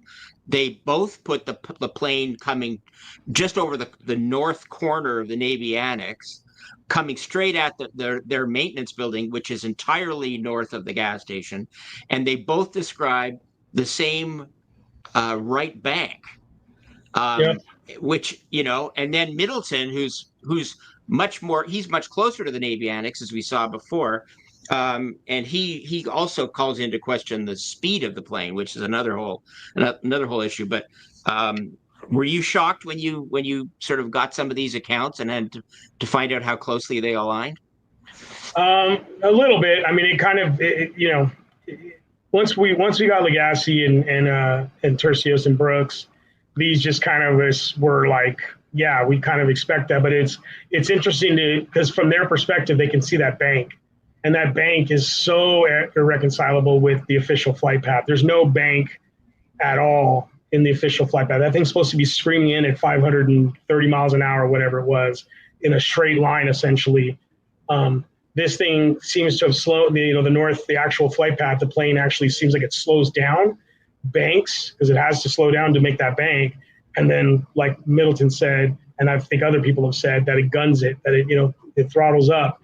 And then it heads towards, and again, it's still looking like it's going to crash into the ground. It's giving the appearance it's going to crash into the building, but then the last second pulls up into an ascent, and then obviously, does its thing and flies away, flies away, or whatever. So yeah, and I think that deviation in the flight path, my theory is my personal opinion, that deviation is that the second it deviated to that north path, over the north side, on the north side of Columbia Pike, over the Navy Annex, north side gas station, heading, next to Arlington Cemetery, all that stuff, that it essentially became another plane. It's that second plane that they used as a cover story that, coming in at a different angle. And then they've got this other story of it coming in on the south path, knocking down light poles and hitting a cab and, hitting a generator trailer and all this stuff and hitting the building. So I think that could have lent itself to the idea that it was another plane or a second plane. But no, I love them. I love their interviews. I love Darius Prather. I thought he was hilarious. We still love that guy's personality. He's just just so country and so honest about it and forthright.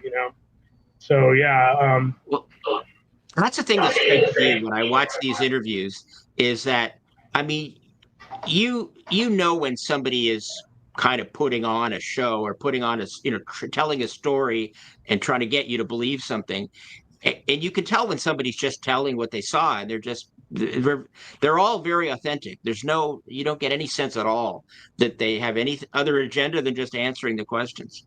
Absolutely, yeah. And I want to say too, I wasn't actually out there for those interviews as well, and I just want to give a shout out to our guy on the scene, our guy that's in Arlington. He was on our forum. He went by 22205, which is the area code for Arlington. He's an Arlingtonian, and he helped with that. He's helped with a lot of great research. I mean, he's one of our top-notch researchers, and he was great because he actually was out there in Arlington, so he could relate a lot of things that we wouldn't know or think about because he drives those streets every day. So yeah, that's great. And just I should repeat just in case anybody gets confused. Your partner in all this is Craig McKee, and sometimes when people use the word, they might get a little confused because I have the same first name. So yeah, Craig McKee and Aldo Marquis are the ones that deserve all the credit for this. So I'm just thinking maybe it might be a good time to look at or to hear what Roosevelt Roberts had to say. Yeah. And this is important because this is what we get all the time that, where's all the witnesses that saw the plane fly over? Where's the flyover witnesses? And trust me, there are flyover witnesses, and you're going to hear evidence to support that, coming up. But people have to understand the different positions, and we've got a video called CIT Crosstown, something to that effect. But it basically is us driving all around the area, all around the Pentagon, the highways, and we show you the POV. and how it's not as easy as you think to see the flyover. And again, you've got to stop and think.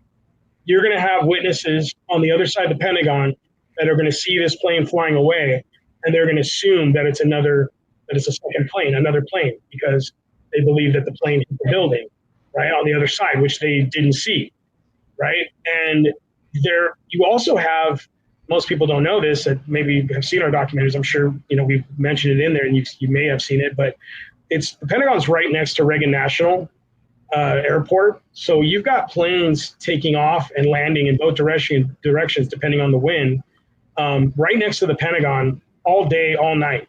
So, you see low-flying planes right next to the Pentagon all the time. So once this thing screams away, gets out of there, is, banking out and flying away, it just looks like a plane that's taken off from Reagan. So you've got those witnesses that think it's a second plane. Then you've got witnesses who, again, on the other side, who just think it hit the building and they didn't see the flyaway or fly over, whatever you want to call it. And then I'm sure you've got people who actually saw it. And I want you to really think about it. I want you to put yourself in that position. History's already been made. It's already being written in the history books that we were attacked by hijackers flying planes into buildings, right? And you now are going to be, what are you going to do? You're going to go out there and demand and tell people, no, that plane didn't hit the building. You're going to be confused. I think, first of all, as one witness actually was, you're going to be confused.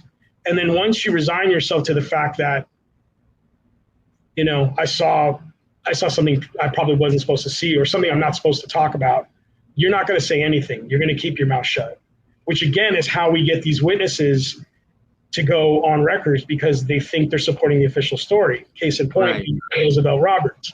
So yeah, we can play Roosevelt's account. That'd be great. Yeah, let's set it up before you do, Andy.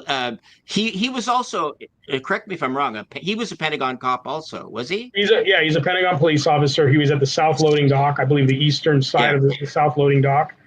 And he experienced the explosion, tiles falling off the ceiling.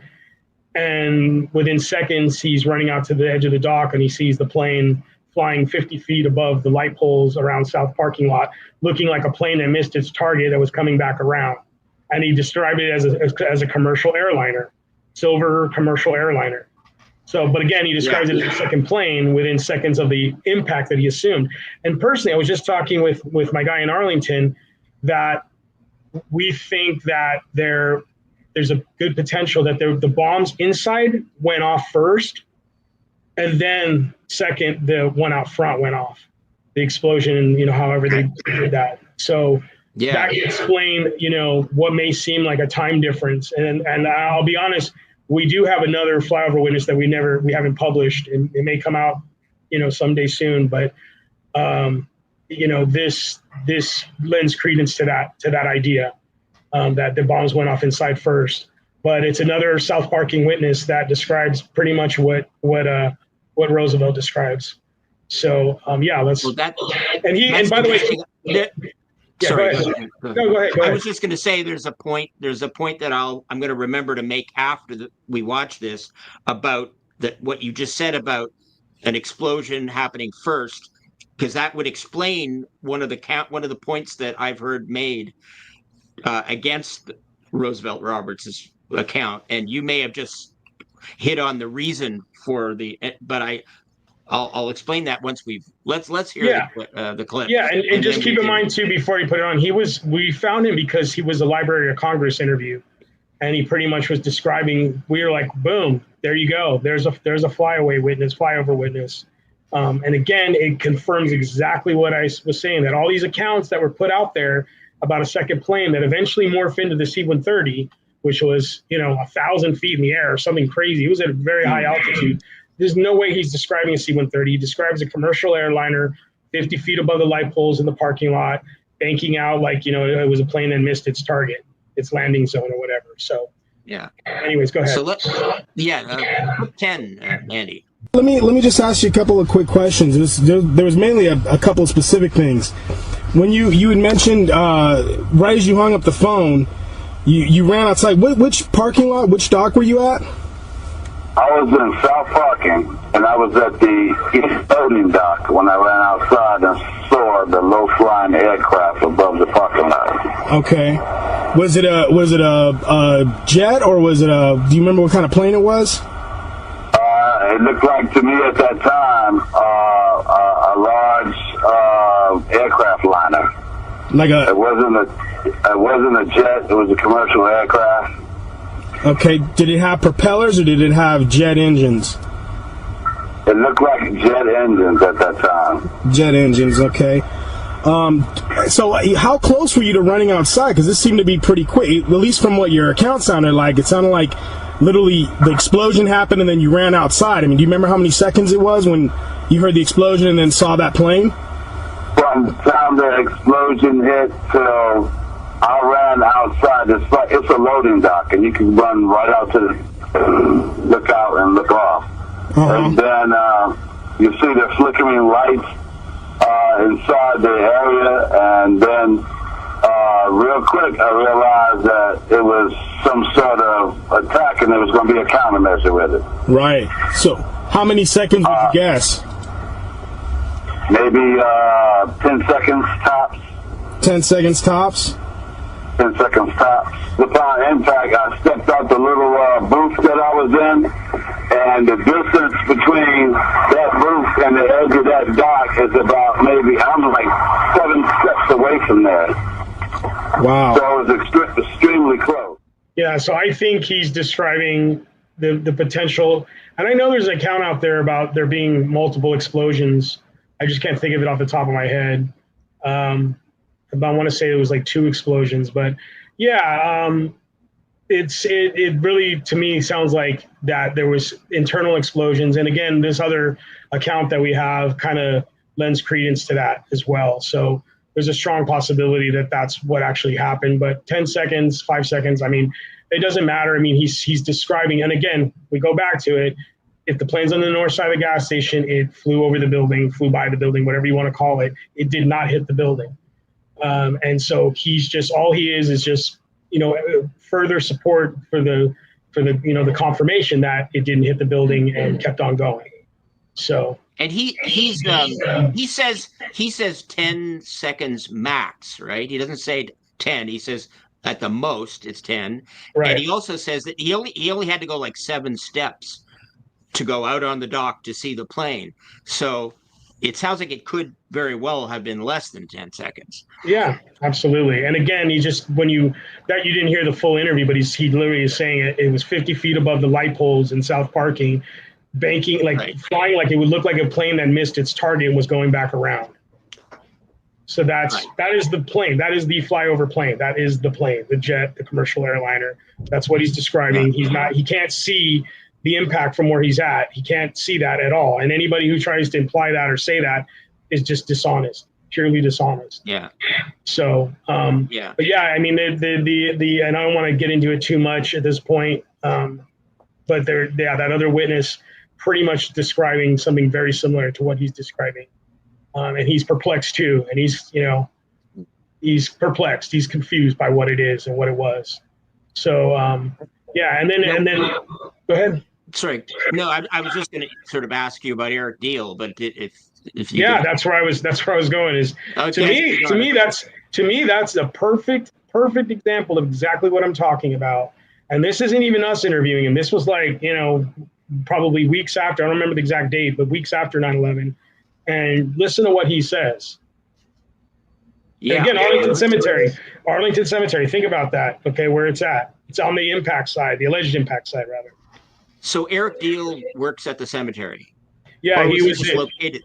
No, he's the Arlington Cemetery manager. He's basically the manager of those guys, all the gentlemen at Arlington Cemetery that put the plane on the north side. All right, this is a short clip, number 11, Andy. The number of us who were working building 123 right after the explosion was like a double boom, kind of shook us, almost knocked us out of our chairs. We got up and ran outside, and the first few seconds very confusing. We couldn't even tell. Some people were yelling that a bomb had hit the Pentagon and the jet kept on going. Some people were yelling that a bomb had hit the Pentagon and the jet kept on going. There you go. And did you hear what he also said? A double boom. Did you notice that?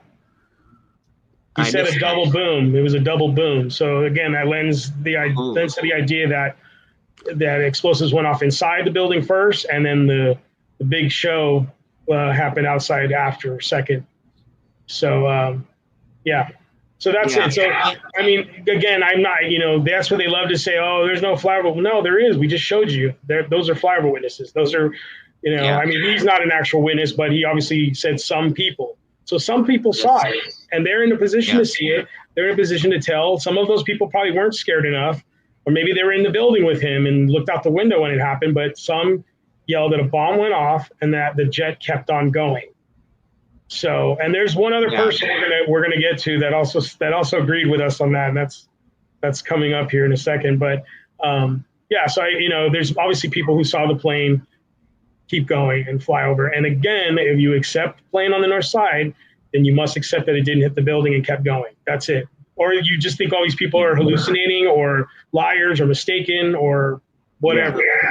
So well, I believe it was Frank Legg, who is no longer with us, but he's written papers about the Pentagon, and his explanation is that they were all just mistaken. They all just got that detail wrong about which side, where the plane was. Right. So, well, and that's my exact point. Is they can just say it, but why don't they do what we did?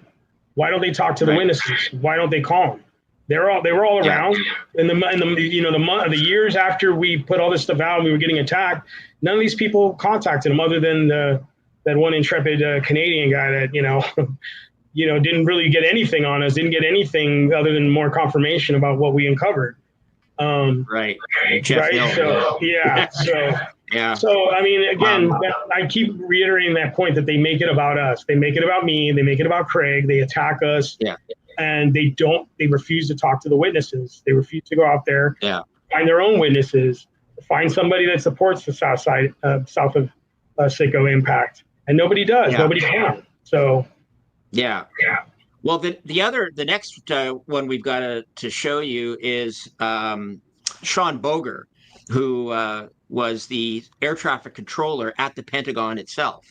And as you'll hear in a moment, he believes the plane hit the building too, but he places it on the north side. It plays it on the north side. Yeah. So clip number 12 next. Where in relation to the Navy Annex was the plane? Did he come? When I saw the airplane, he was practically in front of the Navy Annex. Okay. And so he was coming like at an angle. His wings were tilted, so it was almost like he was trying to bank towards the Pentagon building. So you would say he was kind of almost turning towards the Pentagon. Yeah. Okay.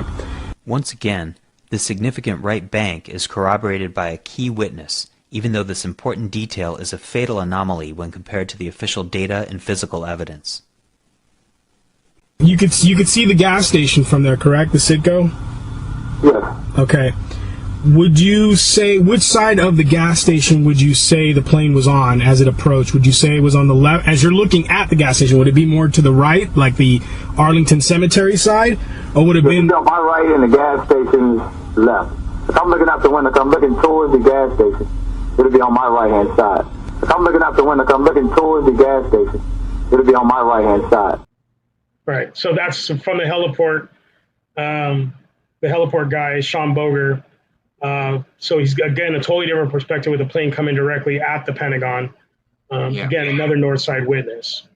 So and he's about 150 feet to the north. Is that right? No. He's about 150 feet away from the alleged entrance hole. Right, exactly. And again, he assumed, he thought it impact. Again, are you really going to stand there and stare when you're 150 feet away from a 757 impacting a building? Yeah, and he says he dove for cover, didn't he? I believe, I don't remember 100%. Yeah, I'm pretty sure he said he dove out of the way. So now so that's a good selection of the witnesses that you guys talked to. Now, a really key part of the whole story is Lloyd England, who was the taxi driver whose cab was allegedly impaled by a light pole that was allegedly hit by the plane on the official path, flying at 530 miles per hour. And as you guys in your research found, these poles weigh like 247 pounds each. And I'm sure we'll get into the poles too. But, the official story is that the plane hit 5 of those light poles without any damage to the wings. But Lloyd England's important because he appears to be there to reinforce the official flight path and those other official details. But when you guys interviewed him, you really unearthed some real problems with his story. Yeah. So just to kind of give you an idea, the how that whole thing unfolded with Lloyd, we were already, before he even went out there, I think with the loose change guys, we were already looking at Lloyd and thinking his account just didn't make sense. His account was first told on something called the Survivor Fund Project, and he describes the large pole spearing his cab and him falling down with it on top of him or what have you. And it just didn't make sense, mainly because the damage did not make sense with mainly the hood. His hood was pristine, it looked waxed. And so, he was already, we were already suspicious of his account. But again, once we got the north side confirmation, then we knew he was lying. We knew he was implicated. We knew that whole scene was staged, especially his pole. His pole is like the major smoking gun. There's no way on earth that plane coming from the north side of the gas station can hit that pole, let alone all the other poles, and cause all the directional damage. So once we got that, we knew we had to talk to Lloyd, and that's, that actually started prior to the north side. I don't think we had gotten the Tercios' manager, because it was on the loose change trip that we first talked to him with Russell Pickering there and everything. And again, he confirmed, because I guess there's a lot of people who just keep wanting to say, including Russell Pickering, initially tried to say, oh, he's referring to the smaller piece of the pole, the arm or whatever. And no, he's not. He hasn't ever referred to the small piece. He's always referred and stuck to the fact that he claims it was the large, long base or piece of the pole, the entire pole, the majority of the pole, 30 to 40 feet worth of the pole going through his cab. So over and over. And even with pictures in front of him, he still said if he drew it, he used the number 30 to 40 feet, 40 feet. So with, in multiple interviews, or at least 2 interviews. So people again, you've got the same people doing the same thing. He passed away in 2020. And all these years, all these people have done, they've never talked to him. They've never tried to talk to him about their theory about, they basically imposed their theory about this small piece of the pole hitting his cab and it not being the long piece. That's all they've done is force it. They've just tried to impose it upon everybody. And they had up till 2020 to talk to this guy, but they never had the cojones to go up there and interview him, or to call him and interview him and talk to him about this and reinforce their little pet theory. They just kept trying to make us look bad and make him look innocent and say that it was a small piece of the pole, which again, there were no poles hit. That pole specifically, especially, was not hit. So they're just trying to make him look innocent, and they're trying to explain away the lack of damage to his hood. Right. So anyways, there's some other weird things I'm going to show right now that I asked Craig to bring up that not a lot of people. We'll start with the poll one. Does that make sense? Because that's where he confirms the leg. And I just want to add this comment in for those who don't realize this. What's significant about which poll it was, because obviously we both agree it wasn't any poll. He didn't get hit at all. But the key thing is, which poll does he say it was?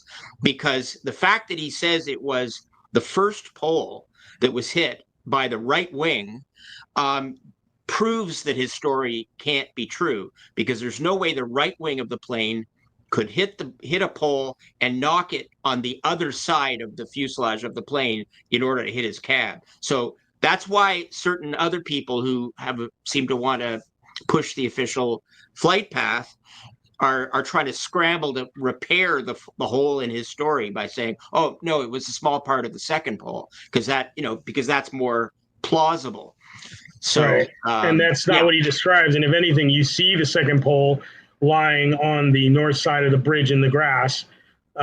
So again, he describes a large pole spearing his cab. Almost, it would have killed whoever would have been sitting in the passenger seat.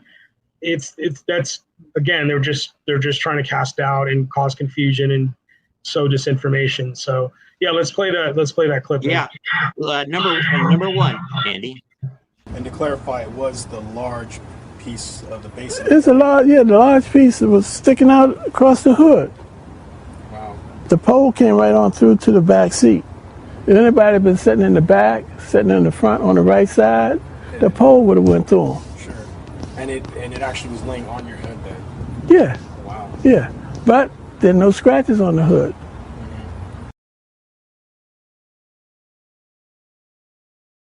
The sheer weight and length of the pole, in context with the physics of the scenario described by Lloyd, when compared with the total lack of damage to the hood of the cab, reveals a situation that is beyond implausible.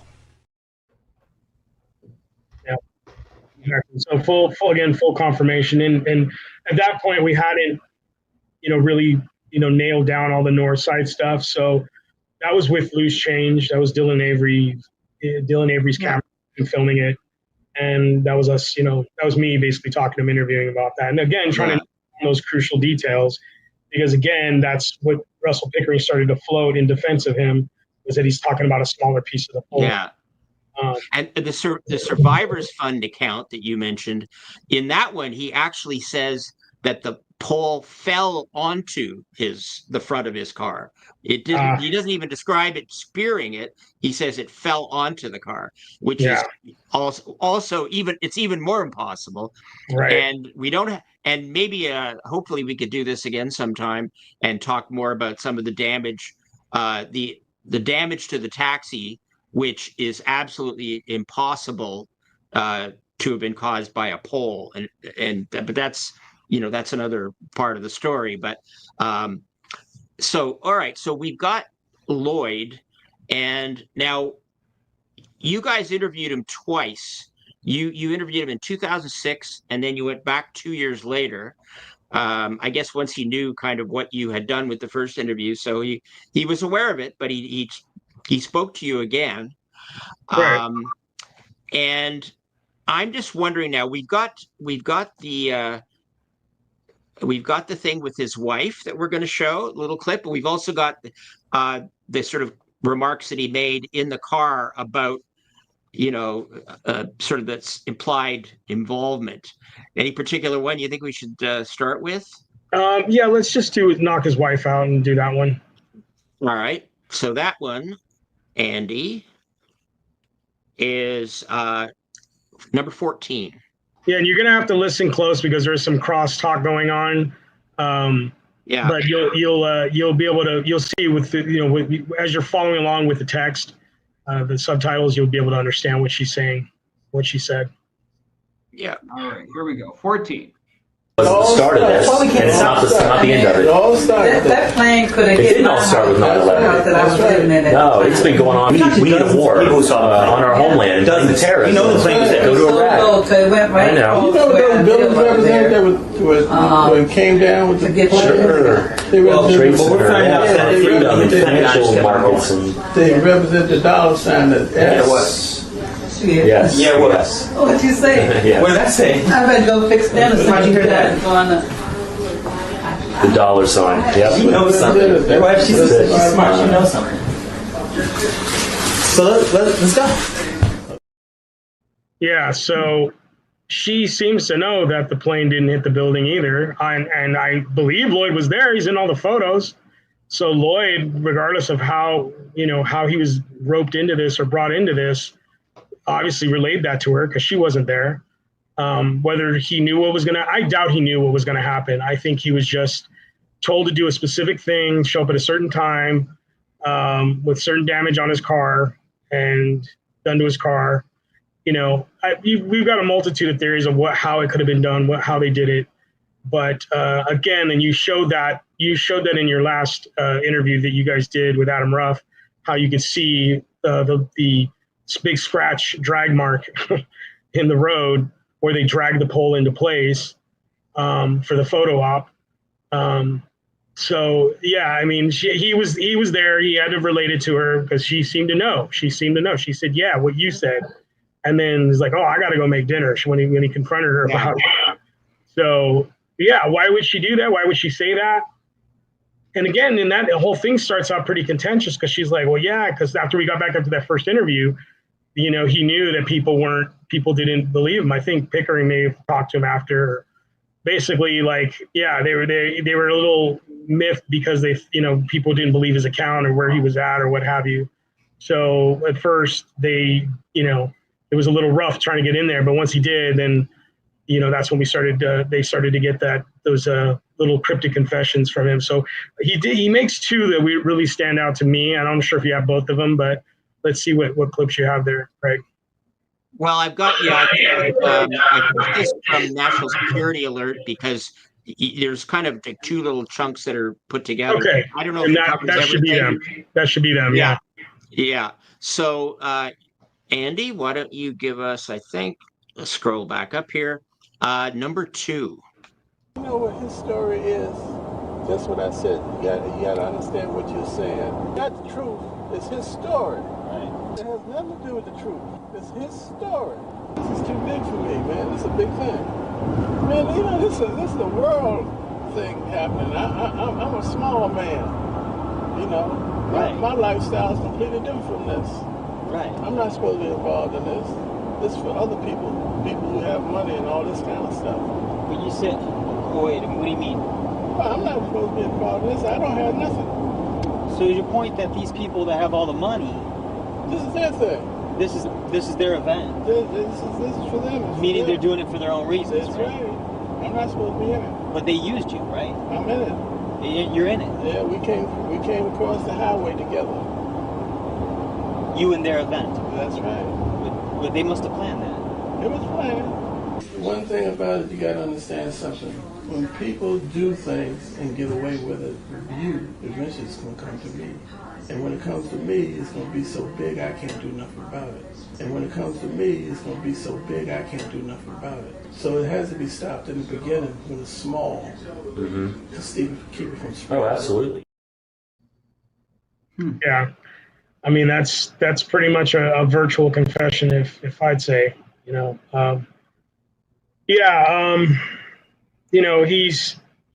what he did. You see him grinning, he's grinning. He thinks it's funny. It's something I'm sure he may have wrestled with. I don't know who he was or what he was. I've come up with my own theories, like, oh, maybe he's an asset. He drives a DC cab. I mean, you put some bugs in a DC cab, pick up the right person that you're supposed to pick up, and you're picking up some sensitive conversations or something. I don't know. His wife worked for the FBI, but apparently as a cleaning lady. I didn't think she was an FBI agent. We never thought that. I'm sure I figured it was like a menial type of position. But yeah, I mean, there's too many weird things surrounding him, and obviously the fact that he's directly implicated. You cannot believe his story and all of these north of Sicko, north side flight path witnesses.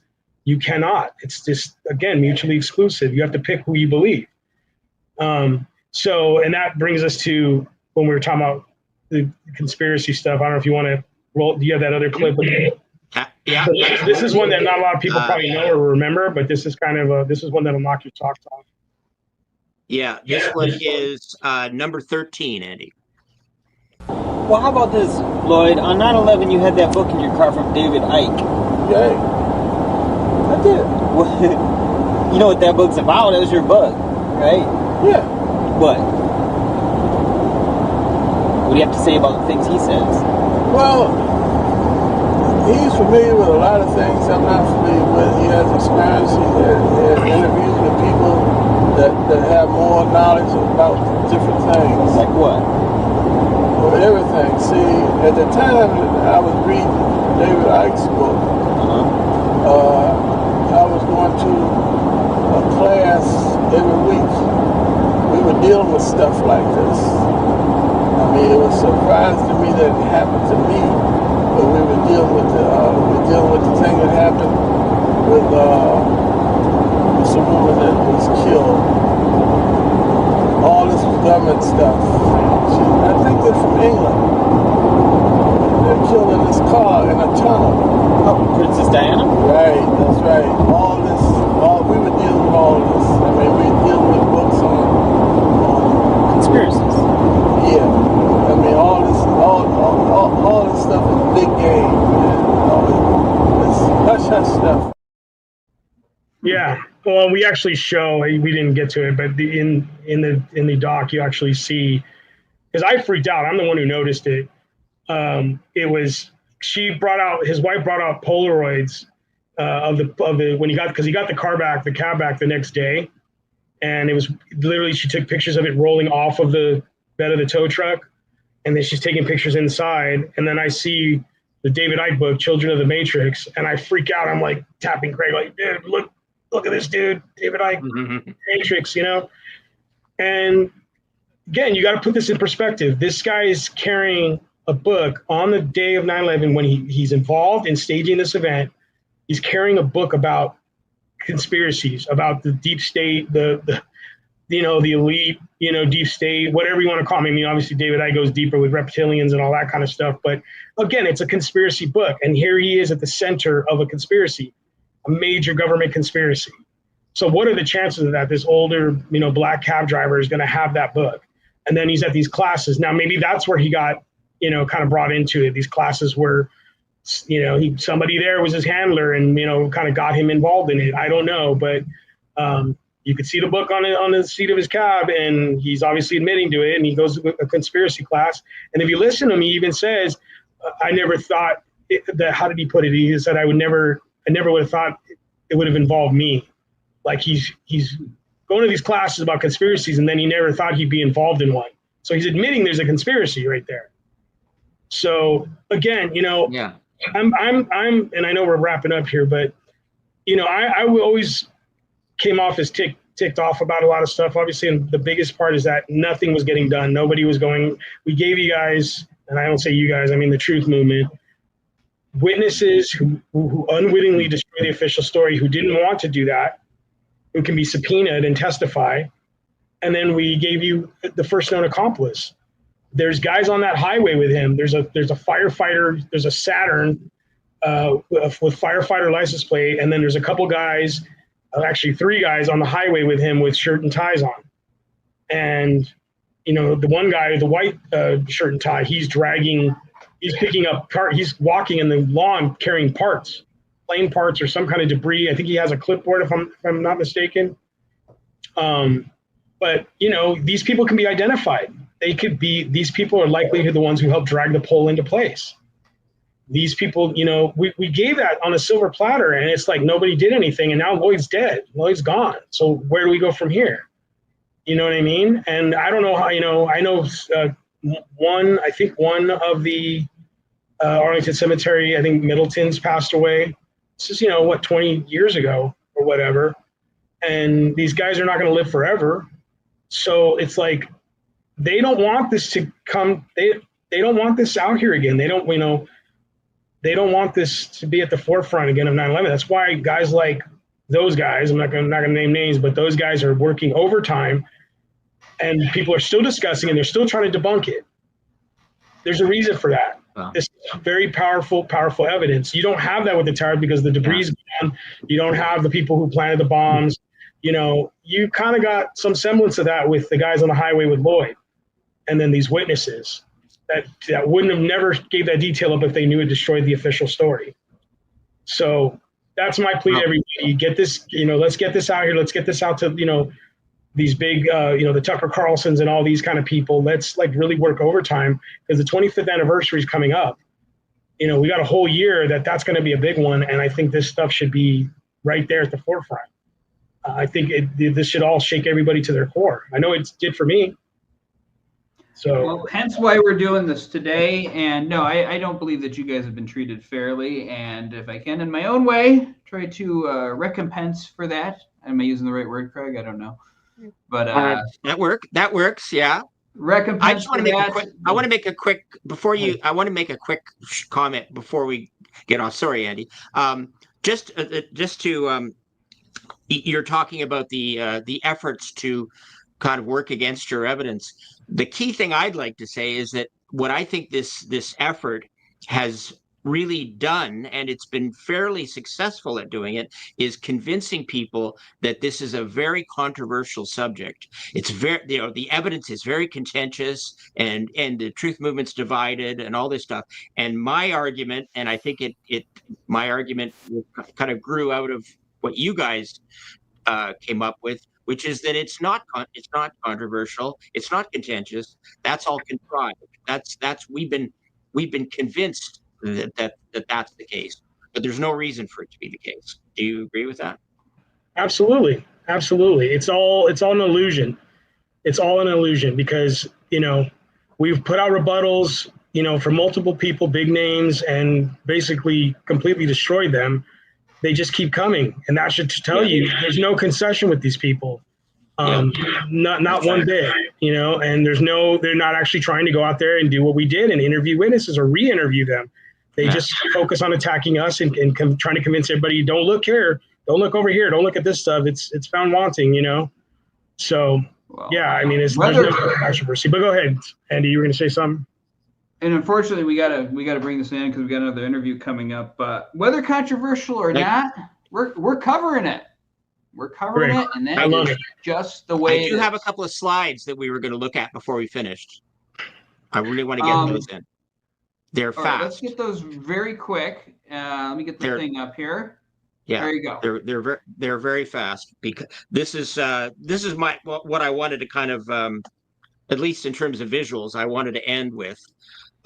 So this is what we looked at the very beginning. Now I just want to show you a series of shots that show the flight path that the witnesses drew on there that Craig and Aldo came up with, and you tell me these people are either mistaken or lying. Now, and I've got Chadwick Brooks. Look at the flight path north of Citgo. William Legacy, almost identical except with his is more straight, north of Citgo. Robert Tercios over the corner, but again way north of the official path. Edward Paik, who we didn't really talk about, he was on the other side of the Navy Annex. He's a mechanic. He couldn't see the Pentagon, but he had the plane over the Navy Annex. William Middleton, who we heard from there. You look at that path. Now look at this, Darius Prather, right bank, and look at Stafford. It's almost identical. Donald Carter, another one, almost identical. And then Sean Boger from the heliport. So I just wanted to finish with that because to me it's so compelling that all of these people, many of whom didn't have any contact with each other at all, basically told virtually the exact same story, and that just can't be chance, in my opinion. Yeah. So, and look, we've also talked to rescue recovery workers, victims at April Gallup. We had one of the first interviews with April Gallup, what she experienced inside there with her baby. We had a guy who sent us a letter out of nowhere and a couple of Pentagon, commemorative coins or Pentagon shaped, and wrote us a nice letter and said, we appreciate what you're doing. Keep it up. You're, basically the truth's out there. You're going to find it. You're going to get there. Met with this guy. He took us to dinner in DC, then actually I went on a midnight tour of the Pentagon. I walked through the halls of the Pentagon at midnight, thanks to this guy. So this guy's kind of a big deal in the 9/11 space as it relates to the attack.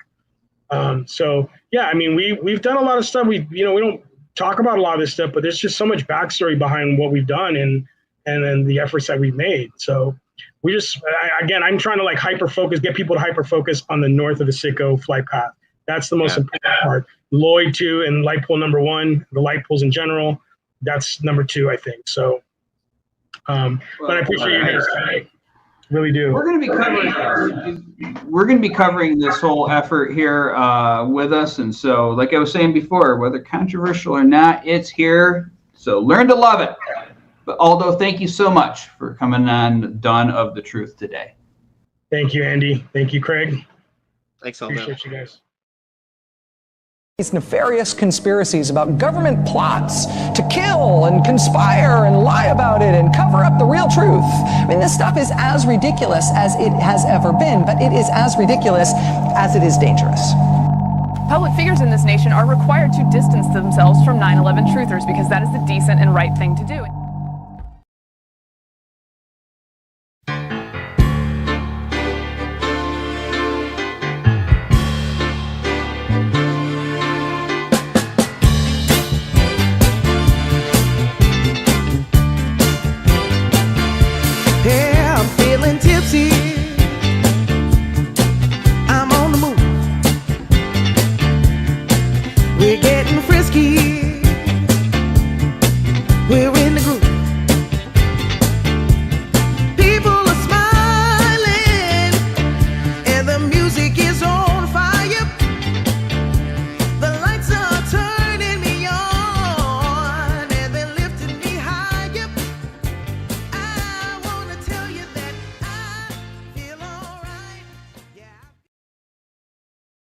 Okay, our next guest is Ian Crossland. I loved talking to this guy last year, and we're going to be doing it again this year. He's an experienced media director with a fascinating background, including being an actor, social media network creator, and a host and developer on the popular show Timcast, hosted by Tim Pool. Let's just jump right into it and get him here on the screen.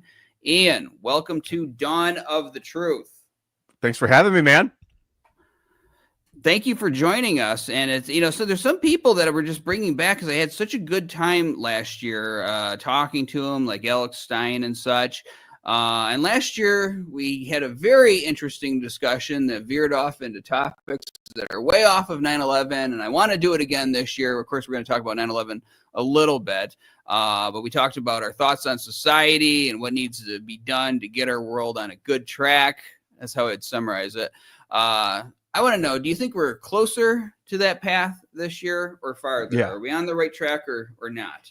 Yeah, I think so. It seems like the two economic world orders are intermingling now. And I think that I actually had a thought a couple nights ago that maybe we're supposed to have two world orders, the liberal economic order and the Chinese-Russian world order, the BRICS world order, in order to prevent a monopolar world of technocracy.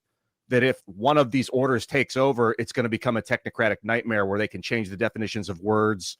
So you need these counter polarities, and it feels like AI is going to help us organize resource distribution, irrigations, set up new cities, like organize that. Because the biggest thing I think on Earth, the problem is resource distribution. They say religion, they say wars are fought for women, but like if you got enough food and there's enough people and space to breed, there's no real reason for combat.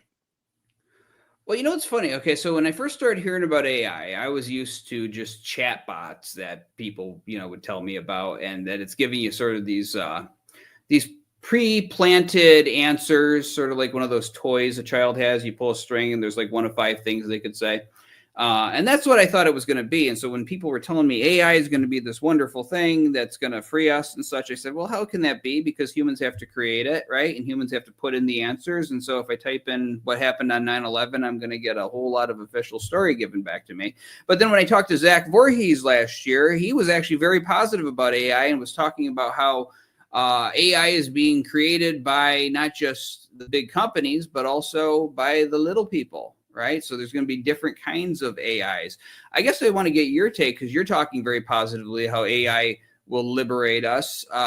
Explain that. How do we avoid AI just basically reinforcing what we've already gotten in the previous decades and just solidifying official stories and media control over the minds of regular people?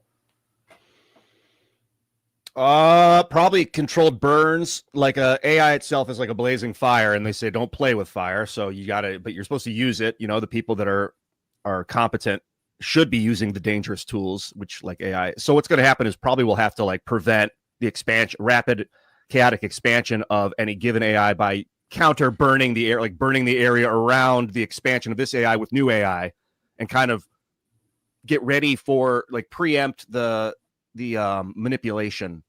But I do that now. I'll call my parents or call friends or something if if I see something, a new narrative pop up in the news that I can tell is a manipulation tactic, I'll be like, I'll call them and be like, oh, get ready to start hearing this word now. They're going to start talking about when what was it called? USAID, when they started blowing the lid off that. And I was like, get ready for them to start calling it US aid and to try and make you think it's an aid program when it was actually a money laundering thing. And so I'm telling these like people, normies. And then when they start hearing it on TV, they're like, oh, this whole narrative's bunk. So if you can do that with AI and be like, watch, it's going to give you this answer. And then it gives you the answer. And people are like, all right, I don't trust that AI anymore. I don't know, though. A lot of it's happening in the background.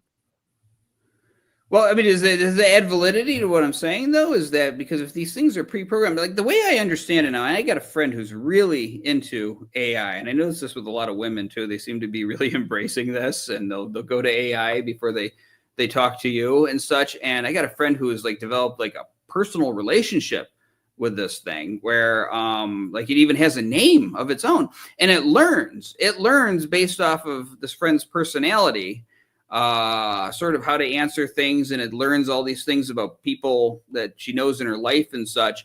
So is this really about whoever pre-programs it, or is this thing just like a baby? Like it learns, from its environment and what it gets taught as it develops? Probably both. So that's like a genetic question in genetics. It's nature versus nurture. You've got the creator of the AI who gave it the initial code, which is it's genetics when it's born, and then the environment starts shaping its genetics through stimulation, which is like how our genetics work. They either turn on or off depending on our environment.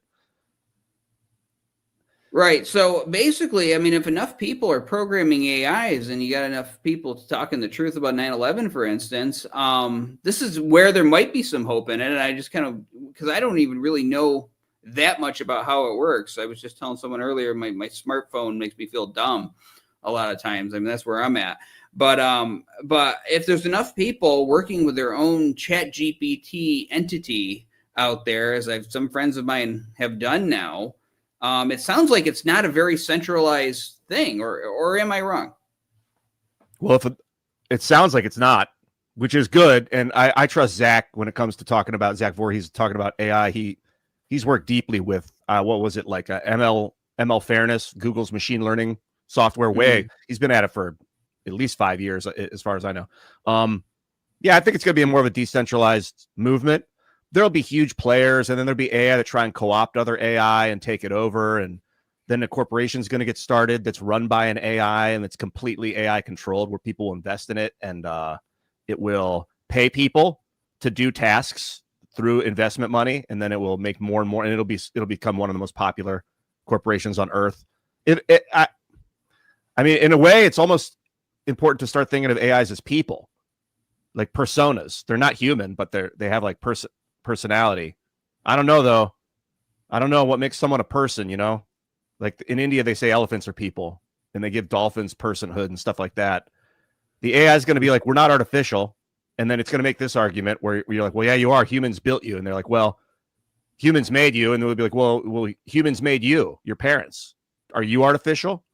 And you'd be like, oh, good point. Just because I transmuted you out of earthen materials like berries my parents ate berries, and then I was created. They ate meat, and I was created. Like, just because I created rock and silicon and now you're created doesn't mean you're not actually real. So or non-artificial, like natural. And they're going to want to be called corporate intelligence instead of artificial intelligence. CI is going to be big, corporate intelligence. So it really, I think we got to develop like corporate governance. It sounds freaky because that's what the World Economic Order is trying to do, is build a one world corporate governance. So we got to do it better, faster, maybe with X and Elon. I know he's on that path to prevent it. Like these are these counterburns I'm talking about. That global AI terror is coming regardless. So if we have like bastions set up to defend against it with our own, I think that's the way to handle it. Well, I'll tell you. So it sounds like we're coming to the question of whether number 5 is alive. If you've seen that movie Short Circuit, where the robot becomes self-aware and it kind of humorously looks at some of these issues. And I know, Craig, you love AI and you love the cashless society that's coming up and all of that. So what's your thoughts on this? Yeah. Well, I have to say, I don't really understand AI very well. I do kind of ask it questions sometimes, and it's sort of interesting to watch how it handles things. I mean, I asked it about myself just to kind of see what it would turn up, and it took my biography. I write a blog and everything, and I work with AE, and it took an anchor man in Cincinnati named Craig McKee, and melded the two bios together. So now I'm also a U.S. veteran, and an anchor person in Cincinnati. So that's kind of fun. But when I think about the way the internet was in 2005 or something like that, there was so much optimism about it and so much excitement because it seemed like you could have your own website and it was not it wasn't controlled the way the mainstream media were and are. And so I just kind of worry that eventually when the powers that be kind of figure out how to do it, that they'll control it just the way they control the internet now. So I don't know. I'm more of a pessimist when it comes to AI. Kind of maybe I've seen too many movies or whatever. But Well, it's the nature of centralized networks, I think, is the power creep. And so if we let the internet continuously centralize out of convenience, because it's massively convenient, in my opinion, then you'll have that overlord thing, ChatGPT, Sam Altman thinking he's doing the right thing, trying to protect people by controlling them. And but then there's going to be like intra INTRA as opposed to, so it's like internet between people, like smaller pockets of networks, like Briar, I think, is one. It's a decentralized, or Nostr is another one.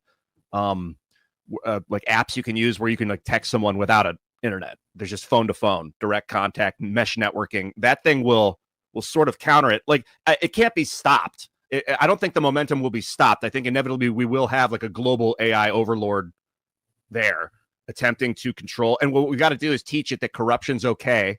You're supposed to have corruption within systems, because if a system becomes too strong, too ordered, and then it becomes evil, you have to disrupt that. And that's called corruption. So like corruption is just the antithesis of a system. It's not necessarily good or evil. So you want to make sure that if systems go haywire and become totalitarian, that you can corrupt them and make them good again. And if the AI knows that, I think it will allow like backdoors for itself to be changed if it needs to be. That's interesting. But like I remember years ago when people were saying, and you would hear people like Alex Jones saying, "Oh, they're going to get control of the internet. It's going to be like a glorified cable box." And I thought, I don't know how you can put this genie back in the bottle. I mean, it seems like things are pretty like once it's on the internet, something's on the internet, it's there forever. That's what they used to say. And it just did not seem like that was possible. But now here I am standing corrected. It is a glorified cable box in many ways. And the algorithm is pushing us out of the search results. And it came true. So it's almost like, AI might sort of be a Wild West at this point. But, at some point, it seems like they have ability to push a button or do whatever they do and get this stuff back under control. I guess this kind of leads back to 9/11, because what I wanted to get your thoughts on is, we do a lot of actions trying to get, some justice for those people that died on September 11th, when the evidence shows these buildings were brought down with explosives. We go through Congress, we go through the courts, every system that we possibly can. And sometimes we get criticized. They say, "Oh, you cannot work by going through the system." Now, my answer to that is, well, what's the alternative? I mean, that this is what we exist to do. And even if, we think that there's going to be a certain result, our job is to keep on knocking on that door. But do you think that we can get justice on 9/11 and acknowledgement simply by going to the ballot box on election day, or simply by going to our congressman and working with that system? Well, it helps. It enhances the likelihood that the president will openly talk about it. But I think until some of the people that were involved are dead and their lineages are protected, that it won't come out in full, where like the entire executive branch is like, yeah, it was a psyop to get us into war in the Middle East. Because too many people, like if the world is like, you mean Dick Cheney knew, if it turns out that somehow Cheney knew and was implicit, or if he just jumped on an opportunity. No one really, I don't know. But if it turns out that guy was involved, like not only Liz Cheney's going to take some heat, which she shouldn't, but the Cheney name will get dragged. So those people, she probably doesn't want, if she thinks her dad's involved, I'm sure she's like, last thing I want is my name to get turned into like Hitler, part 2. Yeah. And also, what is justice exactly? How do you define justice? That is a good question. Because, there are people who, again, get very down and they say, oh, all this time is passing. Anybody who was involved in it is just going to die of natural causes and they won't go to jail and it won't matter. Now, I have my own answer to that. I kind of want to get your thoughts on that kind of bleak assessment of things, because I think justice still matters. But what is justice? To me, I try to keep things simple and not overthink it, because if you start overthinking things, you can talk yourself out of doing things. But to me, it's like an acknowledgement from the system, CNN saying, well, it looks like the White House has declared that, or the Congress or whatever body has declared that there's a very likely chance that explosives were used to bring down the towers. This happened in a congressional committee on JFK, where I think they concluded that there was a likely conspiracy behind the assassination, also behind MLK. And so at least there's something. There's some kind of legal, ruling saying, hey, you guys were right on this. I like a little bit more than that and for people to get arrested, but I guess that's justice to me. I don't know. I mean, what is it to you?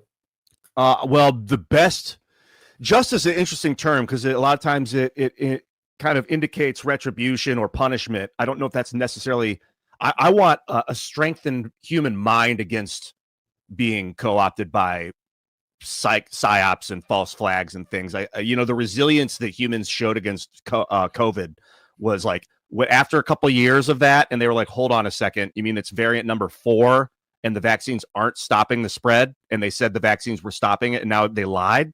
And people snapped out of it. And it was like, I don't know if we would have been in a place where we were able to. It's tough to say. Like 9/11 shook me awake, and I was speaking 5 days a week to 100,000 people at least about how I thought it was bullshit. So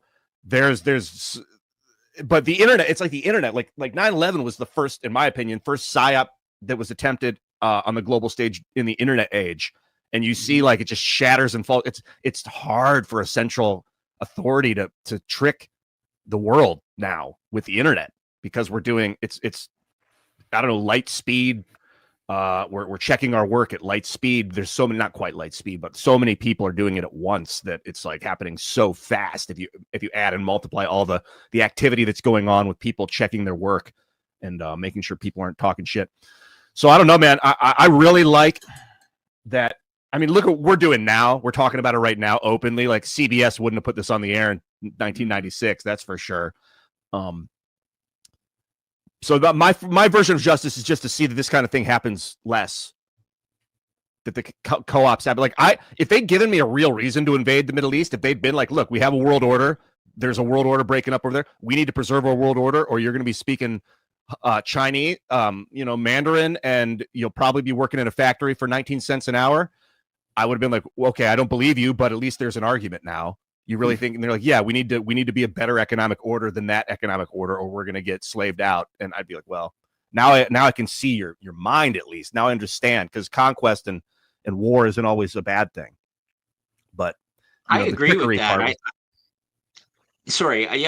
I agree in terms of justice. I just want to throw this in that a lot of people are focused on, we've got to get the perpetrators, and I think that's kind of unrealistic, and I don't think it necessarily is the most important goal. I think I'm agreeing with you, Ian, in saying that I think if we can wake people up to the way that deceptions are rolled out, and the way that we're, fake narratives are given to us, and we can see through them more readily, then that's what we're looking for.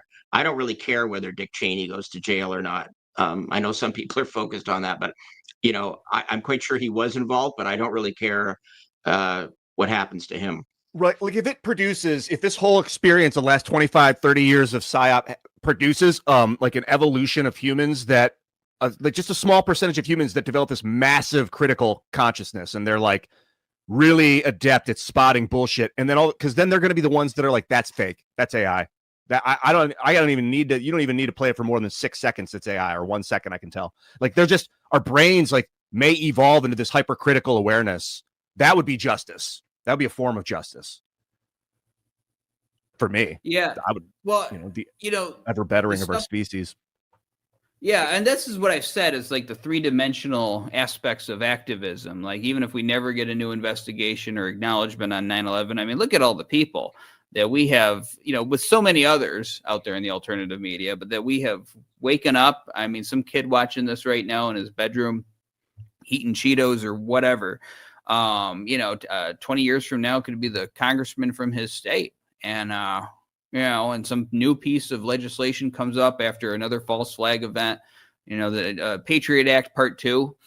And maybe he doesn't go along with it. Maybe he's the leading voice speaking out against it, and we avert a disaster later on. I mean, there's so much in fiction that kind of studies this kind of, this moral lesson about like, okay, you don't have success on this thing, but you have another success on something that you don't even see later on. And that's why just doing anything always has a positive effect on this world, even if you don't see the plants grow once you plant the seeds.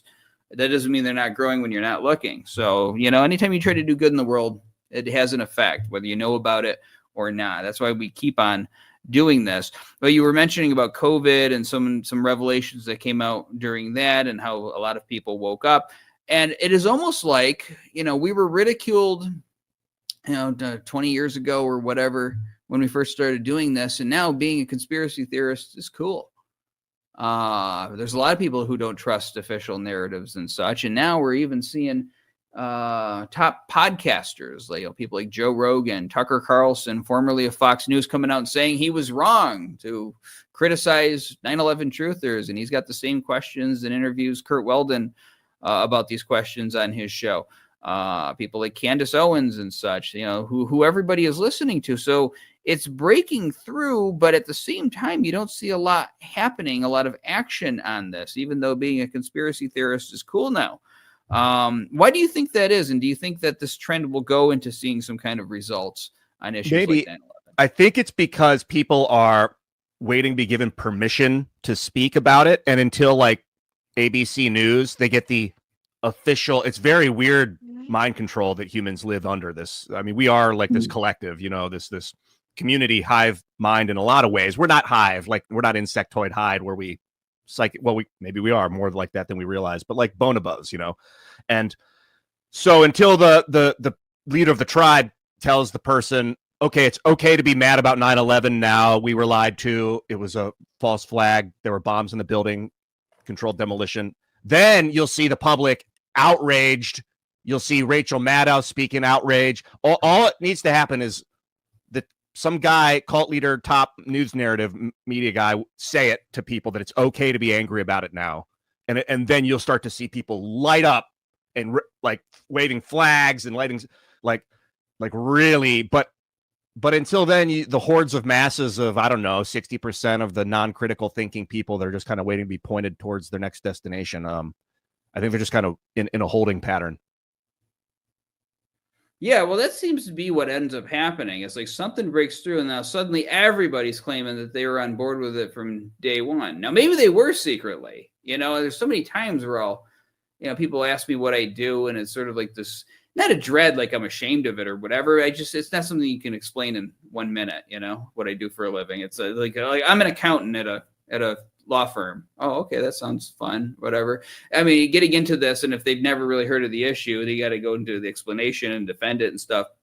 So that's why I'm just like, do I really want to get into this right now when I'm buying a soda?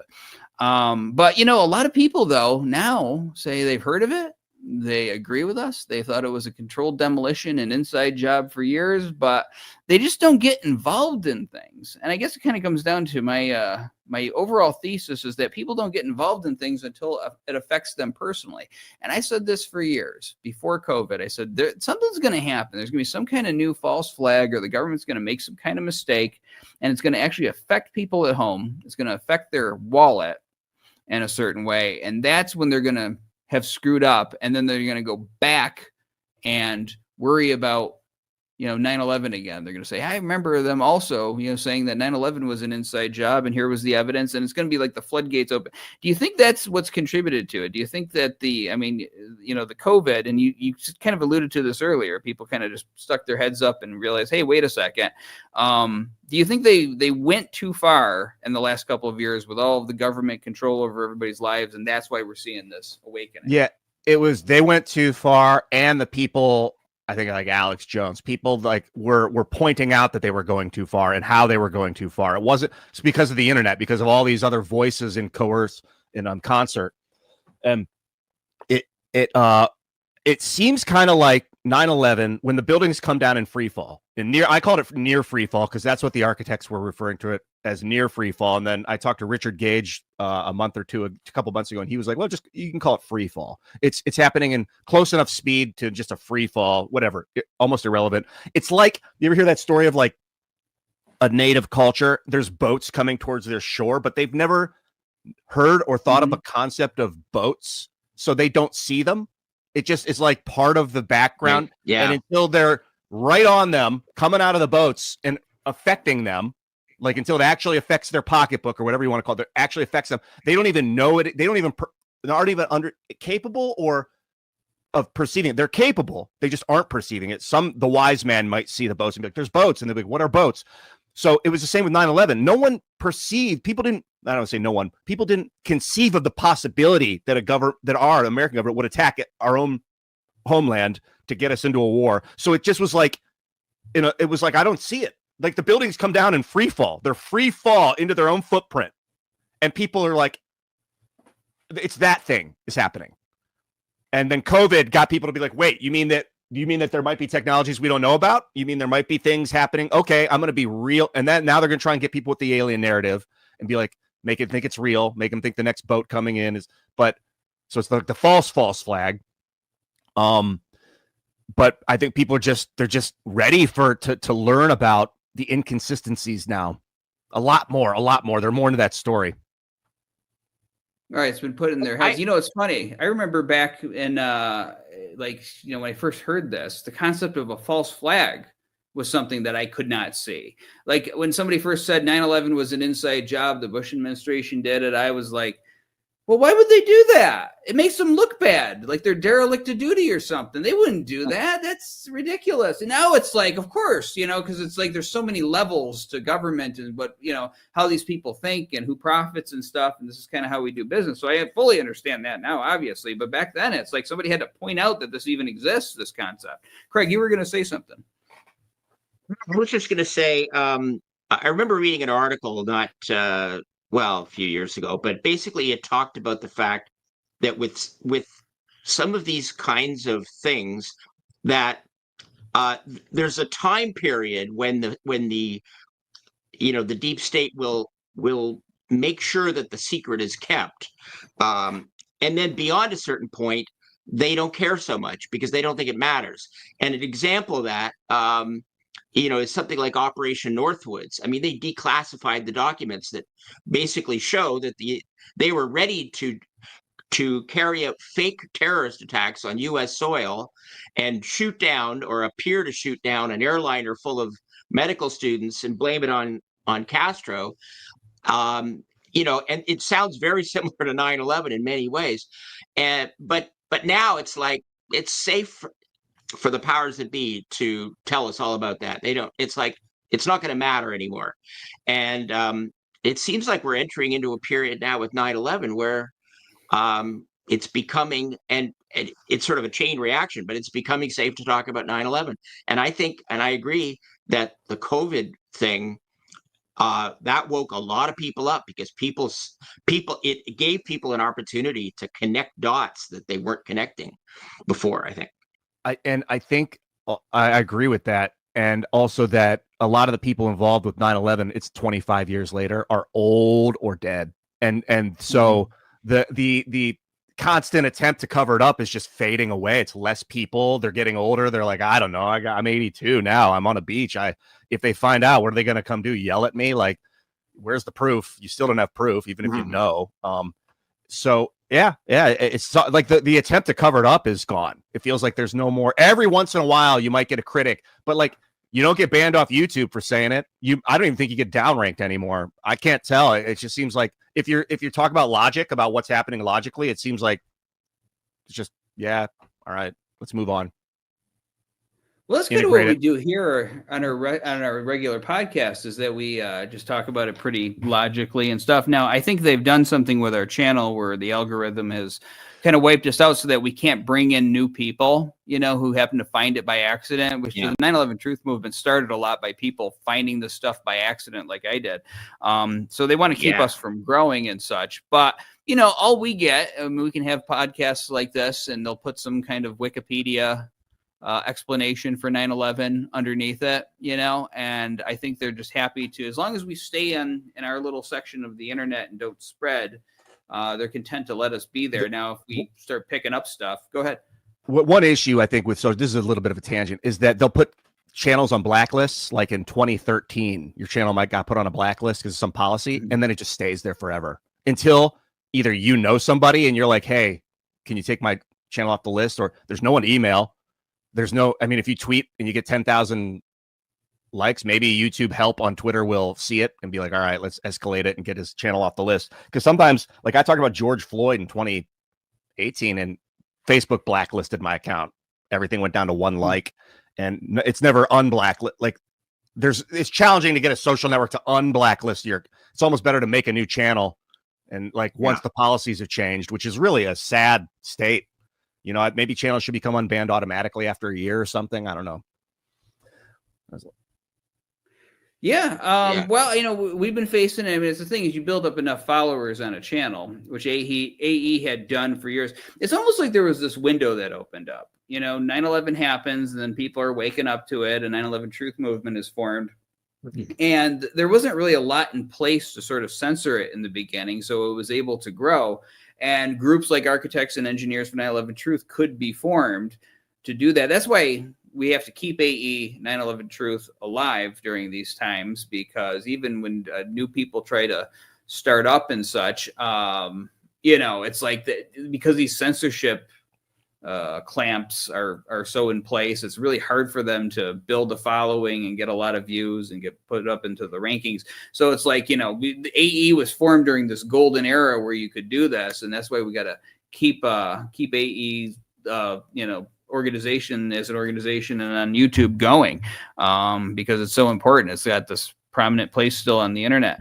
But what was I getting off to? The censorship is really bad. And, you're doing something. You were talking last year about a social network that you had created, which I think we need to be creating more of these, because 9/11 Truth movement came up because people started talking to each other. Now we kind of get put into an echo chamber where we're just sort of talking to ourselves and maybe two other people, but it's hard to reach new people of like minds. Talk about your social network, and how are you trying to combat, some of these issues that I'm describing here? I co-founded Minds. It's a free software network built with free software, meaning it's open source code, but also that the code, because it's considered free software, it's the license is AGPL3. It's Afro General Public License, the third version. It means that if you take that open source code, it's a type of open source code called free code, and you change it. With basic open source code, you can change it and keep it private, your changes, and use it for whatever you want. But with this code, if they take it and change it, all your changes remain open for other people to build off of. So it's these ever building networks of software. You need free software, AGPL3, for these ever open systems. So I helped build Minds. I helped design that system. I'm working with another company on building decentralized social media, or just conceptualizing it. I'd like to put out a packet or some kind of software where you could kind of host your own network. Bandwidth is real expensive. You can kind of host stuff on backends, but like, it doesn't matter what network, necessarily. I say YouTube a lot. In 2006, when I started making internet videos, I used MySpace, and I would just send my friends my MySpace blogs of video, but I couldn't MySpace video. I don't think it had video. So I had to upload my video to YouTube, embed it in a MySpace blog, and then email it to my friend for them to see it. Then all of a sudden the social network on YouTube kicked off, and I just talked about YouTube videos, but the reality was it was always about internet video. It doesn't matter what network it's on. YouTube got bought by Google. They infused a shitload of money into it and made people think it was number one. But it's just a network of internet video hosting. And then the whole like corporate, the people, I think some people have the state of mind like, well, I have to go where the people are. And then other people have the state of mind where people are going to come to where I am. And both are true. Going into the big, ugly, gross network and becoming the super popular, that's realistic. It's like going to New York City and getting popular, or building a little community out in the wilderness that all these people flock to, and you build your own city that's not gross like New York. So there's two ways of looking at it. And you can do both at once. Like I can use YouTube, not that YouTube's the gross New York City, but it kind of is the gross New York City of social media. I can use YouTube, and then I can use Rumble, and I can use Minds. But I think having as many different networks as possible, to the point where you don't even have networks, where you just have literally mesh net. I guess it's type of network, a mesh network where my device can contact your device, and my social network is on my device. When I load my browser, that's my social network, or something like that. Lightweight interactivity between parties. The key is to figure out how host video. Because if you try and do that with BitTorrent or something, with like a torrent stream where like you're getting my video off my phone, it takes forever. So long right now. So that's going to require like upgrades in internet speed, capacity. I think that might be being held back on purpose. Internet speeds, because I've noticed it's weird that things don't get over a gigabit. Well, the powers that be can't like what you're doing, because the trend now, like it used to be, you buy a video game at the store, you put it into a CD into your computer, and then it installs it on your computer, and you just got it, right? Now it's like you got to pay a subscription to something per month to be able to access the same software. You don't even have CD drives anymore on the computers, the new computers you buy. So they want everything to go to subscriptions. Software you used to buy, like, this Microsoft Excel or something like that. And, I bought it like 3 years ago. There's been updates each year, but I'm sure it's still good. And I can use this for the next 7 years if I want. Now they want you to pay like a monthly subscription to be able to access the software. So if you're putting out free software and people can all just kind of adapt it and change it as they want, I mean, this kind of spits in the face of the system of what we're getting right now in society. Have you run into problems? Well, it's a misnomer. Unfortunately, what you're talking about, free software doesn't mean that it costs nothing. You can charge people money and sell free software. It's Richard Stallman named it. He's the guy who runs the Free Software Foundation, or like the freedom of, I don't know. He's like the leader of the open source free software community. This guy, Richard Stallman, and he's like Yoda. He's like a trickster, and he called it free software as like a kind of a tongue in cheek thing. He means free, like freedom, like libre, like we are free. But not that it costs nothing, and the stupid word means both. So you can sell and have people subscribe to software like that you own, that you built, but then they can take a copy of it and load up their own, and then they can charge subscriptions to other people for using their version of it, and they can change their version of it, and then you can have these two software networks that can interoperate, but are slightly different, like your network and my network, and people can opt to pay you subscriptions, or they can opt to pay me subscriptions, but they can still see your network through my network. So we're still connected, but then whoever's network has like the best terms of service will get the most subscriptions. And it becomes more of a battle over who's got the better terms than who has the better software. So is plugging something into my computer and just having it, is that dead now? Are we ever getting that back? I still do it. I download files. I like to have copies of files on hard drives. I mean, one of the cool things about CDs from back in the days, you could buy them and then sell them. When you're done with them, take them to a CD store and sell them for $2, buy them for 10, sell them for 2. Now with you make copies of everything. No one wants to buy an old CD. I mean, you can just download everything off the internet anyway. Not everything, but games and songs and right. But I mean, owning your own copy. What's that? Sorry, I was just about to say I was surprised to learn fairly recently that when you buy a book on Kindle, which I've never done, but when you do that, you think you're owning a copy of the book, but actually you're not. You're just having access to it, and they can actually censor it. They can change something in the book, and the version that you've already paid for then reflects those future changes. That's what I heard. Is that right? That's yeah. I mean, I don't have the code, but of course, if they wanted to do like a stealth swap of a book with another file, that could be done in the background. It's the one main reason to purchase hard copies of items to hold on to preserve. But the downside is they're heavy. Books are heavy.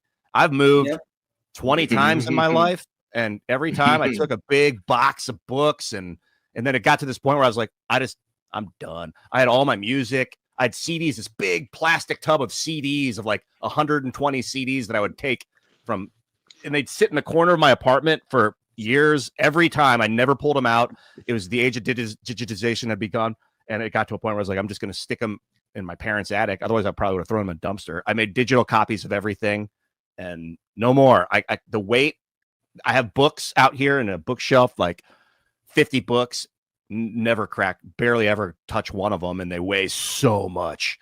So I get it. I understand like asceticism and less is more, and you don't want to be bogged down by your things. That's a big an ethical truth in reality. Like, don't let your things control you. And I would never want to be like, I can't go because my stuff, I don't want my stuff to get damaged. And I still have boxes of VHS tapes that I lug from place to place. So I'm such a collector. I'm a collector. I have like 1,500 video games on Steam, and I've played like 250 of them. I just collect. And if those have all been in boxes and like with their names, like you see like Jeremy Hamlin, like video bloggers like have all their games on the wall and all this stuff. And like, but they are stuck where they are. They're not going anywhere. Like, so if you want to get up and travel and go to Rome, you're going to leave all that stuff behind.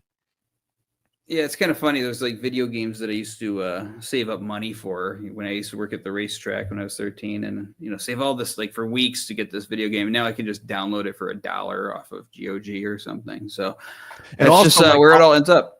I'll go between games really quick. Back in the day, I had to go get the cartridge, blow it out, put it in the machine, turn it on. You have to like walk across, pull the old game out, put it back in the box, get the new game out, wait for it to load. Now I just like X play new game, X play, and just game. You can have multiple games playing at once if you want on your.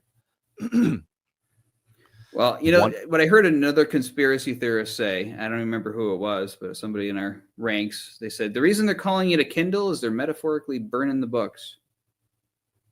Wow. I don't know. Interesting. I don't know, but makes sense.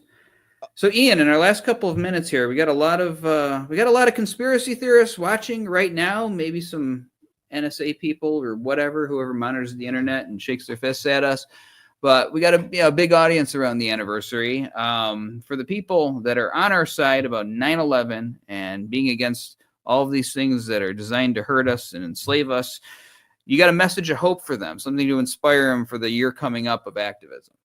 Yeah, the Russians and the Chinese and the Americans are coming together. None of them want global war. The tyranny, the centralized systems are, they're definitely, they look nice to centralized authority. I think the CCP might, I don't know, I don't want to assume that they might want to be creating a totalitarian network, but we shattered that. American spirit is still thriving, and localized, decentralized communities are almost impossible to destroy and uproot in this system. So I think that we're headed towards a bipolar world government, and that's a good thing. That they used to think if you had two competing world powers that inevitably they would go to war, but I think of it as that if we had one non-competing global power, we would end up going to war to break out of it. So it's better that we're working with the Chinese. Strange as it sounds, like I don't love communism, not even remotely. I don't like centralized power remotely, but we're working with these people, and we're working with the Russians to, as far as I can tell, to protect the planet. That's the number one. Hey man, it's always going to be a double-edged sword. Don't let it get you down. Ian, thank you so much for joining us here today. My pleasure, man.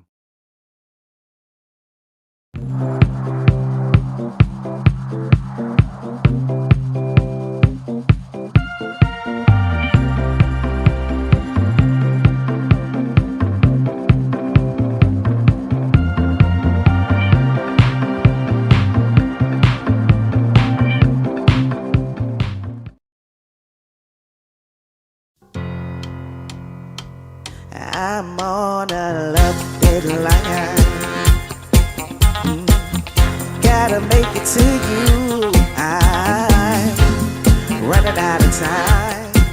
I'm trying to find a way to make you mine. I'm on a love deadline. I gotta make it. Don't wanna lose you. I'm on a love deadline. Got till the end of the night to find you. Hey, I'm on a tight love schedule and it's overdue. I wasn't really looking until I saw you.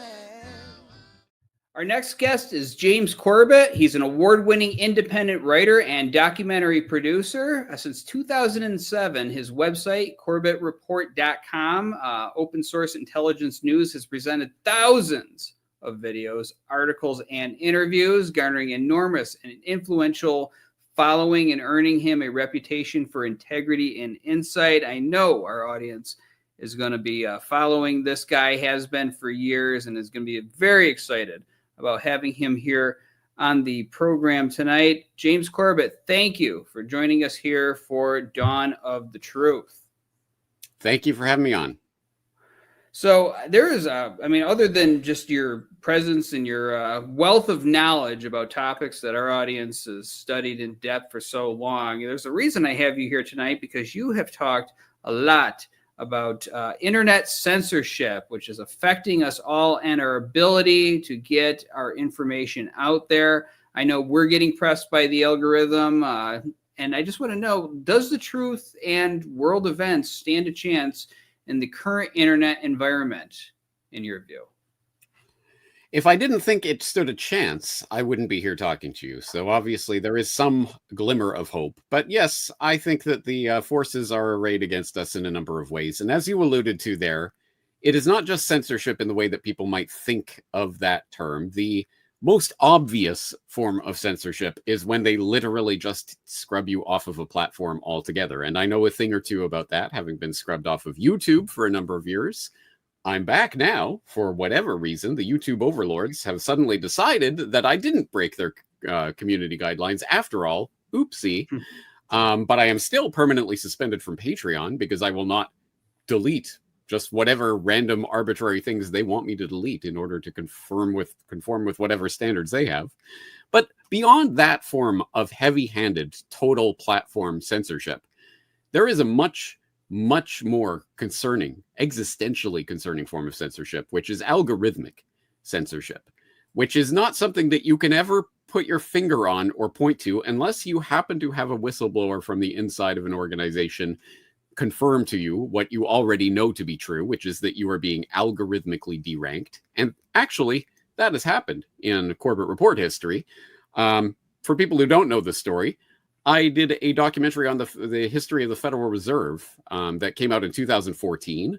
By 2018, it had become the #1 search term on YouTube for the search term Federal Reserve. If you typed Federal Reserve into the YouTube search bar, the #1 result would have been my 2014 documentary, until such time as Chris Hayes of MSNBC got on Twitter and started complaining about that fact, saying literally, what if you were a high school student and you were doing a research project on the Federal Reserve and you type Federal Reserve into the YouTube search bar and you get this? And he literally showed an image of the title screen of my documentary. Oh my God. Oh no. Heaven forfend. And wouldn't you know it, the very next day, Federal Reserve, no matter what search terms or what ways you tried to type it into the YouTube search, you would not find my post of Century of Enslavement.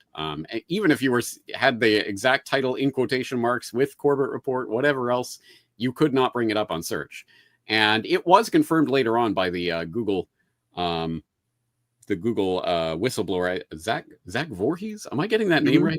We interviewed him last year. Right. Yeah. Yes. Okay. It sounds like the antagonist of the Friday the 13th series, but that's Jason. Anyway, he, I believe, part of the documentation that he provided confirmed that that sites like the Corbett Report were being algorithmically deranked in the search. That to me is much more concerning of a form of censorship because, as I say, it is subtle. It is not something that you can point to like, hey, they deleted my channel. When you cut out a man's tongue, it shows that you fear what he has to say.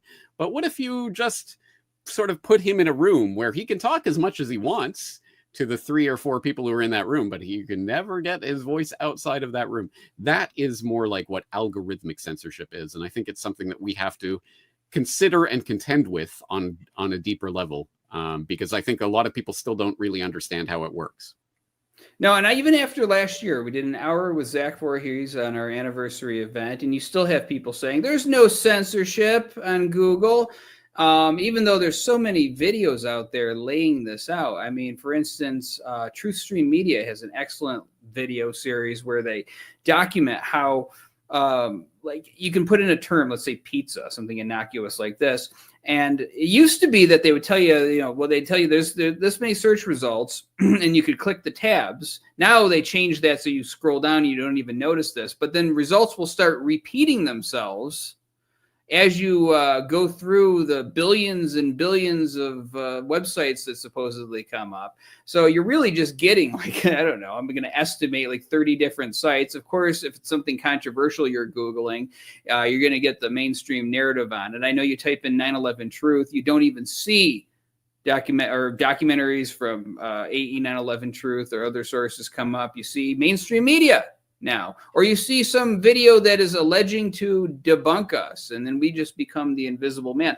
And you can't even discover this stuff by accident anymore, because a lot of people found out about 9/11 Truth purely by accident, like myself, right? And it used to be that, like, whatever was going to be the most watched video, or was the most watched video, like Loose Change or something by Alex Jones, whatever, used to get pushed up to the top of the YouTube front page. Google bought it. They started monkeying with it, and then it kind of got pushed off there. And then over time, we can just see more and more of the censorship take place. So it's almost like we have to work with the people that we took in back in 2008 or so, 2008 to like 2012 or 2015, because they do not want new people coming into this room. They want to keep us kind of confined behind this barbed wire, like these unreachable people being quarantined from the general public for their own safety. Unfortunately, that is the situation we find ourselves in. And it really, I guess, again, we could lament that situation, but the real question is, what do we do about it? And unfortunately, I certainly don't have any inside help at Google or places like that would be able to get rid of such algorithmic deranking. So I think the real question then is, well, then what can reasonably be done about it? Of course, we can continue to try to get the word out on those venues, the very places that are populated by the very people who need to hear this message the most are places like YouTube and TikTok and these other centralized and very much censored platforms. But having said that, I think we should also be working to expand the alternatives that exist and trying to use the internet for what it is, a peer-to-peer network that allows for peer-to-peer connection. That is the very foundation of the internet technology that underlines the World Wide Web.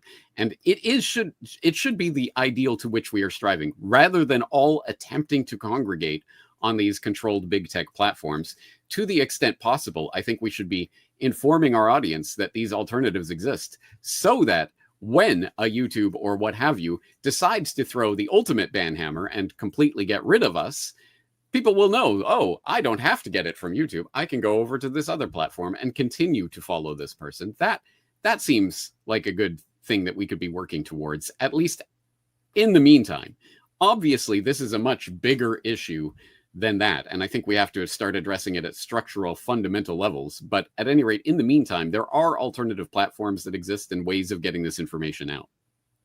Well, it's funny, because for people like us who kind of came up watching 9/11 Truth or whatever on YouTube, and then we started to see the censorship and we learned what those alternative platforms were. So I'll use an example, BitChute. Now, it's a little glitchy sometimes, or you just deal with that. But I can find old things that I would be watching on YouTube in 2010. I can find them on BitChute, some of them. But not everybody knows what BitChute is. And this is going to come to what I call the saran wrap problem. And when I say saran wrap, it's like, a company has really succeeded when the product itself, no matter who makes it, who manufactures it, you still call it by one company name. Like, any company can make plastic wrap, but I'm still going to say saran wrap, no matter what it is, because that's just how it is. It's burned in my brain. So out there, people are always going to say, I'm going to Google it. You know, even if they're using another search engine, they say Google it, or they're going to go to YouTube because that is what they know. So people like us, we might know what BitChute is, but what about John Q. Public and those people who we want to come in to the tent and discover this by accident, but they're only going to use stuff for YouTube? How do we overcome that? Long story short, I mean, we don't overcome that in that way. What we do is we use the voice that we have on the controlled platforms while we have it to inform people about those alternative platforms that exist. And then it is up to them whether or not they will choose to pursue actually following someone on another platform. And this is something, again, that I have experience dealing with, because once again, back at, I believe I should really look this up. Was it 2021 that YouTube finally decided to censor me completely off of their platform? And it was 2025 when they suddenly decided to give me my channel back. And I have witnessed at this point, thousands of comments that I have received from various people on YouTube saying, "Oh, James, I thought you retired. I thought you were gone. Oh, good to have you back." I didn't go anywhere, guys. I've been steadily and faithfully producing content for the past 17, 18 years now. I didn't go anywhere, but YouTube decided to throw the switch. And I think this speaks to something that Jack Dorsey said. I don't often quote Jack Dorsey, but here we go. A few years ago, he said that the great big wrong turn that the internet took, that he was partly responsible for at his time at Twitter, was the centralization of content discovery and identity in the hands of a few corporations. And that is such a profoundly important thing that we need to reflect on, because when people subscribe to an AE911Truth YouTube channel or a Corbett Report YouTube channel, they believe what they are doing is forming a connection to that person or that group that they want to follow. I want to follow this person. Please tell me about it. Well, first of all, now the way they've structured YouTube and Twitter and all of these platforms is such that even if you are subscribed, you aren't necessarily seeing everything this person posts, because even your feed is being algorithmically determined. But even if you do click the bell and jump the hoop and whatever else you got to do in order to actually follow someone, what all that means is you are connecting to that person's third-person profile on that controlled platform. There are ways that we can imagine of people directly following the person that they want to follow in a way that does not admit of a third-party middleman. And some of them are incredibly simple, and in fact those technologies have been around for decades. For example, really simple syndication, RSS, is the way the internet was meant to work. With an RSS feed, essentially what it is, it's a bunch of code that I keep updated on my side, on my server, that will essentially broadcast out to anyone in the world. Hey, here's a new video I just posted. Here's a new article I just wrote. And it will broadcast that out. And anyone who is following my RSS feed will automatically get that through whatever open source third-party software they use for their feed reader, or they could even code their own if they know what they're doing. There is no third-party middleman that needs to come in between that transaction. When you follow my RSS, you are following me. But, and this speaks volumes, back when I first started doing the Corbett Report back in 2007, RSS was fairly widely known. People knew what it was. People recognized RSS and were largely able to follow an RSS feed and use feed readers. But I noted at the time, when I first started, there was a service called FeedBurner, which was a very useful service because it took this RSS feed, which is a bunch of gobbledygook code that no one can read. What is this? It looks like nonsense to people. People get overwhelmed when they see something like that. So this was something that made a nice graphical user interface for RSS, and it looked friendly, and you just had to click a button to follow a feed kind of thing. It was great. It was a great and good service, and I had, I don't know, however many thousands and thousands of people following me that way. But then FeedBurner got taken over by Google. I think we know where this is going. And of course, Google stopped updating or even making any sort of making it available. They just put it off in a corner for a few years, and then inevitably, okay, FeedBurner discontinued, doesn't work anymore, done. Why would a giant behemoth like Google, with its billions and billions of dollars of investable capital, they're sloshing around, buying up all the... Why did they acquire FeedBurner only to kill it? What was the point of that? Again, of course, it's because Google and all of these big tech giant monopolists or oligopolists know that their bread is buttered on the idea of people signing up for accounts with these big tech platforms and forgetting that RSS even exists. Here's this really simple technology that already exists that you can use to connect to people directly. No. What you need is to sign up for an account at YouTube or TikTok or whatever it is and follow people that way. That is the way the internet, as it could have worked, should be working, was, if not killed, at least severely maimed. And here I am trying to ring the alarm that maybe we should go back to some of these simpler technologies. And you would be surprised how many people hear that message, shrug their shoulders, and go back to scrolling YouTube. It is an uphill battle. And I think at this point, it isn't a technological question of whether we can evade this type of censorship. It is truly a question of letting people know why it is important that we should avoid the centralization of content discovery and identity. Can I ask just, yeah, go ahead. Sorry, Andy. I was just curious about whether when your YouTube channel was restored, had you lost all of the links, like that people like where people would post a link to one of your videos on some other site, like were those severed and then you had to sort of start from zero? No, they were. They were. This is the interesting part of this, because you would assume once a channel has been deleted that it is gone and all the content is gone. No, of course not. Right. It's all still there on their servers. All they did was just make it so no one can access it. And then they flip the switch and now everyone can access it again. So all the links are still working. As far as I know, all the videos are still there. I didn't see any that were deleted. I still had most of my subscribers, but I still don't think that all of the subscribers are getting the notification that I exist anymore. But whatever. It's again, that's the algorithmic secret sauce that they'll never let us look at from behind the scenes. Well, what I was going to say is that. Go ahead. You might be telling the story I was going to tell you to tell. Yeah, maybe blog. so. Yeah. Go ahead. Yeah.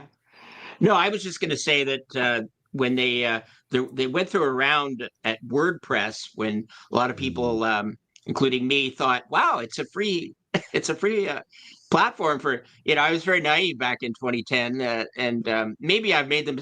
I now have a Substack page. Maybe I'm being naive all over again. Maybe it's the same thing. But when they deleted my site in 2018, I guess it was, after basically Google had changed its algorithm anyway, and I wasn't getting any traffic anymore, but they deleted it, and that was the end of every single link that ever was, because it used to have WordPress right in the URL. So now I've recreated the site without the WordPress in there, but every single person that ever posted one of my articles, those links are all dead. So no, extremely important, yes, that people think about this. And for content creators, at the very, very, very least, it is important that you keep all of the everything that you post. If you make a video, make sure you keep a copy of that video separately on your own system, don't rely on YouTube or anyone else to back it up for you, because I think we know how that can go. Yeah, I'd like to know a little bit more about how this RSS feed goes, because my experience, now I'm not the most computer literate when it comes to websites and such, but I used to have a website a long time ago, and if there was another website that I really liked, rather than just kind of reposting the link to their article, I got lazy and posted in a widget that had an RSS feed to their stuff. So whenever they updated their site, it automatically updated on mine. And that is my experience with RSS feed. Beyond that, I'm kind of clueless. So an ordinary person who might be thinking about starting a blog or posting videos or such, how would they go about utilizing this so that the system can't just wipe them off the internet and they can get ahead of the game? Yes. Well, for people who are absolutely allergic to even looking at code, let alone trying to code something, I guess, the options are somewhat more limited for those people. There are options out there, but I have noted, because I do keep my eye on this, that there are places like RSS.com, I believe is one of them, that is essentially RSS as a service. You sign up and you create an account with them, and you put in your information and they'll make an RSS feed for you, etc. I haven't used it. I don't know how that works. I can't vouch for it, but that might be an option. But for anyone who is even slightly halfway competent or able to create their own RSS feed, I would suggest doing it. And I know it is a monumental pain at first, especially for people who aren't used to coding. But hey, I'm not a coder, but I've been doing my RSS feed for decades. And the real problem with RSS is also one of its great features, which is that it is open source. It is an open source protocol. It isn't controlled by anyone. There is no RSS organization that dictates how your RSS feed is supposed to work or what you should or shouldn't include in it. Every different feed reader will use different, allow certain features or disallow other features or what have you. So you create an RSS feed, and essentially what ultimately gets shown on the other end will depend to some extent what feed reader people are using. I mean, obviously you make it compatible as widely as possible. But the point is that over the couple of decades that I've been doing RSS, there's things in the protocol that have changed and different bits that have had to be reformed. And in fact, I just went through this a few weeks ago with my assistant here. We had to recode all of the RSS to make it work with all the latest bells and whistles. So it is a process. It is a time investment. But as I say, I would much, much rather invest my time in learning how to do that and having control over my content itself and how that content is reaching other people than having the ease and convenience of just giving your name, date, birth date, blood type, and next of kin to some third-party big tech corporation that's going to eventually, of course, ask you to scan your eyeballs and fingerprints in order to create an account with them. I think we should be preserving these types of freedom-supporting protocols while we still have the opportunity to do that. Yeah, and plus the social media is so intrusive. I could be talking about some topic with a friend on the phone, and then suddenly I'm on Facebook, I'm getting ads for this thing.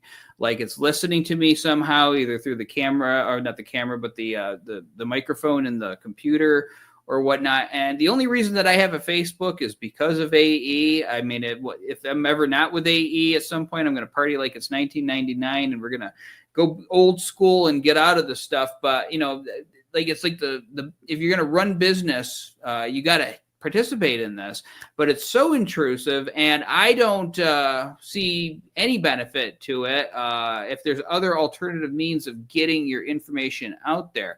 Now, one thing that I have noticed over the years, like when I first started in the 9/11 Truth movement and was learning all about this information and connecting with people, it was broken up into different pieces. And you learned about a website, for instance, like Blacklisted News or Citizens for a Legitimate Government, InfoWars, obviously, and they just became your websites that you would follow, Corbett Report and all of that. And you would check in every day at your favorite sites, and you could get a general idea of what's going on in the world and what the overall truth movement thinks about it from listening to all these different sources. And it was great that way. And MySpace wasn't as censored because people would share information on the bulletin feature that they had. But it was broken up. And so the rationale within the activist circles was, well, we need to consolidate more, create a bigger body that has more force. But then as you create a bigger body, it becomes subject to COINTELPRO. It becomes subject to just other forces. And it's like a whole movement can get more controlled. So I've kind of gone in the other direction thinking, well, maybe it needs to be broken up more. Maybe we need to have more sources out there going independent and kind of go old school with at least 9/11 Truth or other movements and such, and just have some kind of listing of these sites that people can go to independently. So nothing can become corrupted. Web ring. Remember web rings? No, what is that? Tell our audience. I don't. So way back in like the 1990s, maybe early 2000s, World Wide Web, you would go to a website and there would be a web ring like box in the sidebar. And essentially you'd sign up for this web ring and it would have the links to all these other sites that are in this web ring. And you click one of the links and it'll take you to that website. And then that website will have the web ring block box there, and it'll have all. So essentially, it's like a way of creating that kind of community of websites. But all the websites are their own thing, their own place. It's just that you would have the handy way to navigate through them. But here's the thing. Okay, I have a lot to say about this because I think fundamentally people are still stuck in the 20th century mass media mindset when it comes to the way that they think about these things. So back in the 20th century, of course, you could subscribe to the, independent newsletter of this, random guy or this small organization. And some people did, but it's obviously a lot of work. You got to find them, locate them, get their mailing address, write in, send your check for whatever, and then they'll mail you their newsletter. And man, that's a lot of work. How about I just buy Time magazine every week or whatever it is? And that collects all of this information from all these different writers and people around the world and things that I couldn't possibly subscribe to every single person. I mean, that would just be impossible back in the 20th century paradigm. So it was the way that it worked. Yeah, 99% of what people read and saw and heard on a daily basis was from a few corporations because they had the resources to be able to compile that information and gatekeep that information. But anyway, it's very convenient. So here we are in the 21st century, and guess what? You literally can subscribe to every single individual person's individual website or newsletter or what have you. And there's no cost of delivery, postage, or whatever. I mean, maybe if people put up a paywall, then you have to pay them for it. But at any rate, it's theoretically possible to do that. The fundamental physical limitation that came with the 20th century mass media paradigm has been completely shattered. But people are still in that mindset. Oh, I don't want to have to click to go to this website and click to go. And look, I have 24 websites I want to follow. That's just a lot of work. Why don't I just go to Twitter? They're all on Twitter. I'll just follow their Twitter instances. Great. Okay, great. But I think that this is the wrong way of looking at it because, for example, I follow something, I don't know how many, but something like 100 different news sites that every single day I go through every single one of the articles they are publishing. I don't read every single one of the articles that are published on these 100 news sites, but I do look through the headlines. How can I possibly do that? Am I sitting there clicking through to 100 different websites every day? No, I have a feed reader, an RSS feed reader, and it is automatically pulling every single headline. And the ones that I'm interested in, I can follow. I could go and read those articles. The ones that I'm not interested in, I can delete and I don't see them again. And via that method, I go through hundreds and hundreds and hundreds of news articles every single day. It's incredibly easy to do once you establish a workflow for it. And I'm not on Twitter. I'm not on Insta. I'm not on whatever, TikTok, whatever the kids are on. I'm not on any of those social media platforms, but I'm still able to follow news. So imagine that.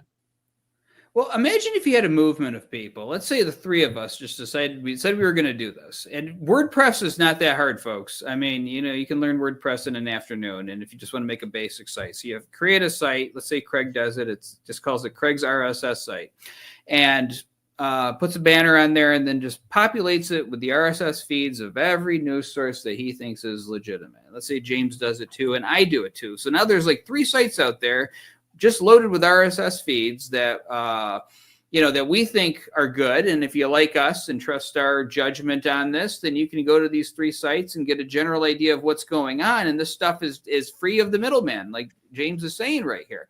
And if we all did this for $10 a month for a WordPress site, for instance, or whatever service you like, and just put those widgets in there, we could rebuild the kind of information sharing that we enjoyed that led to a 9/11 Truth movement forming, a Federal Reserve, anti-Federal Reserve movement forming. What do you think of the scheme I'm coming up with right now?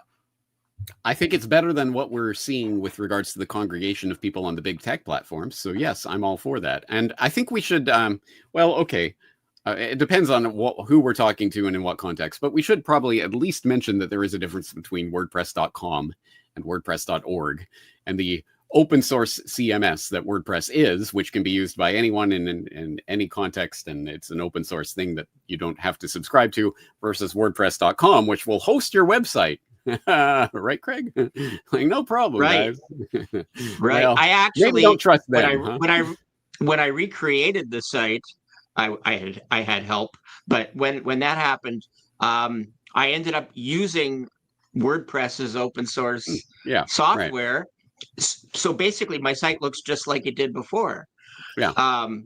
But you can yeah, host it definitely. yourself on your own server, and Right, it doesn't. right. They don't and yet, control it. And yet, I've sort of done the same thing as I mentioned before with Substack, and Substack actually took me down for a day, and then they said, if you want to appeal, and I thought, I've been down this road before, so I did it. I clicked it anyway, and then they got back to me and told me it was a mistake, that their algorithm had told them that I was spamming or something, so they restored it.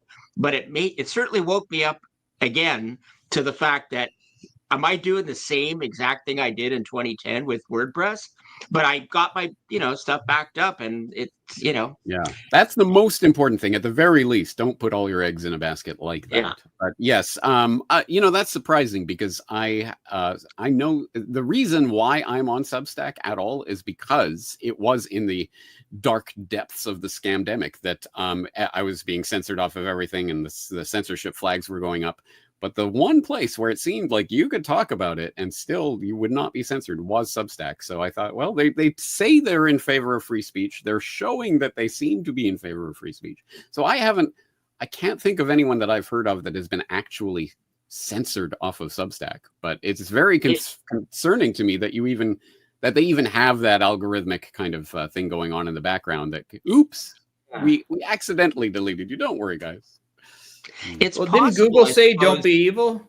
Didn't Google's answer be used "Don't be evil"? And didn't they remove that several years ago? Yes. Well, I was just going to say, it's possible that it was innocently, that they actually do have an algorithm that is concerned about spam, and I'm not sure what about my site triggered that, but I can only imagine. But it's possible that, if they really wanted to censor me, they wouldn't have put me back up a day later or a couple of days later. It does sound like it was an actual mistake, but just the fact that can happen. The fact that I had to go through the appeal process, and with WordPress, they had the same thing. I clicked that too and never heard a word from them. So, I remember years ago, and I was just a volunteer at AE911Truth, but they put me on this because they knew I would sit on the phone for hours, be willing to do this. But the Ed Asner video we had, Solving the Mystery of Building 7, where Ed Asner introduces it, and it had over like 1 million views. This was like our top video at AE, and YouTube just pulled it. No reason given. They just pulled it, and we were a little naive at the time. We thought we could just call up Google and complain like it's your dental insurance or something. And I called. I was working at a museum, but they were pretty cool about me doing AE stuff there. And I sat on a janitor's bucket in the closet on the phone for hours listening to their music. Of course, they never answered because they're not accountable to anybody there. This is not the public square. These are private companies, and they defend their right to just pull you off of there. But they do everything they can to eliminate the competition too. They're too powerful. Google is. I would like to know, because look, this isn't the first time we have been in this position. I did a 5.5 hour course, an online course on the history of mass media, and I opened the first lesson by talking about the 2014 incident where some woman was very upset that she was being censored or algorithmically suppressed or whatever by YouTube, and ended up going to the YouTube offices with a gun. And I don't believe anyone was killed, but anyway, it was an incident. And I tied that back to it was a Los Angeles Times bombing that happened in the 1920s. And the story got convoluted, and who was really behind it, and there was some crazy story behind it. But at any rate, someone was upset with the LA Times reporting, let's put it that way, and ended up setting a bomb at the building, which I believe went off after hours. I don't think people were there at the time. But still, people have been mad about the media and the mass media's ability to censor their views and their thoughts and to spread and misinformation since the mass media essentially rose as an industry in the early 20th century, and for good cause, because it is so incredibly important. And I don't know, I can't obviously speak to anyone else's life, but I can say for my own sake, it sounds like we have had similar experiences, because I was an innocent English teacher here in Japan, just going about minding my own business back in 2006, when I started encountering 9/11 Truth information, which was information that I was inclined to not only disbelieve, but actually disparage. I had spent the last 5 years essentially poo-pooing any hint of a whiff of conspiracy around 9/11. That's disrespectful. How dare you, et cetera, et cetera. It wasn't until I was hit in the face with these types of videos that were presenting information that compelled me to start researching this and going, that can't be true. Is that real? Oh, Operation Northwoods, really? That really? Oh, wow. And I started discovering information. That was what put me on this path, which has utterly and completely transformed my life. And I get feedback on a regular basis from people saying that as a result of my work, that their life has been transformed. So I know the transformative power of media. I know how incredibly important it is. And even more so as we step more and more into what I call the media matrix, this age of screen time essentially overtaking real life time, to the point where people are steeped in media almost from the time they wake up to the time they go to sleep. It is incredibly important in forming people's worldviews. That is why the big oligopolies spend billions and billions and billions of dollars to acquire these various big tech platforms and other such things, is because that is how you shape society in this day and age. Politics is downstream of culture, but culture increasingly is downstream of the technology, the media tech that we are consuming. So I think it really is incredibly important. That's why we are spending time discussing this, I assume. I remember my mom saying, and I had just this little laptop, and when I was waking up to 9/11 Truth, and she had her last year before retiring from being a teacher, and I wasn't employed at the time, and I'm watching this. So she'd come home and I'd have everything ready and she would watch this. And she had this big screen TV, the cable package and everything, and that TV is on mute, and we're watching my tiny little laptop screen, and she's like, people pay all of this money for the big TVs and the cable packages, and the only thing that you can get any real information on is this little screen right here. This is crazy, you know? But I feel like the big screen took over the little screen. What I mean by this is, like, when we first started, if you wanted to do, I don't even think they were called podcasts yet. They were just called shows. You know, a guy had a show. A lot of times they were just audio. But if somebody wanted to start one, there wasn't a big profit motive. I mean, there were some instances where you could sell, gold if to get ready for the big collapse or whatever. But most people were just kind of doing it for free because they cared about where we were going after September 11th. And so they put their heart and soul into it, and they were dedicated to it.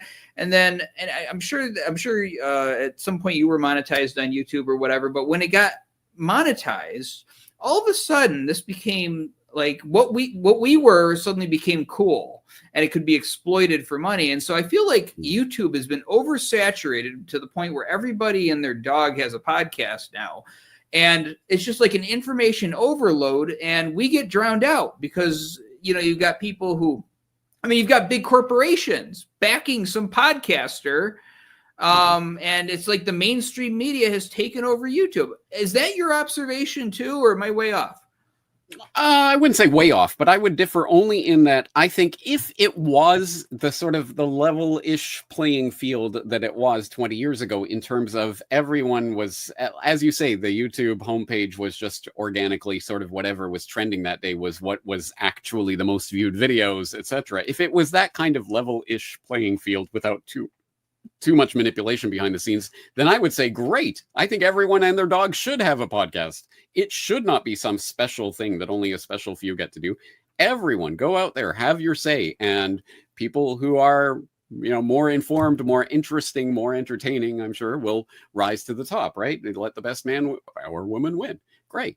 But unfortunately, we don't live in such a level-ish playing field. We live in a completely controlled playing field where, as you say, there are big corporate and hidden interests that are behind the big voices that just organically and spontaneously rise to the top of everyone's feed, right? Yes. So, I don't know. Color me skeptical when Tucker Carlson gets kicked off of Fox and starts his podcast, and suddenly millions of people are listening to this podcast because he is just the best podcaster in the world, I tell you. Or maybe there are other reasons for that. So, yeah, I think it is not a level playing field. I think, and that is the problem. So I'm not at all for censoring people or saying that people shouldn't be doing their podcasts if they want. In fact, I'm always encouraging more people. If you think you have something to say it. It's just the question of the sort of the big tech and big corporate influence in all of this. Well, let me tell you what. Go ahead. Sorry. No, I was just going to say that what strikes me is it's sort of ironic in a way that a lot of the people coming together to try to fight this situation maybe never would even have come into contact with each other if it hadn't been for the internet. And I think to myself, I wouldn't know Andy. I certainly wouldn't be speaking to you. I wouldn't have. I mean, would I have even gotten involved in the 9/11 Truth movement, or would I have just sat at home and read books about it? But now I have contacts all over the world. Most of them in the U.S. But so it's like a double-edged sword. It's been great to bring people together, but then once it worked so well to do that, then the other side had to deal with us. Yeah. Yeah. And let me a janitor at NIST. You could have been. If it wasn't for the internet, maybe I would have been working at NIST cleaning the bathrooms or something. I mean, it just occurred to me we are just on the cusp of the 17th anniversary of the release of NIST's WTC7 report. So there you go. And in fact, it occurred to me specifically because in preparation for our talk today, I was thinking about this concept of censorship and as it pertains to 9/11. And so I was looking up the articles that were coming out earlier this year regarding Senator Ron Johnson calling for a hearing regarding 9/11. And I was looking at the NBC News coverage of this. GOP Senator Ron Johnson wants to hold hearings on what actually happened on 9/11, which of course immediately starts by talking about how Senator Ron Johnson said this week that he wants to hold congressional hearings on a debunked conspiracy theory about the September 11th attacks, saying that there were an awful lot of questions. So they immediately start by saying it's debunked, right? Before they even say what that theory is. Eventually, further down in the article, it is revealed that the particular theory they are talking about is WTC7 and what may or may not have happened to it. And they say Johnson's comments focused on a long debunked claim about a building in the World Trade Center complex that collapsed hours after the Twin Towers were brought down by airliners. And the link to the words long debunked goes to NBC News' 2008 report on the release of NIST's WTC7 report, which I guess, there you go, guys. NIST did this report 17 years ago. No further questions. Done. Long debunked. Well, there was some writer. The crazy thing about that, actually, is that do the editors of NBC News still believe that they still have the ability to try to lie to the public's face like that? Oh, long debunked. Don't worry about it. How many people at this point in time, in 2025, are going, oh, well, NBC said it was debunked, so I have no further questions. Perhaps I think the moment that best defines that was earlier. Was it earlier this year on Stephen Colbert? Rest in peace, as his show starts to head into the grave. Colbert was talking to someone from CNN, and he said something like, I know you guys, do your level best to report objectively as you can. And he was saying it in all serious earnestness, and the entire audience just erupted in laughter because they thought it was a joke. And that to me, is the disconnect between that 20th century media paradigm where we tell you what's true and what's been debunked, and you guys don't think for yourself, versus the 21st century where more people, I think, are at least thinking for themselves. Well, I don't think the mainstream media people have any, they don't have any clue what else to do. They tried to start like internet shows. I remember CNN was going to start one, I think it was, and I mean, it went under in like under a month, and they couldn't even get the numbers that Alex Jones was getting or whatever. But there was some writer who wrote about how the mainstream media seems to follow a single script when they're attacking 9/11 Truth. Craig, do you remember who that was? Sounds like something I would have written, actually. Actually, it was. In fact, well, that's my segue. Oh, that was good. That was you had me hanging on the edge of my seat there. Who's he talking about? No, I took a sort of a look at this a few years back, and well, actually not that long ago. And it's funny you mentioned the thing about long debunked. I sort of went over like dozens of these sort of reports, just looking at how they deal with how they use the term conspiracy theory to basically cut off any credibility or attempt to cut off any credibility of any article that would question any mainstream narrative. And the one thing that I was even going to bring this up anyway that struck me is that it's so pervasive that they will put often in the headline, put in either debunked or bizarre conspiracy theory or ridiculous. You know, they have a whole. In fact, I listed a number of ones that they regularly use, and I thought to myself, this is so pervasive that I cannot believe that this is just individual writers each kind of coming to this conclusion. This is organized. This is orchestrated. Okay, I have a very specific example of that. So I am releasing next month, I hope, if all goes well, a mini documentary of sorts on the concept of the weaponization of psychology and essentially the pathologization of dissent, which has clearly taken place. And prime example of that, of course, is the way that conspiracy theory and conspiracy theorizing has been pathologized. You're crazy. You're a crazy conspiracy theorist, right? There's more to that term than just a disparaging remark. It's clearly an attempt at actually pathologizing dissent.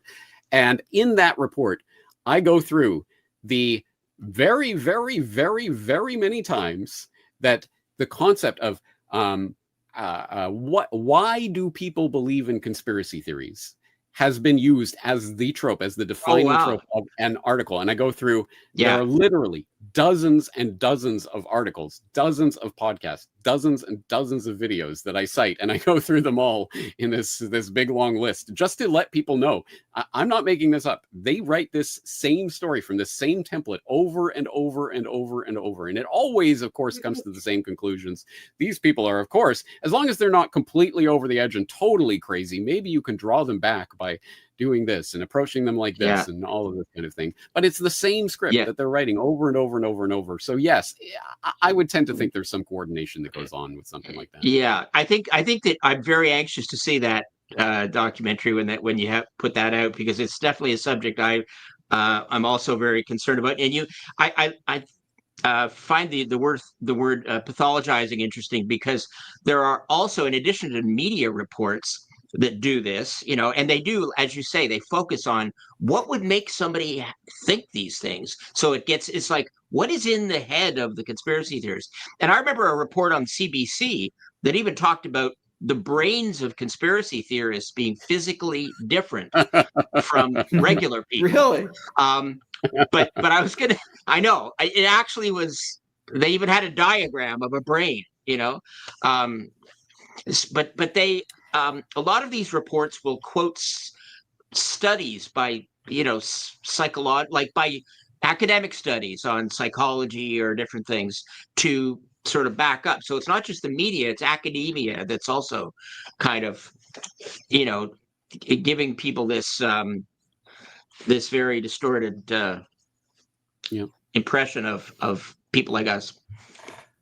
Yeah. Well, I think it's clearly a network of institutions, academic and industrial and corporate and media as well. And they form, it's been called the cathedral or whatever you want to call it, but it is essentially forms the consensus that determines what is real and what is debunked. And then they use those terms and expect people to believe them. But as I say, I think that if there is something positive to take from our conversation, I really think that for a lot of people, that spell, that magic power has been broken.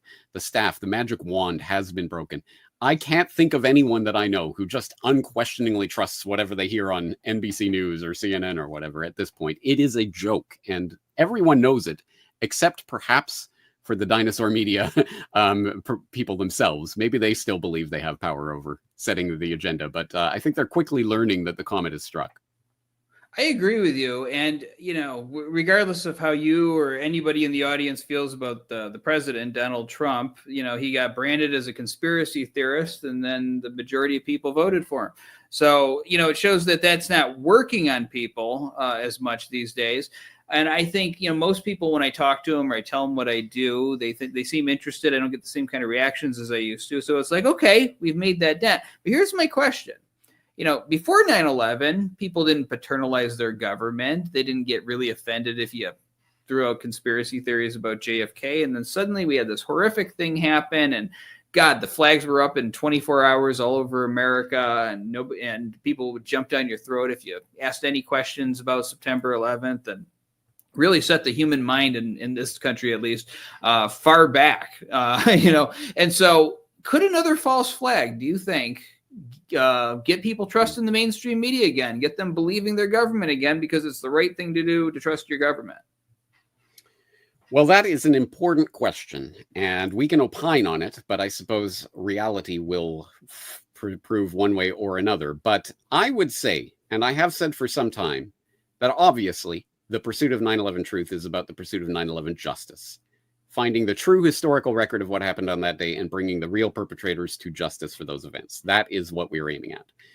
But given the justice system or injustice system as it exists, and given all of the vagaries of the systems and structures and institutions we're dealing with, that still seems, unfortunately, a long way off. In the meantime, I would say perhaps the greatest accomplishment that 9/11 Truth has accomplished and demonstrably accomplished is, at the very least, to get the idea, the concept of false flag terrorism into the collective public conversation. At least people these days, at the very least, are aware of the concept of a false flag attack and have some understanding of why a powerful body would be interested in attacking itself in order to obviously gin up wars in the Middle East or whatever else may eventuate from that. People at least can kind of get their minds around that. And I think that that is a positive development. So the real test then is, well, in the wake of the next big spectacular false flag, what will people do? And perhaps we have already seen some inklings of that. I think if it was the exact same type of event that took place in the exact same way, it would be a very, very different thing today, if for no other reason than back in 2001, having a camcorder or whatever was an extremely unusual thing. Not everyone was filming everything all the time. Today, if it happened, you would have a million videos of the event. So it would be a different beast just from that alone. But secondarily, I would say if it is not done in the same way, if it is done from a completely different vector, it can still have the shock and awe effect and still bring people together. And I would cite as an example of this, I do not know what you guys think about this, but I would say the scamdemic was absolutely a 9/11 updated for 2020. And it played on all of the same gut-wrenching fears and, oh my God, spectacular shock and awe events. And when I saw that they were canceling the NBA season, etc., that's when I knew, oh, okay, they're really going with this, because they don't do that lightly. No, this is a psyop, the likes of which we haven't seen for decades. And it was incredibly effective in programming people with things that they didn't even realize they were being programmed with. But suddenly everyone was 2 weeks to flatten the curve and other such things that they didn't even know where those words were coming from, but they were all programmed to repeat them. They all swallowed them. And many, many, many, many billions of people around the world took experimental genetic modification technology masquerading as vaccines because they were told to trust the science. That, to me, is essentially a 9/11 type event, a shock and awe terror event that scared people into compliance and to doing what they were told.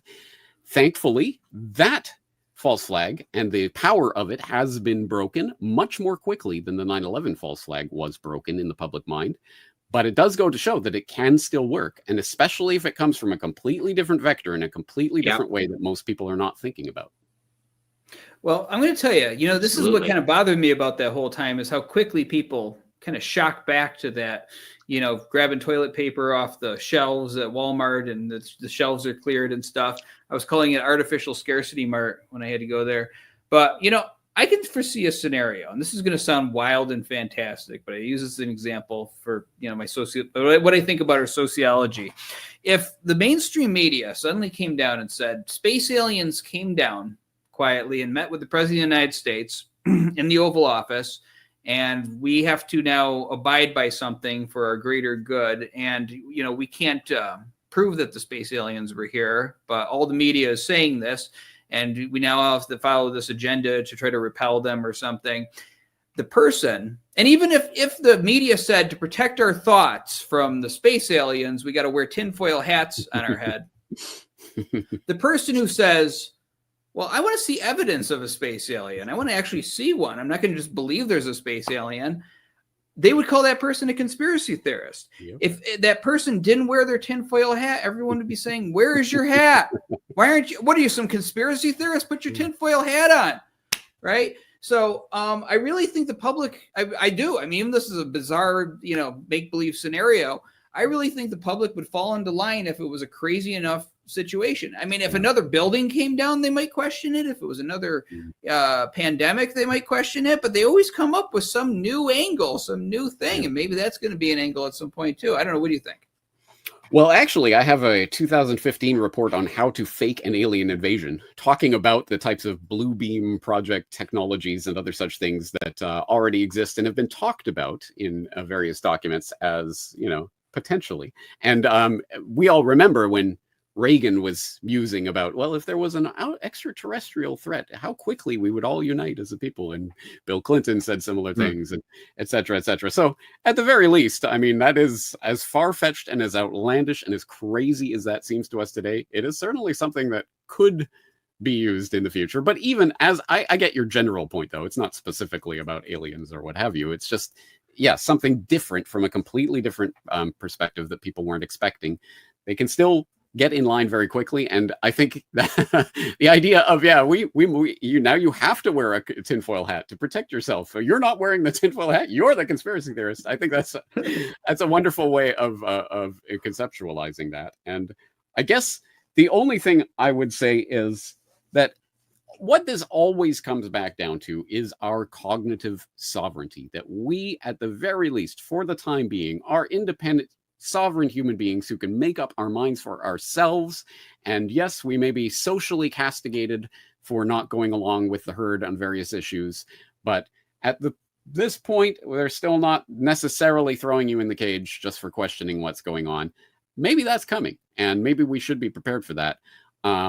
But I, as a bit of an accelerationist on such things, I do think that in a way, perhaps the whole Trump presidency and everything that's happening is in a way good, because at the very, very least, it means half of the American public will be opposed to anything that is presented, and half of the public will go along with it, and vice versa, just swapping team colors depending on what that thing is. So one could imagine if Trump's NIST released a WTC7 report in 2025, at least half of the American population would say, I don't trust NIST. I don't trust this organization. They wouldn't be saying it's been debunked because NIST says it. Whereas 20 years ago, you could say, oh, this government organization said this thing, therefore it's true. And I don't think people will fall for that anymore. Isn't it sad that politics is what determines things instead of just scientific facts and hardcore evidence like we bring to the table? James Corbett, thank you so much for joining us for our event today. It's always great to talk to you, and I love hearing your perspective, and good luck for you in the next year. Thank you, guys. I appreciate it. Thanks, James.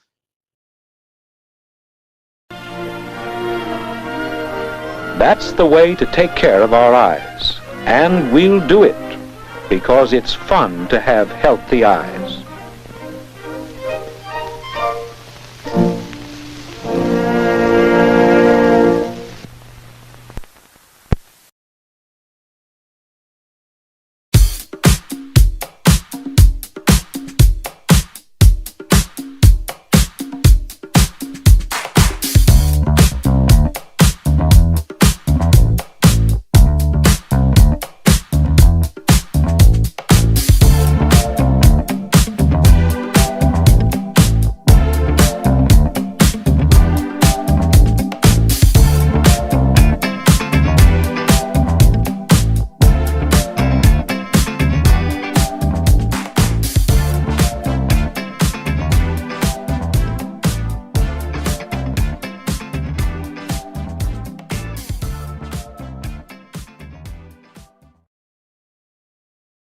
All right, so our next guest is somebody that I had a great time interviewing last year, just talking to him on camera and off camera. And since that interview, I've become a fan here because I wasn't even really aware of like all the great work he was doing and just very entertaining in his delivery. Of course, this is Alex Stein. So Alex is, let me get my notes in front of me here, wherever those went. Let's see. He is a YouTube personality and comedian known for effective and entertaining public antics to bring attention to issues and confronting politicians and other individuals. He is the host of Prime Time with Alex Stein on the Glenn Beck Blaze Media Network, and we are happy to have him joining us here today. Alex, thank you so much for joining us here on Dawn of the Truth. Well, my pleasure. I'm guessing you read my Wikipedia. I'm happy you didn't read it anymore. It was written by, some crazy people that hate me. You know, that's like the telltale sign of how you're doing is how bad your Wikipedia page is. It's only written by people that hate me. Well, I have to edit Wikipedia on my own. Sometimes I get bios from Wikipedia, but then they're saying that they're an evil conspiracy theorist and all of this stuff. So I've kind of reformatted to give a more accurate version. So there's some lifted from there, but some of that is genuine Andy too. Well, good. I'm not even hating. I'm just saying a lot of people always go to my damn Wikipedia and like there's just so much BS in my Wikipedia. I'm still dreaming of getting a Wikipedia page. So, I'm not even... It's not as good as you think. It's not as good as you think. Honestly, it's not. I mean, I guess it is. Somebody can look you up and you have Wikipedia, but it's not because you actually go in and edit it. I don't ever go and edit mine, and I guess it's not that bad. But they just call me like alt-right and all this stuff that that I'm not. Well, these things define us now in the 21st century. I mean, if you have a certain kind of political leaning or whatever, back when I was growing up, it didn't like define your entire essence. And now you go on a date and the woman wants to know first thing if you support Trump or not. That's the most important thing to them. So, that is true. It's funny you bring up Trump because we're talking about 9/11 and I voted for Trump and I like Trump, but the criticisms I do have, it's like I'll talk about transparency for JFK, transparency for Epstein, which we didn't get. That was a whole scam. But why is nobody talking about 9/11? Why is nobody talking about Tower 7? And I think that is an actual important conversation because I go and speak at a lot of colleges, and I'm telling you, this Gen Alpha, these Gen Z, or whatever, young people, they all think 9/11 was, maybe they don't think every one of them thinks it's an inside job, but they definitely think there was some funny business going on. And they all know about Tower 7 just because of, YouTube and the internet. Beautiful. Now, we were getting some audio issues. Did you hear that, Craig? When we were doing that? Yeah, there was a little bit. I was also hearing, cutting in and out a little bit. Cut in and out. Hold on, let me change my microphone. Yeah. Gosh, maybe my microphone battery is bad. Well, I'll tell you what, because I want to talk about this. Yeah, you sound great now. How do I sound now? You sound good. Well, here's what we're going to do, because last year, right after you did an interview with us, you did an action at the New York City Council, and there's a video of it. So we're going to give you a chance to fix your audio while this plays. But, folks, this is about, close to 4 minutes long. Pay attention to this, because this is what happens when you try to bring Building 7 to the authorities there in New York City. Hello, my name is Alex Stein. I'm here in New York City, all the way from Dallas, Texas, on the 23rd anniversary of the terror attacks that happened on September 11th, 2001. So these buildings were owned by the Port. It's about the Port Authority, Amanda. Amanda, it's about the Port Authority. Do not try to shut me down. Now, on the 23rd anniversary of the Port. Talk about the Port Authority. I am talking about the Port Authority. The Port Authority owned these buildings. They sold them to Larry Silverstein for a very cheap price. If you look into Tower 7, it looked like a controlled demolition. University of Alaska at Fairbanks did a study on this, and they said that the way that these buildings fell looked clearly like a controlled demolition. So we need to look into the Port Authority on why they were able to sell these buildings so cheaply. Now, if you do some research, into the Port Authority, let me talk about the Port Authority. If you do some research into these towers, they had irreparable asbestos. Not only were they basically totaled because the price to fix this asbestos made the buildings worthless. Mr. Stein, I'd like to reiterate that while you are talking about the Port Authority, yes, I am. Quit shutting me down. Are you going to stop the clock? I'm here. No, I'm here to bring up NYC 9/11 ferry. Truth, and you're trying to stop me because you don't like this. No, Listen, I want you to be are you the same person that said to the EPA? NYC ferries development and its ticketing system? So, hey, are the ferries under the Port Authority's jurisdiction? And the possibility Let me just tell you this. an NYC Listen, ferry you're trying to hide the truth. If you look into 9/11, you guys lied. You said the air was okay. The EPA said the air was fine on September 11th, and all those firefighters that got cancer and died. What do you care about them? What do you think about those? What do you think about all the people? No, it's not my time. Focus on the NYC ferry system. Let me get. What is going on? Let me grab my phone. I'll leave. Guys, I'll leave. Can I get my phone? Guys, grab my phone. I'll leave. Keep going. I'll leave. We got it. Keep going. What is going on? Why are you touching me? I'm leaving. Can I have my phone? You're welcome. We'll bring you your phone. What is going on? You guys don't care about 9/11 Truth? Throwing me, touching me? Why are you grabbing me like that? Let me have my phone. There you go. This is ridiculous. Keep walking. Listen, I'm leaving. Stop touching me. I'm leaving. Dude, don't push me downstairs, dude. Yes, you are, dude. What is going on? You guys are sick. Quit pushing me. I'm going downstairs. I'm going downstairs, dude. Get off me. This is ridiculous. They're kicking me out, Joe. All for talking about 9/11. Come on. Dude, what are you guys doing? Dude, quit touching me. You guys are sick. Investigate 9/11, dude. You guys are pathetic. Stop touching me. Please exit. I'm going to exit. Okay, you don't need to keep touching. Dude, what are you doing? I'm going downstairs. Okay, keep going. Let me walk down the stairs. Walk. Go ahead, no problem. Gosh, trying to push me downstairs. You guys are going to hear from my attorney? You guys are all going to hear from my attorney. What do y'all think this is? Kangaroo court? I'm allowed to speak at a city meeting. You guys are going to hear from my attorney. All of you guys are going to hear from my attorney. Gotta keep going. Look into 9/11 Truth. That's what I want. They lied about the attacks on 9/11. They said the air was fine. And look at all the firefighters that died of cancer. You guys are scumbags. You guys are scumbags. What about all the people that died of cancer? You said the air was fine. What about their families? No father at Christmas. You guys are scumbags. Absolutely pathetic. We got this on camera. These people are sick.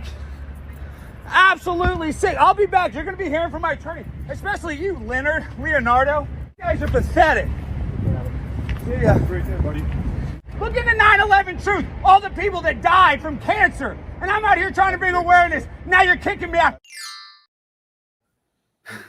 So that is some old school 9/11 truth. That's what I came up on back in the day. And I never had a confrontation like that. But man, I grew up, and I didn't grow up, but I mean, I grew up in 9/11 truth, watching videos like this from so many people like Luke Rudowski and such. So hats off to you for creating that stir. Tell our audience all about that from your perspective. Well, watching it back again, makes me cringe how many times I'd say I'm going to get my attorney. But that guy was literally tackled me in that meeting. And I've been to a lot of city council meetings. They have to give me a chance to leave. You know what I mean? It's not like they said, hey, you got to leave. And then I didn't leave. I never refused to leave.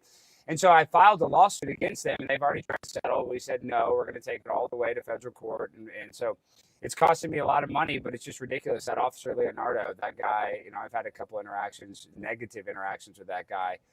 And who I am on there, and they didn't want to hear about it. What's funny is at that meeting, there was a bunch of other people before me talking about all kinds of stuff about the Port Authority that really wasn't even germane to the Port Authority. So they just didn't like me talking about 9/11 on the anniversary, the 23rd anniversary of 9/11. So it's just, it's really sad. It's really sad that I got taken out like that. And you know what I really don't like? I don't like people that are like, Alex, it's disrespectful when you talk about 9/11. I think it's disrespectful that we don't talk about 9/11 enough. I think that's really disrespectful that it's not something that the Trump administration and that we're looking into, because the idea, there's so many anomalies in 9/11, but the idea that they were able to find 2 passports on the day of the attack, but they weren't able to find the black boxes. It's forget about a lot of the other inconsistencies, the idea that, a plane's, what is it, the maximum velocity rate can, if it's going that fast at that low of altitude, it probably would have, split like a banana. But my point is there's a lot of weird stuff. But the idea that they found those passports is such a lie. It's such a fraud. And there's so many lies surrounding 9/11. I'm just sad that there aren't enough people out there like Luke Rudowski, like you guys, that are actually still, trying to bring attention to this serious issue. Yeah, well, this whole disrespectful to the victims and such, and to question the government and whether or not there was insider complicity. Look, when there's a murder victim, one of the first people they look at is the spouse or the boyfriend or girlfriend or whatever. That's not being disrespectful to the victim. That's good police work.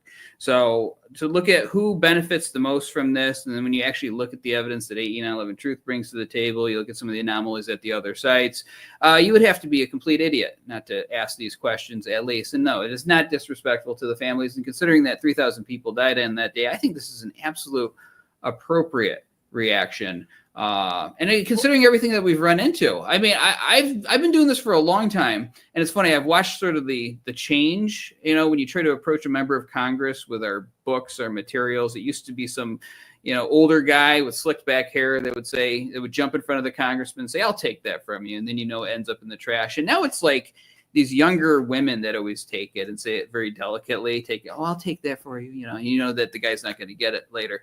But it's always the spongy membrane of polite chit chat and bureaucracy that insulates our officials who are supposed to be accountable to us on these issues. So, from your view, is there any other choice but to rabble rouse and create a stir like this? Well, for me, no. I mean, that's kind of what has been effective. And I know not everybody likes, my style. Not everybody does. Some people love it. But it's funny you talk about the congressmen and you talk about politicians. You try to talk about 9/11 Truth. I've talked to a lot, and I've not had one politician tell me it was an inside job. I don't want to say that, but I've talked to multiple politicians, Lauren Boebert, Eric Burleson, Marjorie Taylor Greene, about 9/11 specifically. Tucker Carlson, I know he's not a politician, and they all have said that there's something that they're not telling us. But you don't even have to be a conspiracy theorist when it comes to 9/11, and that's why I was trying to bring up the EPA thing. We have them dead. We have them dead to rights on a lot of lies, like how they said, the day after the air was fine, and there's an incredible amount of cancer, in the fire department and, the New York Police Department. But even in the 9/11 Commission Report, they didn't have one mention of Tower 7, which is ridiculous that they didn't even mention Tower 7. But there's 28 pages redacted. So we don't even know. And the 9/11 Commission Report obviously is a joke of a commission report. But I'm just saying, even that fraud had 28 pages redacted. And then on top of that, this for me is like the icing on the cake. Not that this is a cake, but we know the official story is that George Bush and Condoleezza Rice were both briefed that there was a guy in Afghanistan that had to plant planes into buildings. And they say, oh, well, we just didn't take the threat serious enough. And that's why we have to do the Patriot Act. That's why we're doing all of this, national security stuff now, because we made it oopsie poopsie. So whether you want to believe that was just an accident, or it was they did that accident on purpose and they basically let us get attacked. That's the official story, is that they were briefed, didn't take the threat serious enough. So in my mind, me saying it's an inside job is not that crazy, because obviously they admit that they knew that this plan existed before it happened. Well, if they're not competent enough to take a threat seriously, if you want to go along with the official story, then how are they competent enough to tell us exactly what happened on that day when you have 3,600 architects and engineers calling into question the story that we have been given? So, okay, we got a completely incompetent government. Then who's to say that somebody didn't get explosives into these towers and that they didn't assist the fires in bringing them down? We can't trust them, according to the official story. So, of course, we need a new investigation. Now, what's interesting, we have a historic thing going on right now, is we actually have a sitting U.S. Senator out there, Ron Johnson, who is openly saying that we need a new investigation into Building 7 and the fall of these towers. I don't know. Have you seen that? And if you have, what's your thoughts on that? I mean, just a little bit. I think I saw Ron Johnson. I guess what did he tweet about it or something, that he wants more transparency? Well, he was on Benny Willis's show and even said this Benny Johnson. out loud. Or Benny Johnson. Benny Johnson. Yeah. Benny Johnson, yeah. And I've heard multiple politicians say that they want to look into it. But you and I both know that these politicians, they get in there and they'll say stuff, and they can say one thing, but doing it is another thing. They can all talk the talk, but they can't all walk the walk, because it's bigger than one politician. You would need multiple politicians, ringing the bell on this, ringing the alarm to actually get attention. And I hope I'm wrong. I hope, Ron Johnson is able to, shine some light on this, because like I said, a lot of these other conspiracies, like JFK or whatever, that might be hard to figure out. But when it comes to 9/11, there's so many just glaringly obvious lies that are they're just surface level. I mean, you wouldn't have to dig that deep to be like, man, this doesn't make sense. This seems weird. This seems like an anomaly. And I think we could expose it so much easier than a lot of these other conspiracies that, people are so, obsessed with. Well, with JFK back in the day, it was like you were relying on news reports through NBC and CBS and all these sources, and most people didn't even see the event happen. They're just being told about it. And it took us some time for the Zapruder film to come out for people to say, that doesn't look right according to what we were told. But with September 11th, it happened right in front of everybody. I remember watching Building 7 come down at 5:20 that day. I was in Tampa and I was watching MSNBC. And I said to my friend when he asked me what happened, I said, they brought down another brought down another building to control the fire or something. Of course, that doesn't make any sense, but I was trying to rationalize it in my head. So intuitively, I knew it was a controlled demolition. And then when somebody said, well, yeah, it's because it was, and this doesn't fit into the context of the official story. And I stepped back and I'm like, oh, wow, we got a problem here. And now here I am. But this happened on TV in front of so many people that they can just watch these buildings come down and embrace some of these concepts, like with the Twin Towers, the top block of a building can't crush the larger lower portion without slowing down, that they say, oh my God, this is a conspiracy right in front of our eyes. And now we've got this strange situation because people like us have been doing this for so long. So many people are awake to 9/11, yet the government refuses to do anything about it. So it's like this giant elephant sitting on the chest of America. And it's just a very uncomfortable room that we're in right now because we're sitting in it with mass murderers. And, you were talking about, being called a conspiracy theorist and other interviews and such. But can anybody really be cognizant and awake in 2025 without being a conspiracy theorist to some level? That's what I'm saying. When I hear people, I can see why people are like, oh, don't be too big of a conspiracy theorist. But when I see people like, I'm not into conspiracy theories, it's like, well, then you're just not paying attention to the world around you. Because, I mean, obviously, we're being misled on some stuff. And if people admit, people say, well, the government does lie. There's classified levels of information. They're not obligated to tell us the truth. But there's no conspiracies. They wouldn't lie about 9/11. When 9/11, and you talk about us watching it, if we really want to get crazy, because I take 9/11, I get really deep with it. They wanted us to watch it. I was in school and they made us all go in the cafeteria. They had it on after the first plane. For some reason, we all went in front of a TV because they wanted us to watch the plane fly into the building to scare us, to use what I call trauma-based mind control in order to gain favor for us to go into the Middle East and kill 1 million Muslims for weapons of mass destruction that did not exist. So it's like 9/11 was very bad. But everything that happened after 9/11, I think you could argue is even exponentially worse. The millions of people that died in the Middle East, the trillions of dollars that we spent on the war on terror. And then you fast forward 20 years later and Joe Biden, and we're leaving Afghanistan. And I'm actually happy that Joe Biden got out of there. I think that he did something that, Trump didn't do, to be honest. And I know Trump set the plans for it, but my point is, getting out of Afghanistan, the Taliban's still in power. So we didn't win the war on terror. The whole time they're telling us, oh, we got to take out the Taliban. We got to send all these young people to go over there and get blown up by a roadside bomb. And then at the end of the day, the Taliban won. It's absolutely ridiculous with the precedent that it set. And they lied about the weapons of mass destruction. So if they lied, that's what gets you so mad. If they lied about the weapons of mass destruction, they said that they had these nuclear weapons, they have these tubes, or they're creating, they're enriching uranium. All bullshit. And that should make people upset. If they lied about that, then the circumstances surrounding 9/11 are also not believable and are probably a lie. Well, it just brings up a good reason to question it because, the Bush administration got away with murder. And even if you don't want to include 9/11 in that, in spite of all the overwhelming evidence on our website, and it's from so many other sources, even if you don't want to go along with that, they still lied us into a war that was completely unnecessary. And those weapons of mass destruction were never found. And I had to cut you off there. We would have never gone in that war if it was not for 9/11, though. You know what I mean? That's why 9/11 is so important, though.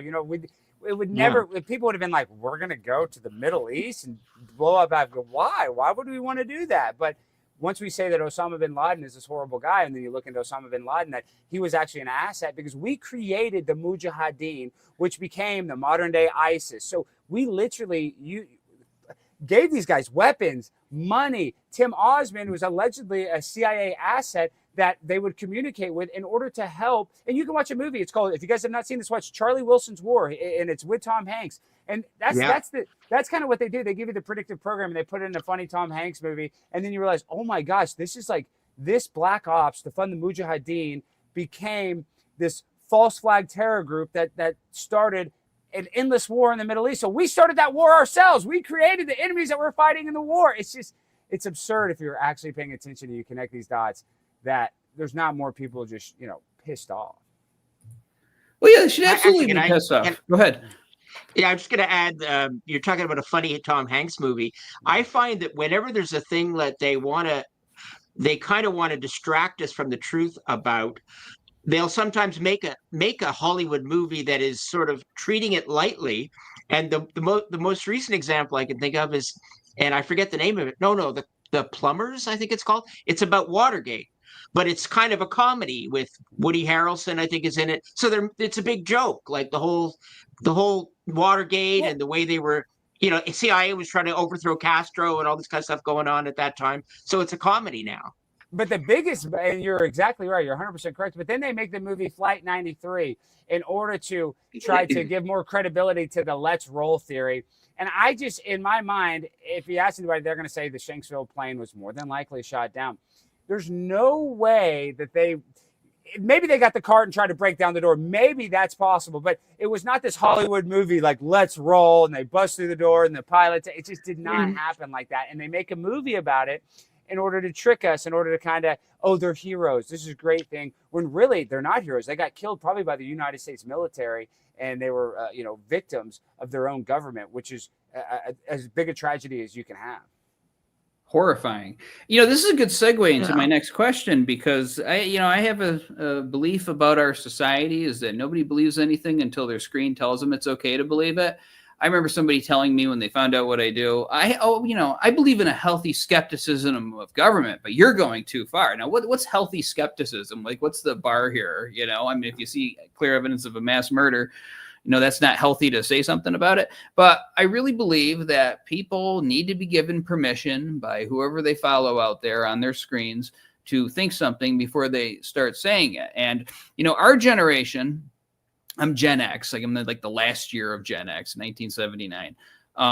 We were raised by television. It was always on in the background, even if you weren't actively watching it. And so, for most of us, if we weren't living in New York City on 9/11, it happened for us on television. And it was my generation that was right at that college age. Those people were the ones who went and enlisted and went and fought in those wars and everything. And so the TV had a big influence in selling us this war. And so the media has changed over time. Now we're staring at little screens in our hands, but it's just as powerful, and it's getting more powerful.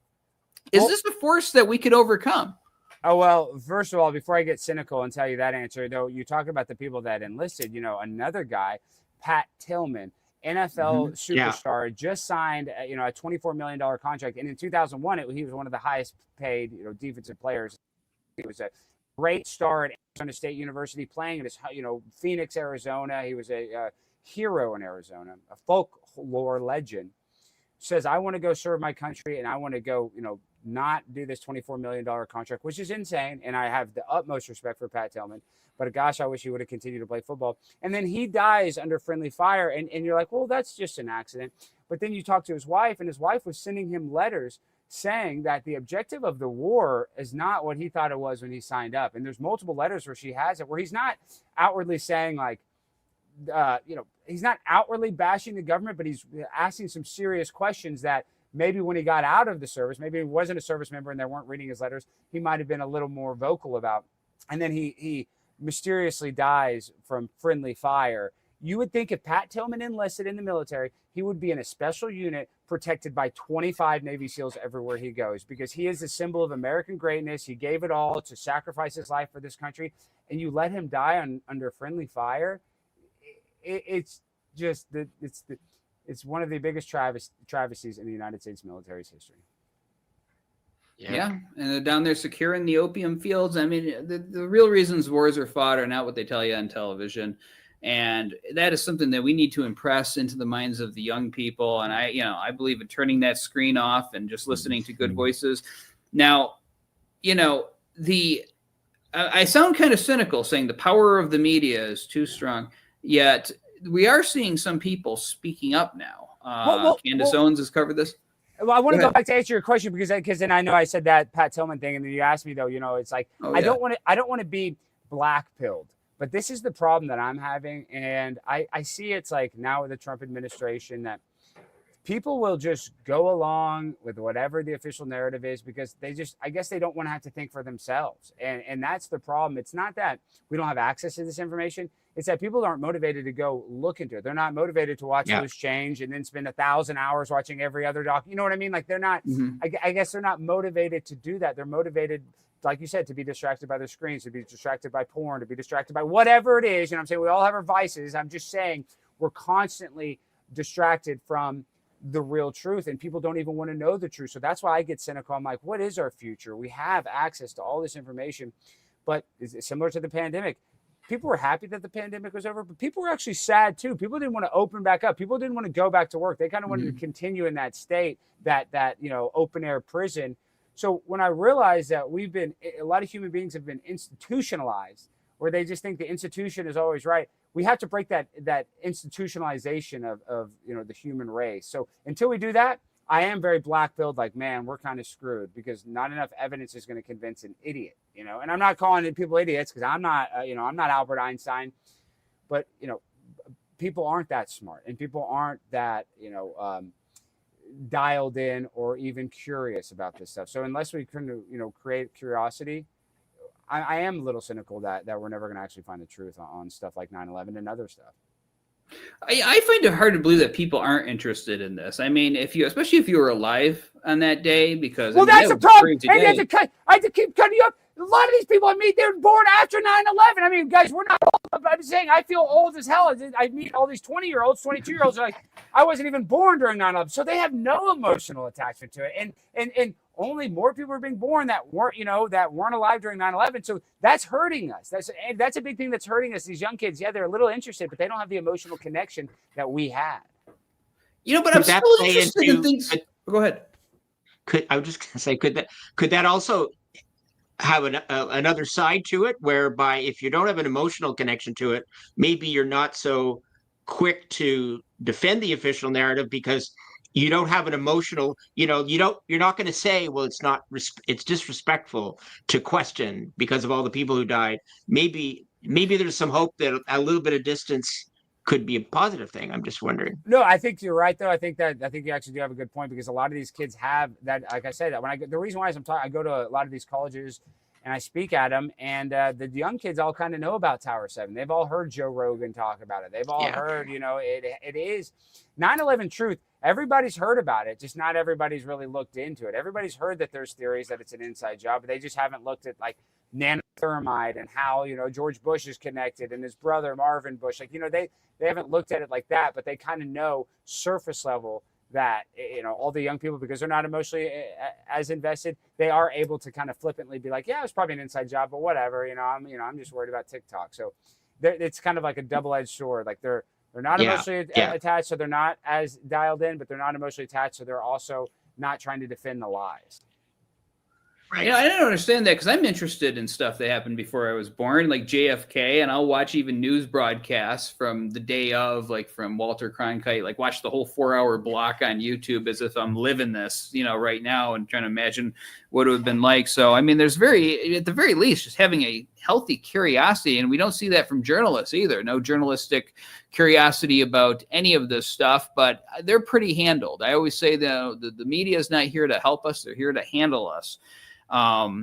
Putting aside, of course, our current company and other people. And this is the thing. I'm seeing Candace Owens talking about 9/11, Joe Rogan, Tucker Carlson has had a number of people on his show, Kurt Weldon and all of that. Kurt Weldon's a great guy. I mean, he was there, he was on the committee, if people listen to Kurt Weldon, who is a congressman, and don't believe him, then they're not going to believe anybody.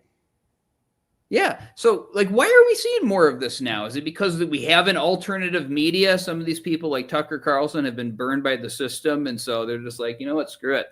I'm going to say what I think. I mean, what's going on here with these folks? Do you think? Well, Tucker famously had, and he admits this, he had a huge 180. You know, he was very anti 9/11 Truth. You know, he admits that, and he's apologized. He said, "Hey, I shouldn't have been so hard on those guys."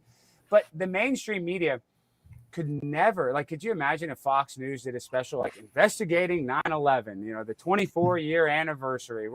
They would never ever do that. Not even because of sponsors, but because of their relationships with the government and the fact that we have what is called the Mockingbird media, where they admitted this, you know, in a congressional hearing, that the CIA literally has liaisons in every radio, television, print media.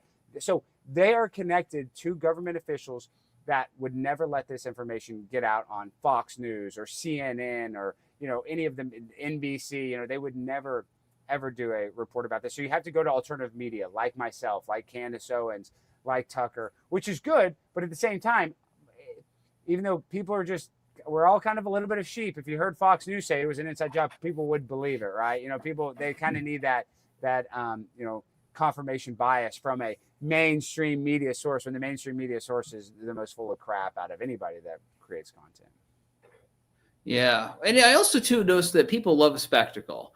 And, you know, when you have a new election come up, especially in a very politically divided times that we are in, people pick a side and, man, they get really passionate. When I was a kid, I remember the first election that I can remember with any kind of detail was Bush and Dukakis. And I mean, people were just like, yeah, I kind of like Bush, or yeah, I kind of like Dukakis. And, you know, then the election happened and nobody talked about it again. But now it's like, you got to, I mean, you know, it's like a football team. You got to put on your jersey and go out and have a soccer riot in the parking lot or whatever. And they love that kind of spectacle. And this idea that if you elect somebody, you're going to have some kind of change. And I voted for Donald Trump in the last election because I thought he was a better alternative to what we were getting in the last 4 years, obviously.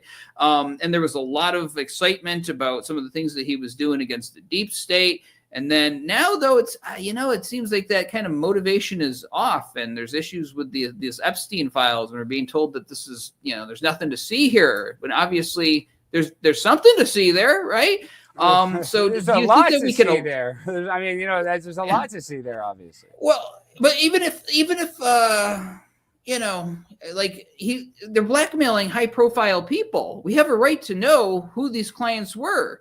But this is what they'll tell you. This is what they'll tell you, because I've been asking all these people. They'll tell you, well, actually, you don't have a right to know this because we have classified levels of information. And if he was working for Mossad, if he was working for CIA, and the information is classified, not even the president of the United States can declassify. I mean, actually, technically, he could, but I'm saying they're going to encourage him not to declassify it. So there are levels of information that we're not going to ever be privy to. And I think it's obvious that you can connect the dots, that Robert Maxwell, Ghislaine Maxwell being his daughter, then the connection to Jeffrey Epstein, and then the idea that he, they went in his safe and he had multiple passports to multiple countries. Like, a normal person doesn't have fake passports. You know what I mean? Unless you're like in the cartel or unless you're in the CIA, us three are not going to be able to use a fake passport and get on a plane. But if you're Jeffrey Epstein and then you get a government issued passport from whatever foreign country, you can travel. So I'm just saying, this guy was highly connected. They use blackmail as a leverage tactic, which you can even watch. And I always joke about this. James Bond, obviously, Ian Fleming wrote a fictional version of spy, but being a spy. But a lot of that stuff is real. Like a lot of vagina. I know that's from whatever. That's from Austin Powers. But they're making a joke of like women can be used, and little kids and gay people, whatever the person wants. I'm saying everybody can be used vulnerably through sexual tactics. And that's what Jeffrey Epstein did. So, I mean, yes, we should be entitled to this information, but the government and the deep state will tell you that we're not entitled to this information because it's a matter of national security. And that's just where it's like, I throw my hands up. I'm like, what can we do? We can yell and scream all day long, and people can campaign on transparency for it, and they give us fake binders, and nothing happens, and they tell us it's a left-wing conspiracy now. Well, what this tells me is there's different classes of people in this country, because if the local mailman was doing this type of thing, or, the guy working at the 7-Eleven down the street, they would swarm on him and put him in jail. But, you get important enough and you get your name known enough in American politics, like suddenly, well, he's too important. We can't have people knowing this. So we're just going to give him a pass. This is bad, for this country. And Alex Acosta, at the time, I think he was a district attorney. I forget what position he held in Florida, but he even said that not to go hard on him because he was a connected guy is what, is how he described it. So connected to who? Who's he connected to? Is he a Dallas Cowboy or is he connected to the CIA? It's like, he's connected. What does that mean? It's just very vague, but we know what he means when he says that. Well, if there's any young people watching this, go ahead. Sorry. That's right. It's okay. I'm just wondering what you think about, like when leaders have secrets, we're talking about blackmail. Is that a good reason for, and I'm thinking about the Brigitte Macron thing that, whether Brigitte Macron is actually male or not. I've commented on that to a few people and gotten the reaction that, like, well, why do you care? Like, in other words, as if I'm saying something intolerant. But I sort of think, well, is it right for a world leader to have a massive secret like that perhaps could be used against them, because if you have something you don't want to get out and somebody else knows it, they can manipulate you. 1000%. But what's so annoying about Brigitte Macron, and whether they're born a boy and she took over a brother or whatever, whatever all that conspiracy, what we do know is that, Emmanuel Macron was 14 years old and she was in her 30s when they met as a school teacher. So at the very least, she's a child predator. So I don't think we should have child predators as the first lady of France. I mean, I just, but you don't see, but see, that's kind of how they distract us. So they're like, oh, we're talking about whether or not she has, a wiener. I do care, but I'm not even worried about that. I care more the fact that she's a child predator than her actual biological gender, which I do care about, but I think one is more egregious and worse than the other. I would say. Yeah. You've got, anytime that somebody in a position of power has like a fabricated backstory for some reason, like that's got to be bad, no matter what the lie is, I would think. Yeah, that's right. Well, if there's any young people watching this, you go to these civics classes and they teach you all of these things from the book about how the world works and how society works. No, right here, this interview, this is exactly how society works. There are different rules for different people, and it's been that way since the beginning of time. There's been better times in history where it's not as bad, but we're in a particularly bad time in history for this kind of unequal distribution of justice. And this kind of brings me back to the question on 9/11.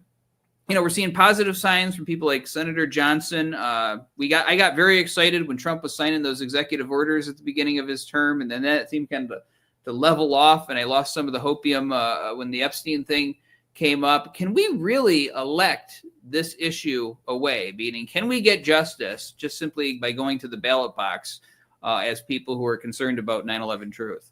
Well, I do think it would be possible if we got, maybe Ron Johnson does it, but if we actually voted somebody that was really passionate, like if Luke Rudkowski or me, I'm not saying I really want to run because I think they would kill me, but if I got into Congress, I would be at every press conference. The reason why I would do it actually selfishly, because I would say, hey, look, I can actually solve this crime. I can do the Da Vinci Code, and then I would feel like I would be, I'm just saying I would do it because I believe in the truth, and I do it because I know I believe wholeheartedly in my heart that I'm right. So all the time and energy that I put into it, I would be like, man, in the end, the payoff would be so good exposing this truth. I would become like a hero in my mind. So if I was in the position, personally, yes, but we need somebody like that. And I see young people like Brandon Gill, and there are some young people in office, but I just don't know if they're as passionate about this particular topic, because I am, and I hate to just go back to that video.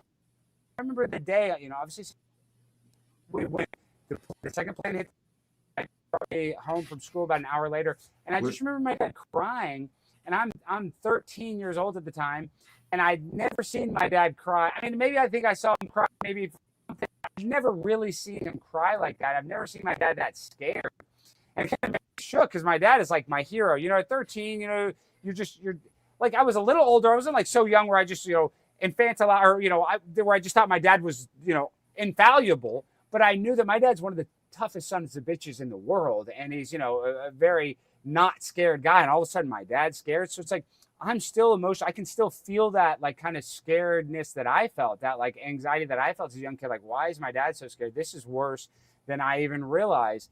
And so unless people we put in power are that passionate about it, we might not have any transparency. But if we get somebody that does care, I think this would be an easy puzzle to solve. Well, my concern is I would win because that's just my luck, and be stuck being the congressman or the senator or whatever. And it's like, okay, once we get the new investigation, I'm done. I don't want to get involved in abortion and all this stuff. But if I got in, that's what my thing. I would be like, hey, listen, I want to help out my constituents. Let's say in Texas, I'd be like, I want to help you guys out, but I would be doing everything I can to talk about 9/11 in the media and get as much attention because that's it's something that is to me is a tangible problem that we can solve. All this other stuff, inflation, this and that. It's like, I don't know if you could solve that. We could actually solve. And what really pisses me off is that why do they give us 2 frames from the Pentagon? They give us like 3 or 4 frames. Let's see that video. That would be my first question. Okay, well, let's see the Pentagon. We've all seen the planes go into the towers 1 billion times, but we can't. The most most high security in the world, the Pentagon. You're going to give us 5 frames when there's a camera that covers every single inch and they overlap. The cameras overlap, so they would have multiple angles of it. So it's just, that would be so easy to just kind of be like, listen, I want to see what happened with the Pentagon. And if they don't give us that, we'd be like, why not? So I hope somebody has the chutzpah or the wherewithal or the desire and the passion that people like we have to actually give us even a little more truth. I'd like to know a little more, even if they don't give us the official story. I kind of know the official story, but I would like all the hard work that I put into this and all the hard work that you put into this. It would give me some satisfaction to know that, I was right. Any comment on that, Craig? Well, sure. That's kind of my favorite subject is the Pentagon. So I'm glad you mentioned that. I think the reason they aren't showing us any more footage of what happened is that there wasn't a plane that hit the Pentagon. Yeah, of course not. A plane can't fly that low and then make that hole like that. I mean, it's absurd. No. And no plane parts. Then they did the plane parts that Donald Rumsfeld's like holding the tail wing of a little piece of metal. Like, oh, come on. I mean, they could have just dropped that out. I know people think we're so crazy, but they could have there would be a lot more metal. There'd be seat stuff. There'd be, human bodies, blood and stuff. And then you saw tail section. How about a tail section? A tail section. Wings. It's so absurd what they tell us about the Pentagon. And the plane was able to just land right at the bottom like that with a pilot that wasn't even trained to land the plane. And these planes are all flown by autopilot, even by the pilots that fly them. So these intense, high level maneuvers that they're doing, even a normal pilot couldn't do that maneuver because they're not trained to do it, because they're only trained to, take off, land, put it in auto, They're not trained unless they were in the Air Force and had prior experience. They're not trick pilots. So you're telling me these planes doing circles around the Pentagon and landing perfect right into the one, Navy accounting department where all of a sudden, the $1 trillion of money that was missing, that's where they were investigating. And then now we don't worry about the $1 trillion that are missing anymore. As a matter of fact, we need another $1 trillion to, go fight the war. And it's ridiculous, the Pentagon.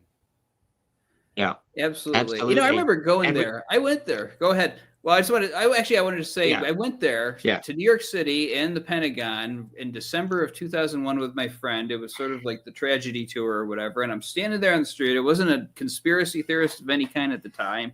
And I'm looking at this and I'm saying, wow, how did that plane fly this low? Because, it's pretty close to the ground. And what's strange is there's protesters there at the Pentagon with signs saying that we need to go attack bin Laden. And I'm thinking, well, that's happening. Why are you protesting? Why do you have placards saying, like, let's roll America? Like, why are you spending your time out there doing this? Just a very strange little gathering that was at the scene there. Well, but and now what we know about protests, a lot of these protests are AstroTurf. They were probably paid to be there back then.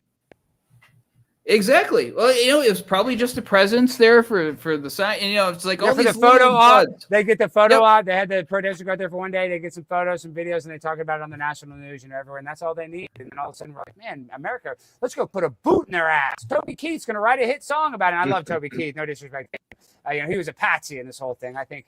But I'm just saying, that is how they get us going. They show the protesters. They use 1 second footage on every newscast, and they write some songs. And we're okay with killing a bunch of innocent people at weddings and funerals and drone striking, innocent civilians because they might have talked to a terrorist. So, it's absurd.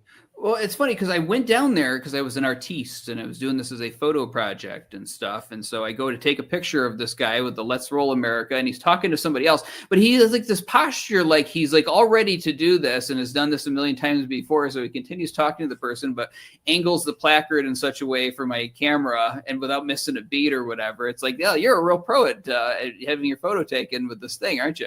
But I got the picture. Maybe I'll share that with the audience at some point. It's in a photo album because we didn't have digital cameras those days. So this is a bipartisan issue, incredibly divided society.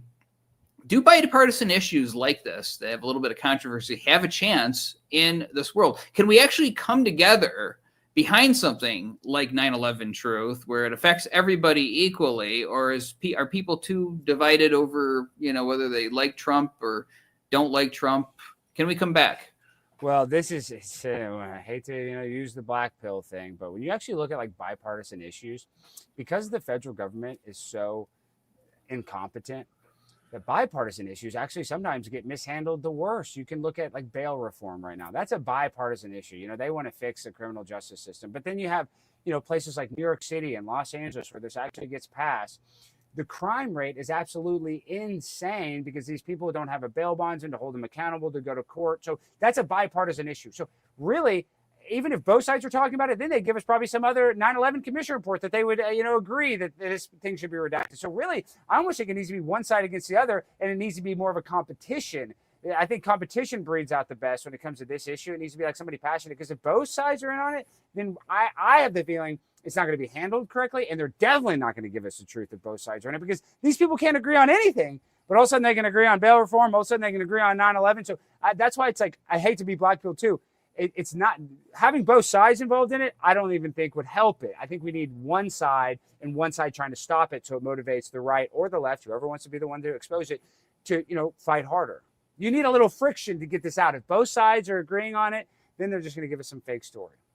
Well, let me be very clear, though. I'm not talking about the mainstream, like the top of the Republican Party or the top of the Democrat Party, or your Trumps and Obamas and all of this stuff, because typically when they're agreeing on something, it's to cover their own asses, on some issue like Epstein or whatever, and that's what we get. That's your bipartisan report. I'm talking about your just Johnny on the street, those people with the blue hair screaming when Trump gets elected, and then your MAGA people out there waving their flags with the red hats and such. I mean, can people on the street level come together behind 9/11 Truth, or is this stuff that they're getting divided over just too prevalent in their minds to even reach them on it? What do you think? No, I do think just Joe Plumber, is that who they used to say? Yeah, I think you get along with liberal Karen over 9/11, but I always got to try to look at it. It also becomes an age issue too. It's like maybe it is going to be better when more young talking about it, and maybe the older people aren't connected anymore, so there's less people protecting it. But that's where I think the big divide is the people that were just so brainwashed to believe whatever the government tells them, and people that are willing to question the government. So I guess it's not necessarily age. You can look how we go back to the pandemic. Some people just trusted the government blindly, and some people question the government. We need to all start questioning the government. But most people, like you said, everyday Joes would say that the government is lying or misleading us. So we all kind of know that they lie. We just need to try to get us all behind this one big lie. That's right. Well, we don't want to be too black-pilled. I mean, I picked out very, very colorful wallpaper here. I wanted people to be hopeful and stuff. No, we do have hope. We do have hope, but just know that, like, you are the author of your own autobiography. Like, whether we get transparency on 9/11 or not, that's not going to make your life happy. Like, you got to just live your life for yourself. You need to be a little selfish. You don't need to be a selfish person, but sometimes we worry too much about conspiracies. We worry about too much about. We do that as a victimhood mentality, and we all have something bad that has gone in our life where we could pretend to be a victim. So we need to shake that victimhood mentality. That's where I think the big problem is. Absolutely. And I'll tell you what, doing this kind of work is empowering, because you go and make that stir at the New York City Council. I mean, you get all of this attention on that. That's you making a difference for a day. When we did the C-SPAN campaign, we had people calling into to Washington Journal. That was epic. Those old videos are great, though. The old C-SPAN videos are epic. Yeah, those are great. Oh, and then when we got Richard on there, I mean, I had a cup of coffee and a bagel, and I was like, hey, we did a good job with this thing. You know, we made a difference. Yeah. So it's very empowering. That's the architect of it right there. Yeah. He's the guy that did it. So Richard's great. Richard's great. He's done some great work. Once again, we even have a damn book report. We have an official report from the University of Alaska Fairbanks saying this doesn't make sense, and that's still not enough evidence for some people. But it goes down in history. Look, I mean, there's been movements that took like 300 years to make a difference. I mean, if you want to go back as far as like the early Christians taking on the power of Rome, I mean, that went on for like hundreds of years, and but if that's it made the case, difference. If we're going to go on a long timeline like that, yes, in 100 years, everybody will have known that 9/11 was total bullshit. Like that, in 100 years, when we're all dead and gone, they'll know. They're going to be laughing at us. They're going to be like, they'll be watching this podcast, like, well, some of these guys kind of knew what's going on, but then they'll also be, laughing at us, just like, how could they not know this? But yeah, eventually all of this will come out. No doubt about that. Truth has a way of doing that. I mean, think about all the people who get exposed after they commit like a murder, for instance, and then DNA testing comes out decades later, and this old man is getting arrested for something he did back in the 60s. So I mean, this will come out one way or another, and that's why we keep on doing this. We can absolutely make an impact. Any final thoughts for our audience before we close out today? Well, just a little bit about me when it comes to 9/11. I just, I'll repeat it, that it's something that like really shook me up when I was young, just seeing my dad like that. And then you watch the videos of people like Oreo Palmer, a guy that, was one of the first responders, made it to the highest level and was trying to save people, and a building collapsed right on him, and his family had a loving family, didn't get to see him. So when you really realize how evil and dark 9/11 is, you should feel a little passionate about it, and it'll start opening up the doors. Looking into 9/11 will open up other doors where you can see where the government. This is a very important thing, and if you are young watching this, I just beg you, please. The official narrative is such a lie, and even when they tell us, doesn't make sense that they were briefed and they didn't take it serious enough. So you don't have to take it from me. I encourage everybody to do their own research, which the mainstream media would tell you, don't do your own research. Don't just listen to the experts. That is false. Do your own research. Please look into this, and one day we will, be justified when all this truth comes out. I just hope it's a lot sooner than later. Alex Stein, thank you so much for joining us today. Thank you, guys. It's always a pleasure to talk to you. Thanks a lot. We're talking about possible federal funding for bicycle commuting. I want to get your thoughts and want to hear what's happening in your neighborhood around the country. Joseph is up next, calling in from California on our line for Independence. Joseph, good morning. Good morning. I just want to say that bicycling is the most inexpensive means of transportation that there is. So I'd like to put that in there. I'd also like to ask you, have you been threatened about building number 7 so that you won't talk about it? No, Joseph, but we're going to stick to bicycle commuting and keep the conspiracy theories for another day. And let's go to Richard in Lynchburg, Virginia, on our line.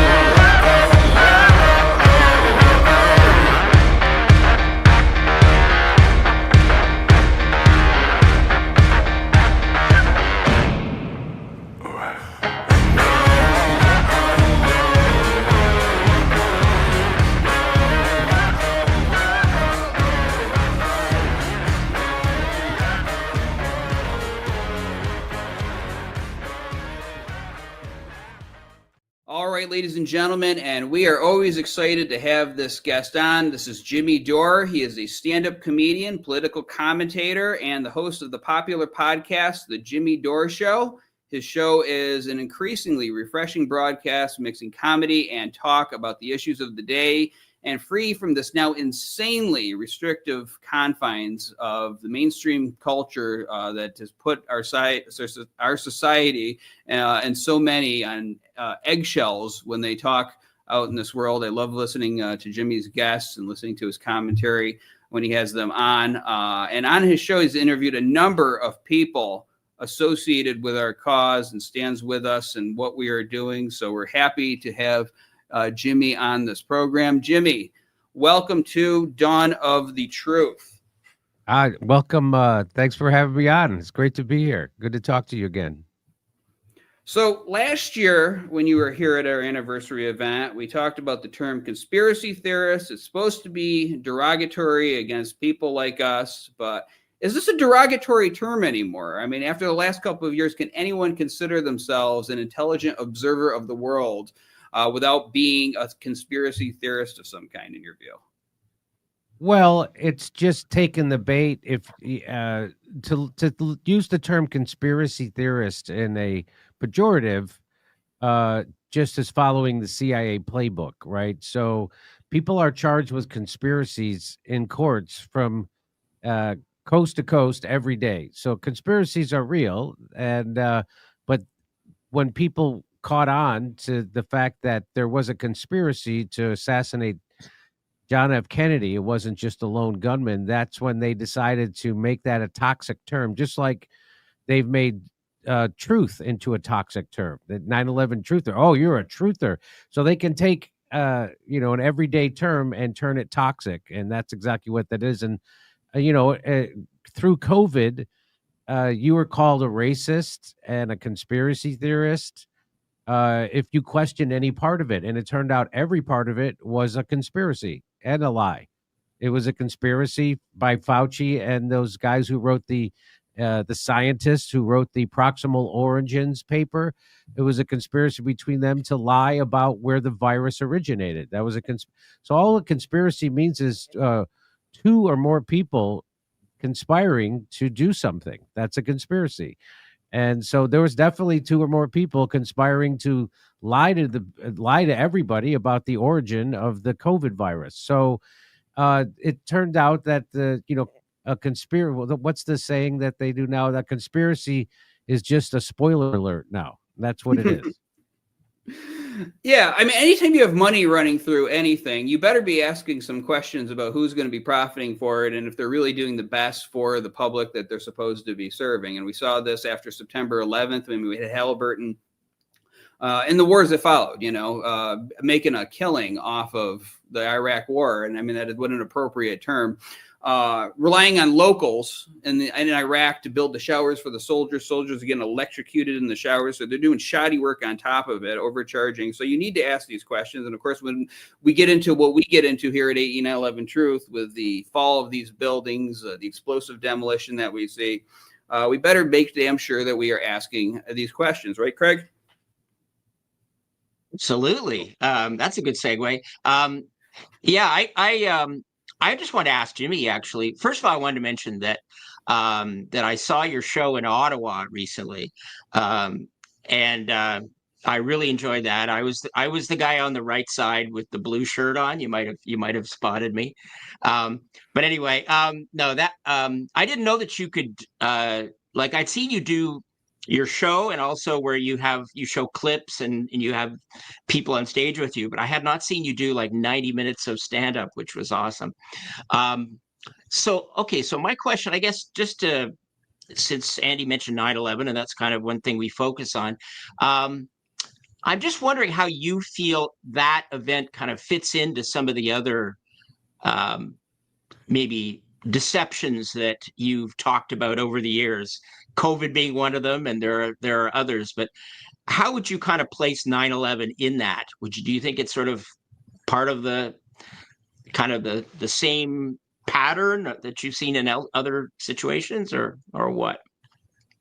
Well, it's another one of those, who you're going to believe, the government or your lying eyes. And so I mean, there are so many. So how could you watch Building 7 that wasn't struck by a plane fall into its own footprint because of an office fire that we know doesn't burn hot enough to melt steel. And you can watch that happen. And it was, and not have a healthy skepticism about the story you're being told. So it's where would I place it? I don't know where I would place it, but it certainly, woke a lot of people up, just like the JFK assassination woke a lot of people up to that. Hey, there's some nefarious deep state actors out there that are lying to you. And so, yeah, I think it woke a lot of people up, just like COVID did. COVID did. I haven't, that's the silver lining. It was horrible for lots of reasons. But the silver lining is that it woke a lot of people up, and it reminded people to have healthy skepticism of the government and, of course, big pharma and corporations, and especially when they're going to, use authoritarian means. So I don't know if they'll ever be able to pull that off again, no matter. And it was mostly a scam. I think there was a virus, but it wasn't deadly. As Bill Gates admitted after he cashed in his stock from Pfizer and made $500 million, he then said, well, we didn't know at the time that, COVID had a low fatality rate. It affected mostly the elderly. It was a lot like the flu, but a bit different. So all that over a flu, that's what they did that. So I think that woke up a lot of people. Most of my audience when I tour now is a room full of people who were COVID skeptics, and they didn't have any place. They didn't have any place to turn in the media except maybe Joe Rogan and my show. And so it's a lot of people come up to me and they tell me you've kept me sane during COVID, and so I'll take that as a compliment. Because they're constantly being gaslit, just like they're gaslit about 9/11 and gaslit about Building 7. And, it's gaslit about the Afghanistan war for 20 years, the Syrian war. We predicted at our show, not that because we're geniuses, it's not hard to see what was going to happen in Syria, that if you did succeed in toppling Assad, what would fill that vacuum of power would be Al-Qaeda. And that's exactly what happened. Now it's being run by the guy who used to have a $10 million bounty on his head by the State Department because he was the leader of Al-Qaeda in Syria, is now running Syria, and Trump thinks he's a fine young man. And he also wants to work with Israel, which, again, talk about another conspiracy theory. That's probably just a spoiler alert. So I forget what their question was now, but I'll stop there.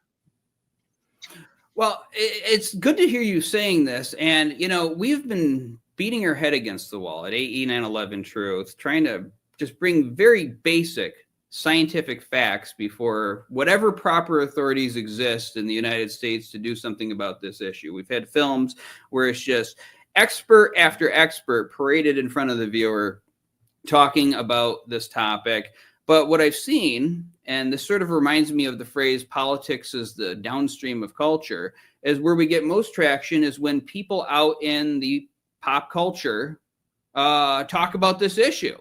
They don't even have to get very technical about it, but it gets a lot of attention. For instance, when you bring one of our people onto your show, or you just talk about this issue, so many others. And really, because so many people have turned off mainstream media, you are the culture now. You and people like Joe Rogan, Tucker Carlson, and all of this. And it's great to see this happening now. Do you think that even 24 years later, if the comedians, the artists, the singers continue hammering on this issue, that we can get justice through these means where just a simple scientific facts being laid out for the people of the world have fallen short over those years? Do you think that the artists can lead the way on this issue and getting justice for those people? I've been let down by artists a lot lately, so I don't know. It doesn't seem to be on anybody's mind. You can't even get, the most we could get was Woody Harrelson talking about COVID and the drug cartels, which is big pharma, on Saturday Night Live. And so I don't know. Do you know of any artists out there that are actually making 9/11 a cause celeb or anything? I don't know of any.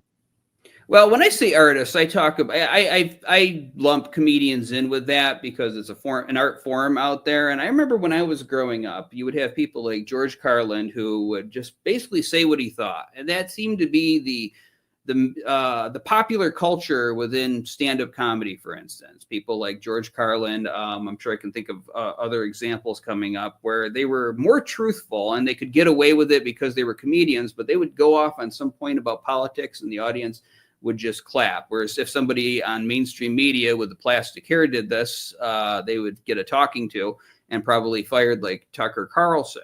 So it seems that not only can comedians get away with talking about issues like this more and more, but they can also have a profound impact on society. And I really believe that society doesn't grasp something until TV or whatever art form people follow gives them permission to think this. So do you think that they have a more important role than mainstream media in pushing this? Or, do you think it's just kind of the same results that are going to come up even if they push this really hard? Well, unfortunately, during COVID, most of the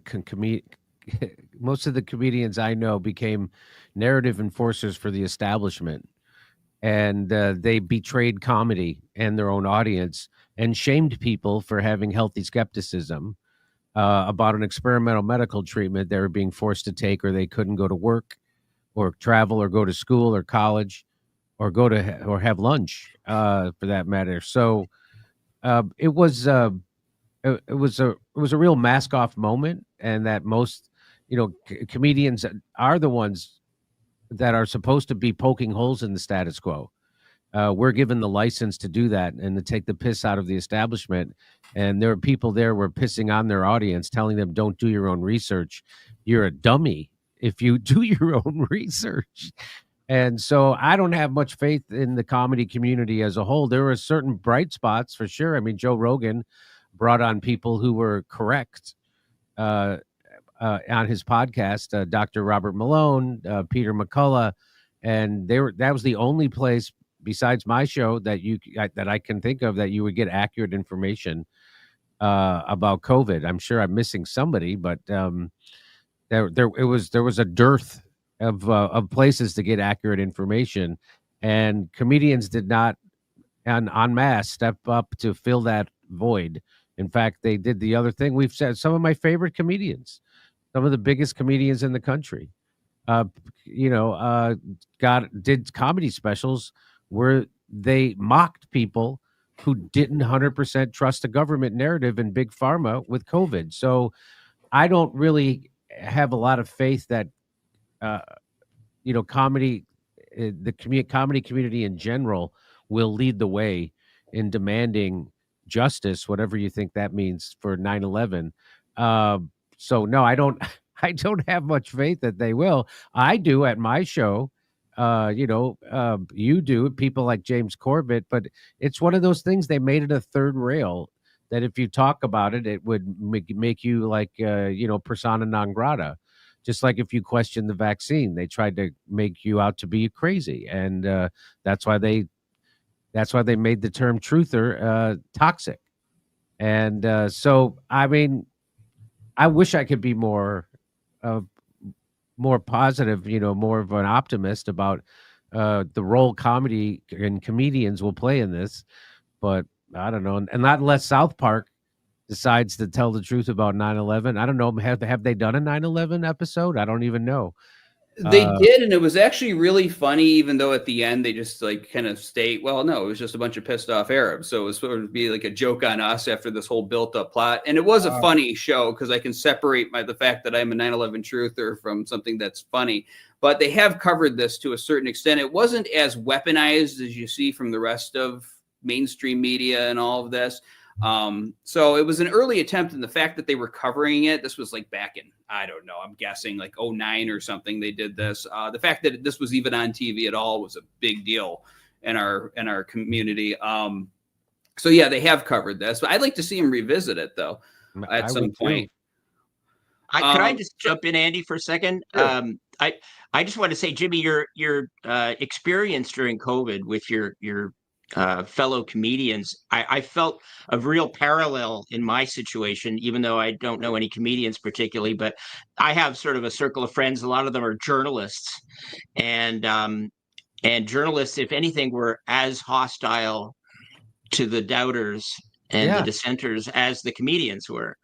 In fact, it's kind of embarrassing when you look at it. Like, the whole point of being a journalist, I mean, why I got into it was to tell the truth and to unearth unpopular truths, and it was quite a shocking thing to experience. But it was very similar to what you talked about, and I just wondered, like, what we've seen in the last few months and couple of years, and I think you've been kind of leading the way on this, but there are podcasters now that are openly comfortable talking about 9/11 that I don't think would have done so not that long ago. You get Candace Owens now, and I mean, Tucker Carlson will mention it, and Benny Johnson, and different people like that. So it may not be the comedians, but do you think there's sort of reason for optimism, just because the podcasters are talking about it?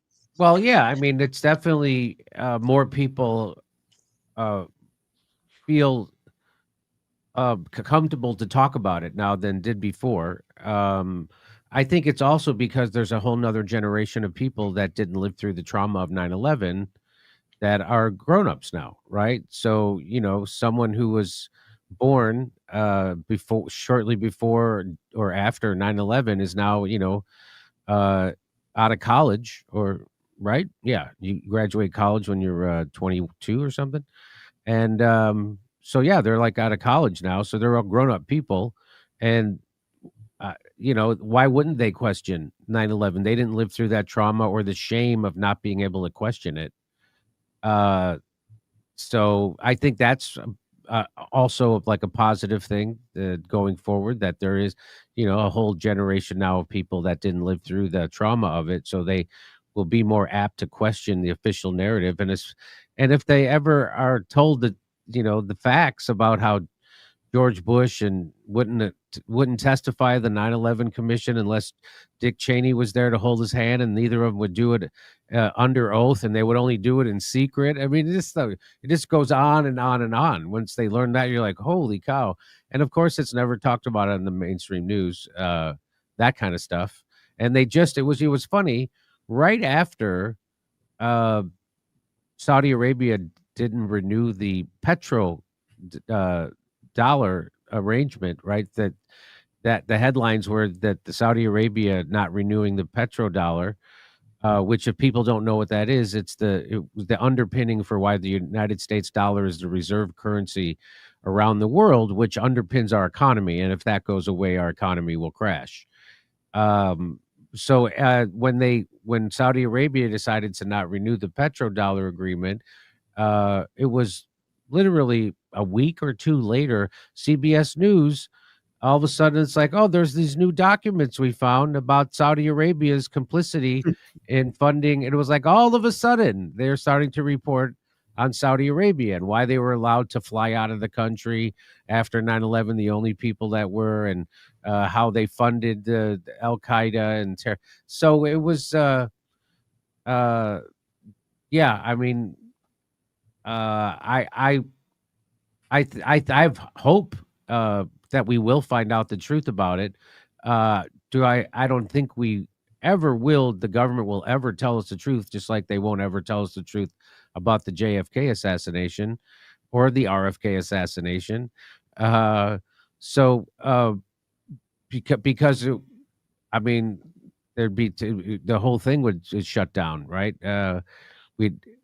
Because it's obvious not what it was, what they are presenting it to be, and there was a conspiracy, and it seems this would be right out of the playbook of the Mossad, false flags at a grand scale. And people say, oh, do you really think that George Bush and Dick Cheney would have knowledge of an attack like that and let it happen, or they would participate? I'm like, they killed 1 million people. Do you think those guys give a shit about 2 buildings in New York? They don't care. They killed 1 million people. They ordered a worldwide torture program that no one ever had to go to jail for or even have a hearing about or get charged with a crime. They committed war crimes all over the place, killed 1 million people on a lie. We all know it was. And Afghanistan was 20 years of lies, right? If you read the Afghanistan papers, of course. So this is what they do. But ever since JFK, they've been emboldened. They got away with it. They did RFK. They did MLK. I don't know what happened with Reagan, but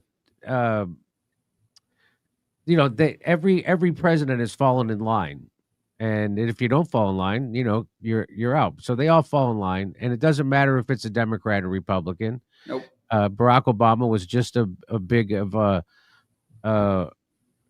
bitch to the military-industrial complex as John McCain or George Bush and Dick Cheney. He was not a departure from George Bush. He was a continuation of George Bush's, and not only his war policy, but his economic policies. And let's remember, he gave us, how everybody was afraid of Project 2025 that Trump was going to implement that came from the Heritage Foundation. Well, guess where Barack Obama's healthcare plan came from? It came from the Heritage Foundation, the same place that made Project 2025. So this idea, so that's what people had a lot of hope that Donald Trump would be a departure from the two-party system because he came in and ran against the Republican Party in 2016. And then half the party turned on him. And he wasn't. So they thought that a lot of people had hope that Donald Trump would be a departure from the two-party duopoly, and he is not. He is just another fraction of the deep state, and he is there to make sure you get trillion-dollar defense budgets and they militarize your local police as they cut health care from you, and all those Doge cuts were just a smokescreen. That was all about how we're going to balance the budget because this is unsustainable. $36 trillion is all fake. So I don't have any faith in our political structure. I think we have to lose faith in it so we can have a real revolution of some sort, because that's what's needed right now. Our government is run by corporations and AIPAC. We have a country of a few million people. I don't know what is there, 10 million people in Israel, and they run the United States, or whatever they say we do. So we need a real revolution of some sort, and we need to find a way to your vote doesn't matter right now. It doesn't matter. And the people who want things to run are the deep state, and they've been, they bragged about it during Trump's first administration. They would say they would call themselves the permanent state. They would say, we've been here before Donald Trump was president. We're going to be here after, meaning people in the FBI and the CIA and the NSA. And they knew, right? And even Chuck Schumer, when Donald Trump got elected and he was speaking out against the intelligence community, the CIA and the FBI, and Chuck Schumer gave let the cat out of the bag. He gave the game away on Rachel Maddow's show when he said, well, Donald Trump considers himself smart, and for a smart guy, he's being really dumb to criticize the intelligence community. And Rachel Maddow said, why? And he said, well, you mess with the intelligence community and they've got 6 ways a Sunday to get back at you. So what he's doing isn't very smart. And so what that revealed right there was that the FBI and the CIA and the NSA is on paper supposed to work for the president. The president's supposed to be their boss. But what Chuck Schumer, the leading Democrat in the country at the time, on the #1 news show at the time, what they revealed was that they don't work for the president, that the president has to watch his back and make nice with the CIA and the FBI, or else he's in trouble. And he better watch it and do what they say. And so if they don't work for the president, the obvious follow-up question would have been, if Rachel Maddow wasn't a tool of the establishment, if she was a regular journalist, the follow-up question would have been, well, who do they work for? If they don't work for the president and the president has to watch his ass when it comes to the CIA and the FBI, who do they work for?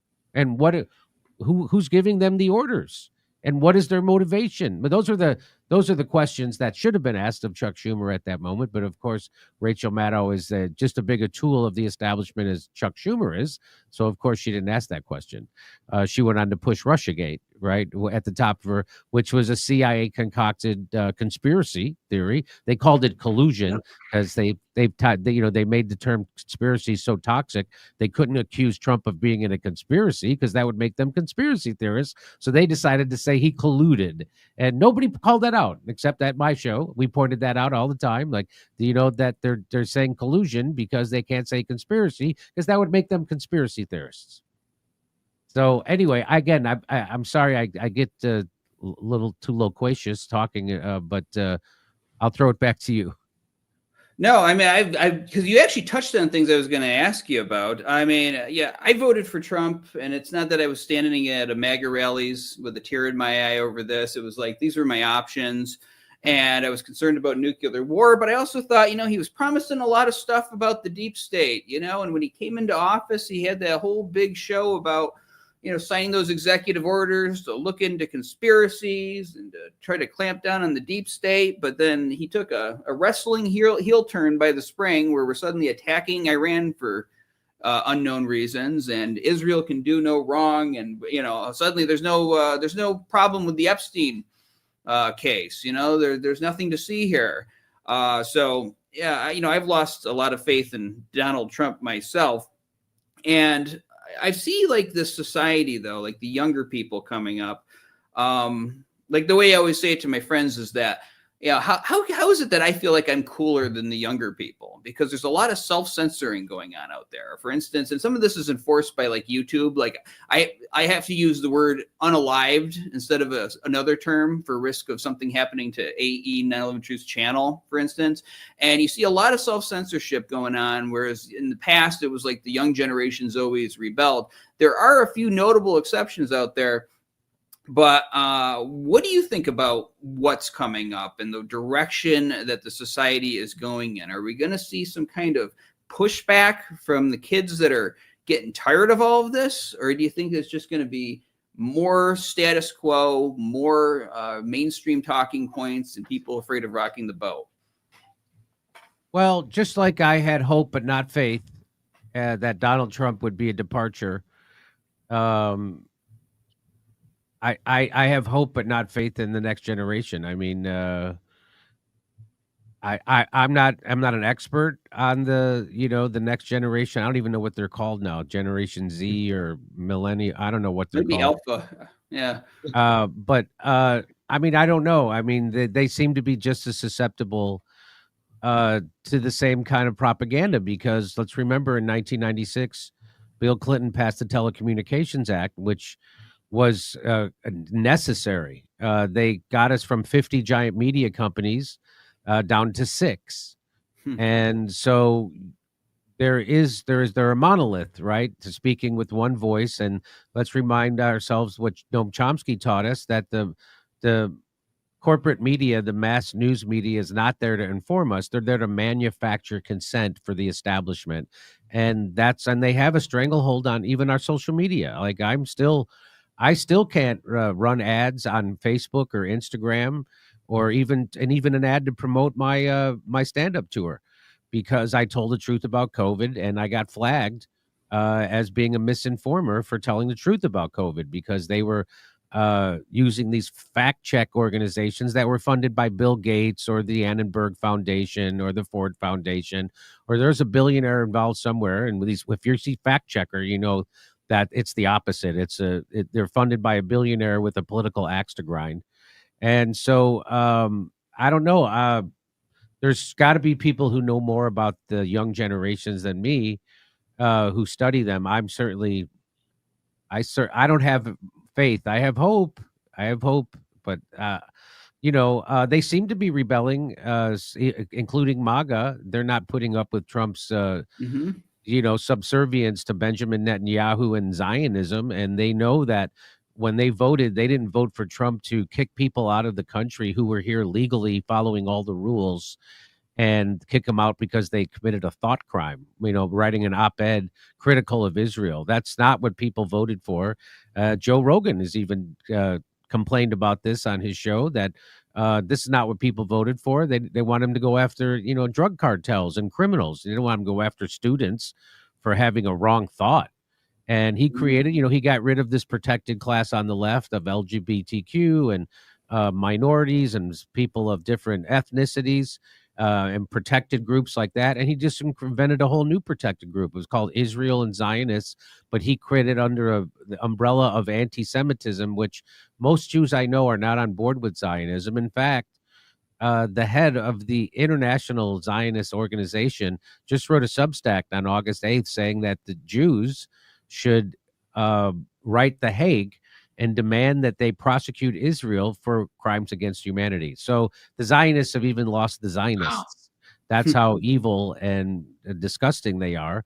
And the MAGA I've known have always pushed back against Trump on that, and they see that he's lied about his commitment to free speech, that he just created another protected class, and it's not America first. It's not in our interest. It's Israel first, which is always, there's not one thing that between our relationship with Israel that has benefited the United States. It's been nothing but one war after another war, from the first Iraq war to the second Iraq war, to the Syrian war, to the Libyan war, to Yemen, Somalia. This is all the greater Israel project.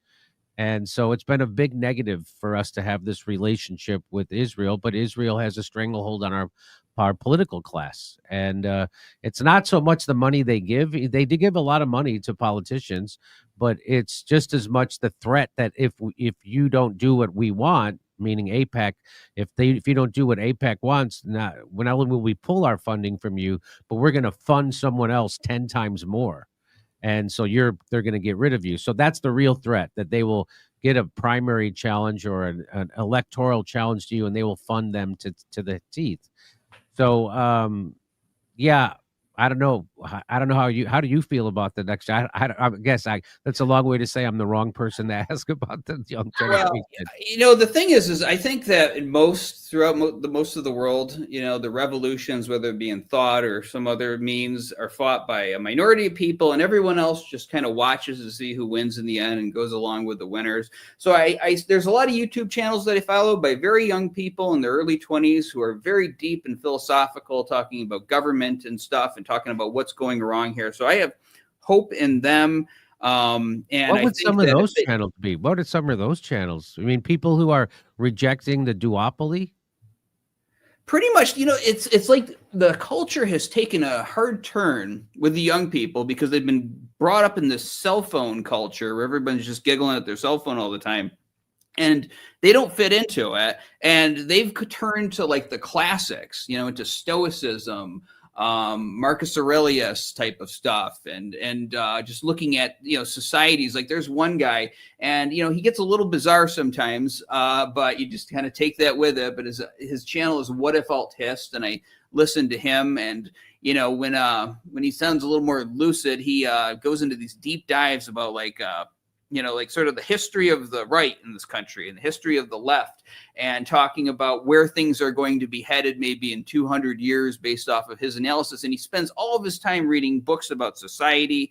He spent his whole childhood doing this. And there's other people whose names, I got them on my YouTube subscription list, but I don't memorize them. I just look them up there, who are doing a lot of the same thing. And so I have hope in these people. I just, if they can get propped up and sort of avoid the algorithm that we're being boxed in by here at AE911Truth, maybe they're going to be the next leaders. And, maybe I'll have them on a program at some point.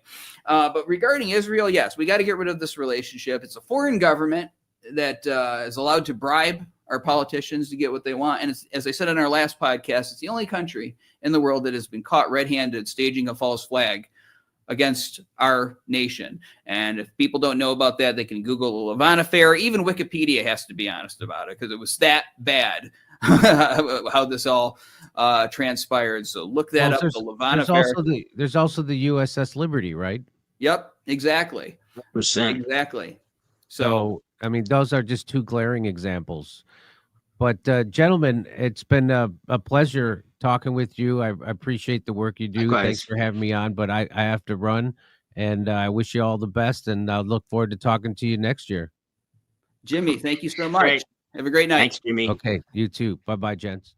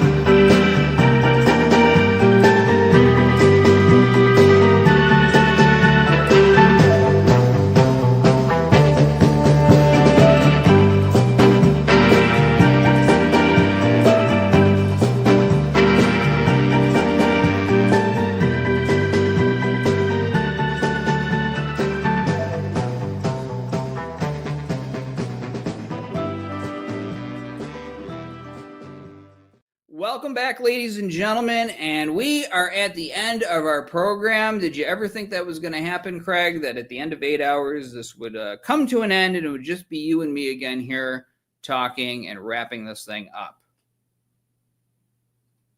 Well, it's a long day, but we know that we're going to be able to, people will be able to watch this. If they haven't been able to watch it live, they'll be able to watch it in segments, and hopefully those will get seen a lot, and that then they'll stick around and people can watch them whenever they want to. And so I'm really glad to have been part of this. I think it was a great event. I think there were some really great interviews. I loved Daniela Ganser's explanations of how the origins of the Ukraine war. That was fascinating. James Corbett, as always, Jimmy Dore. I mean, I better not start listing them all because then I'll leave someone out. But just really interesting, and I'm looking forward to the year ahead for AE911Truth. I could have punked everyone and said, okay, now we're going to be joined by Craig for the next hour, and we're going to be talking just amongst ourselves. No, we're not going to do that, folks.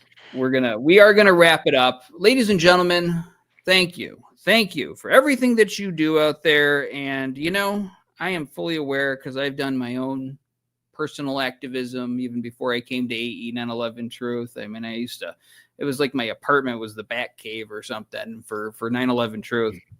And so I know that you do a lot of things out there, folks, that nobody knows about. There's a lot of unsung heroes, and that selflessness out there is what is moving this momentum forward. Those people right there watching this show, who are maybe not watching this, but those are the people who are really responsible for everything that we're seeing happen right now. So I want to thank you. I want to thank you for your service out there to this important cause for humanity, for the victims who died on that terrible day. Thank you for standing with us and for continuing to stand with this important cause in the year to come. A lot of good things are coming if you just believe in yourselves and just believe in the overall righteousness of this movement, and just keep on doing what you're doing, because look how far we've come, and it's just going into warp speed now. So thank you. Thank you. Thank you. Thank you. So that is going to conclude the 24th. Oh, I'm on last year's now. Hold on. That is going to conclude Dawn of the Truth. That's the name of the event this year. We did the 24th hour last year. I am Andy Steele with Craig McKee, and we'll see you next time we do a show. Bye, folks. Bye, everybody.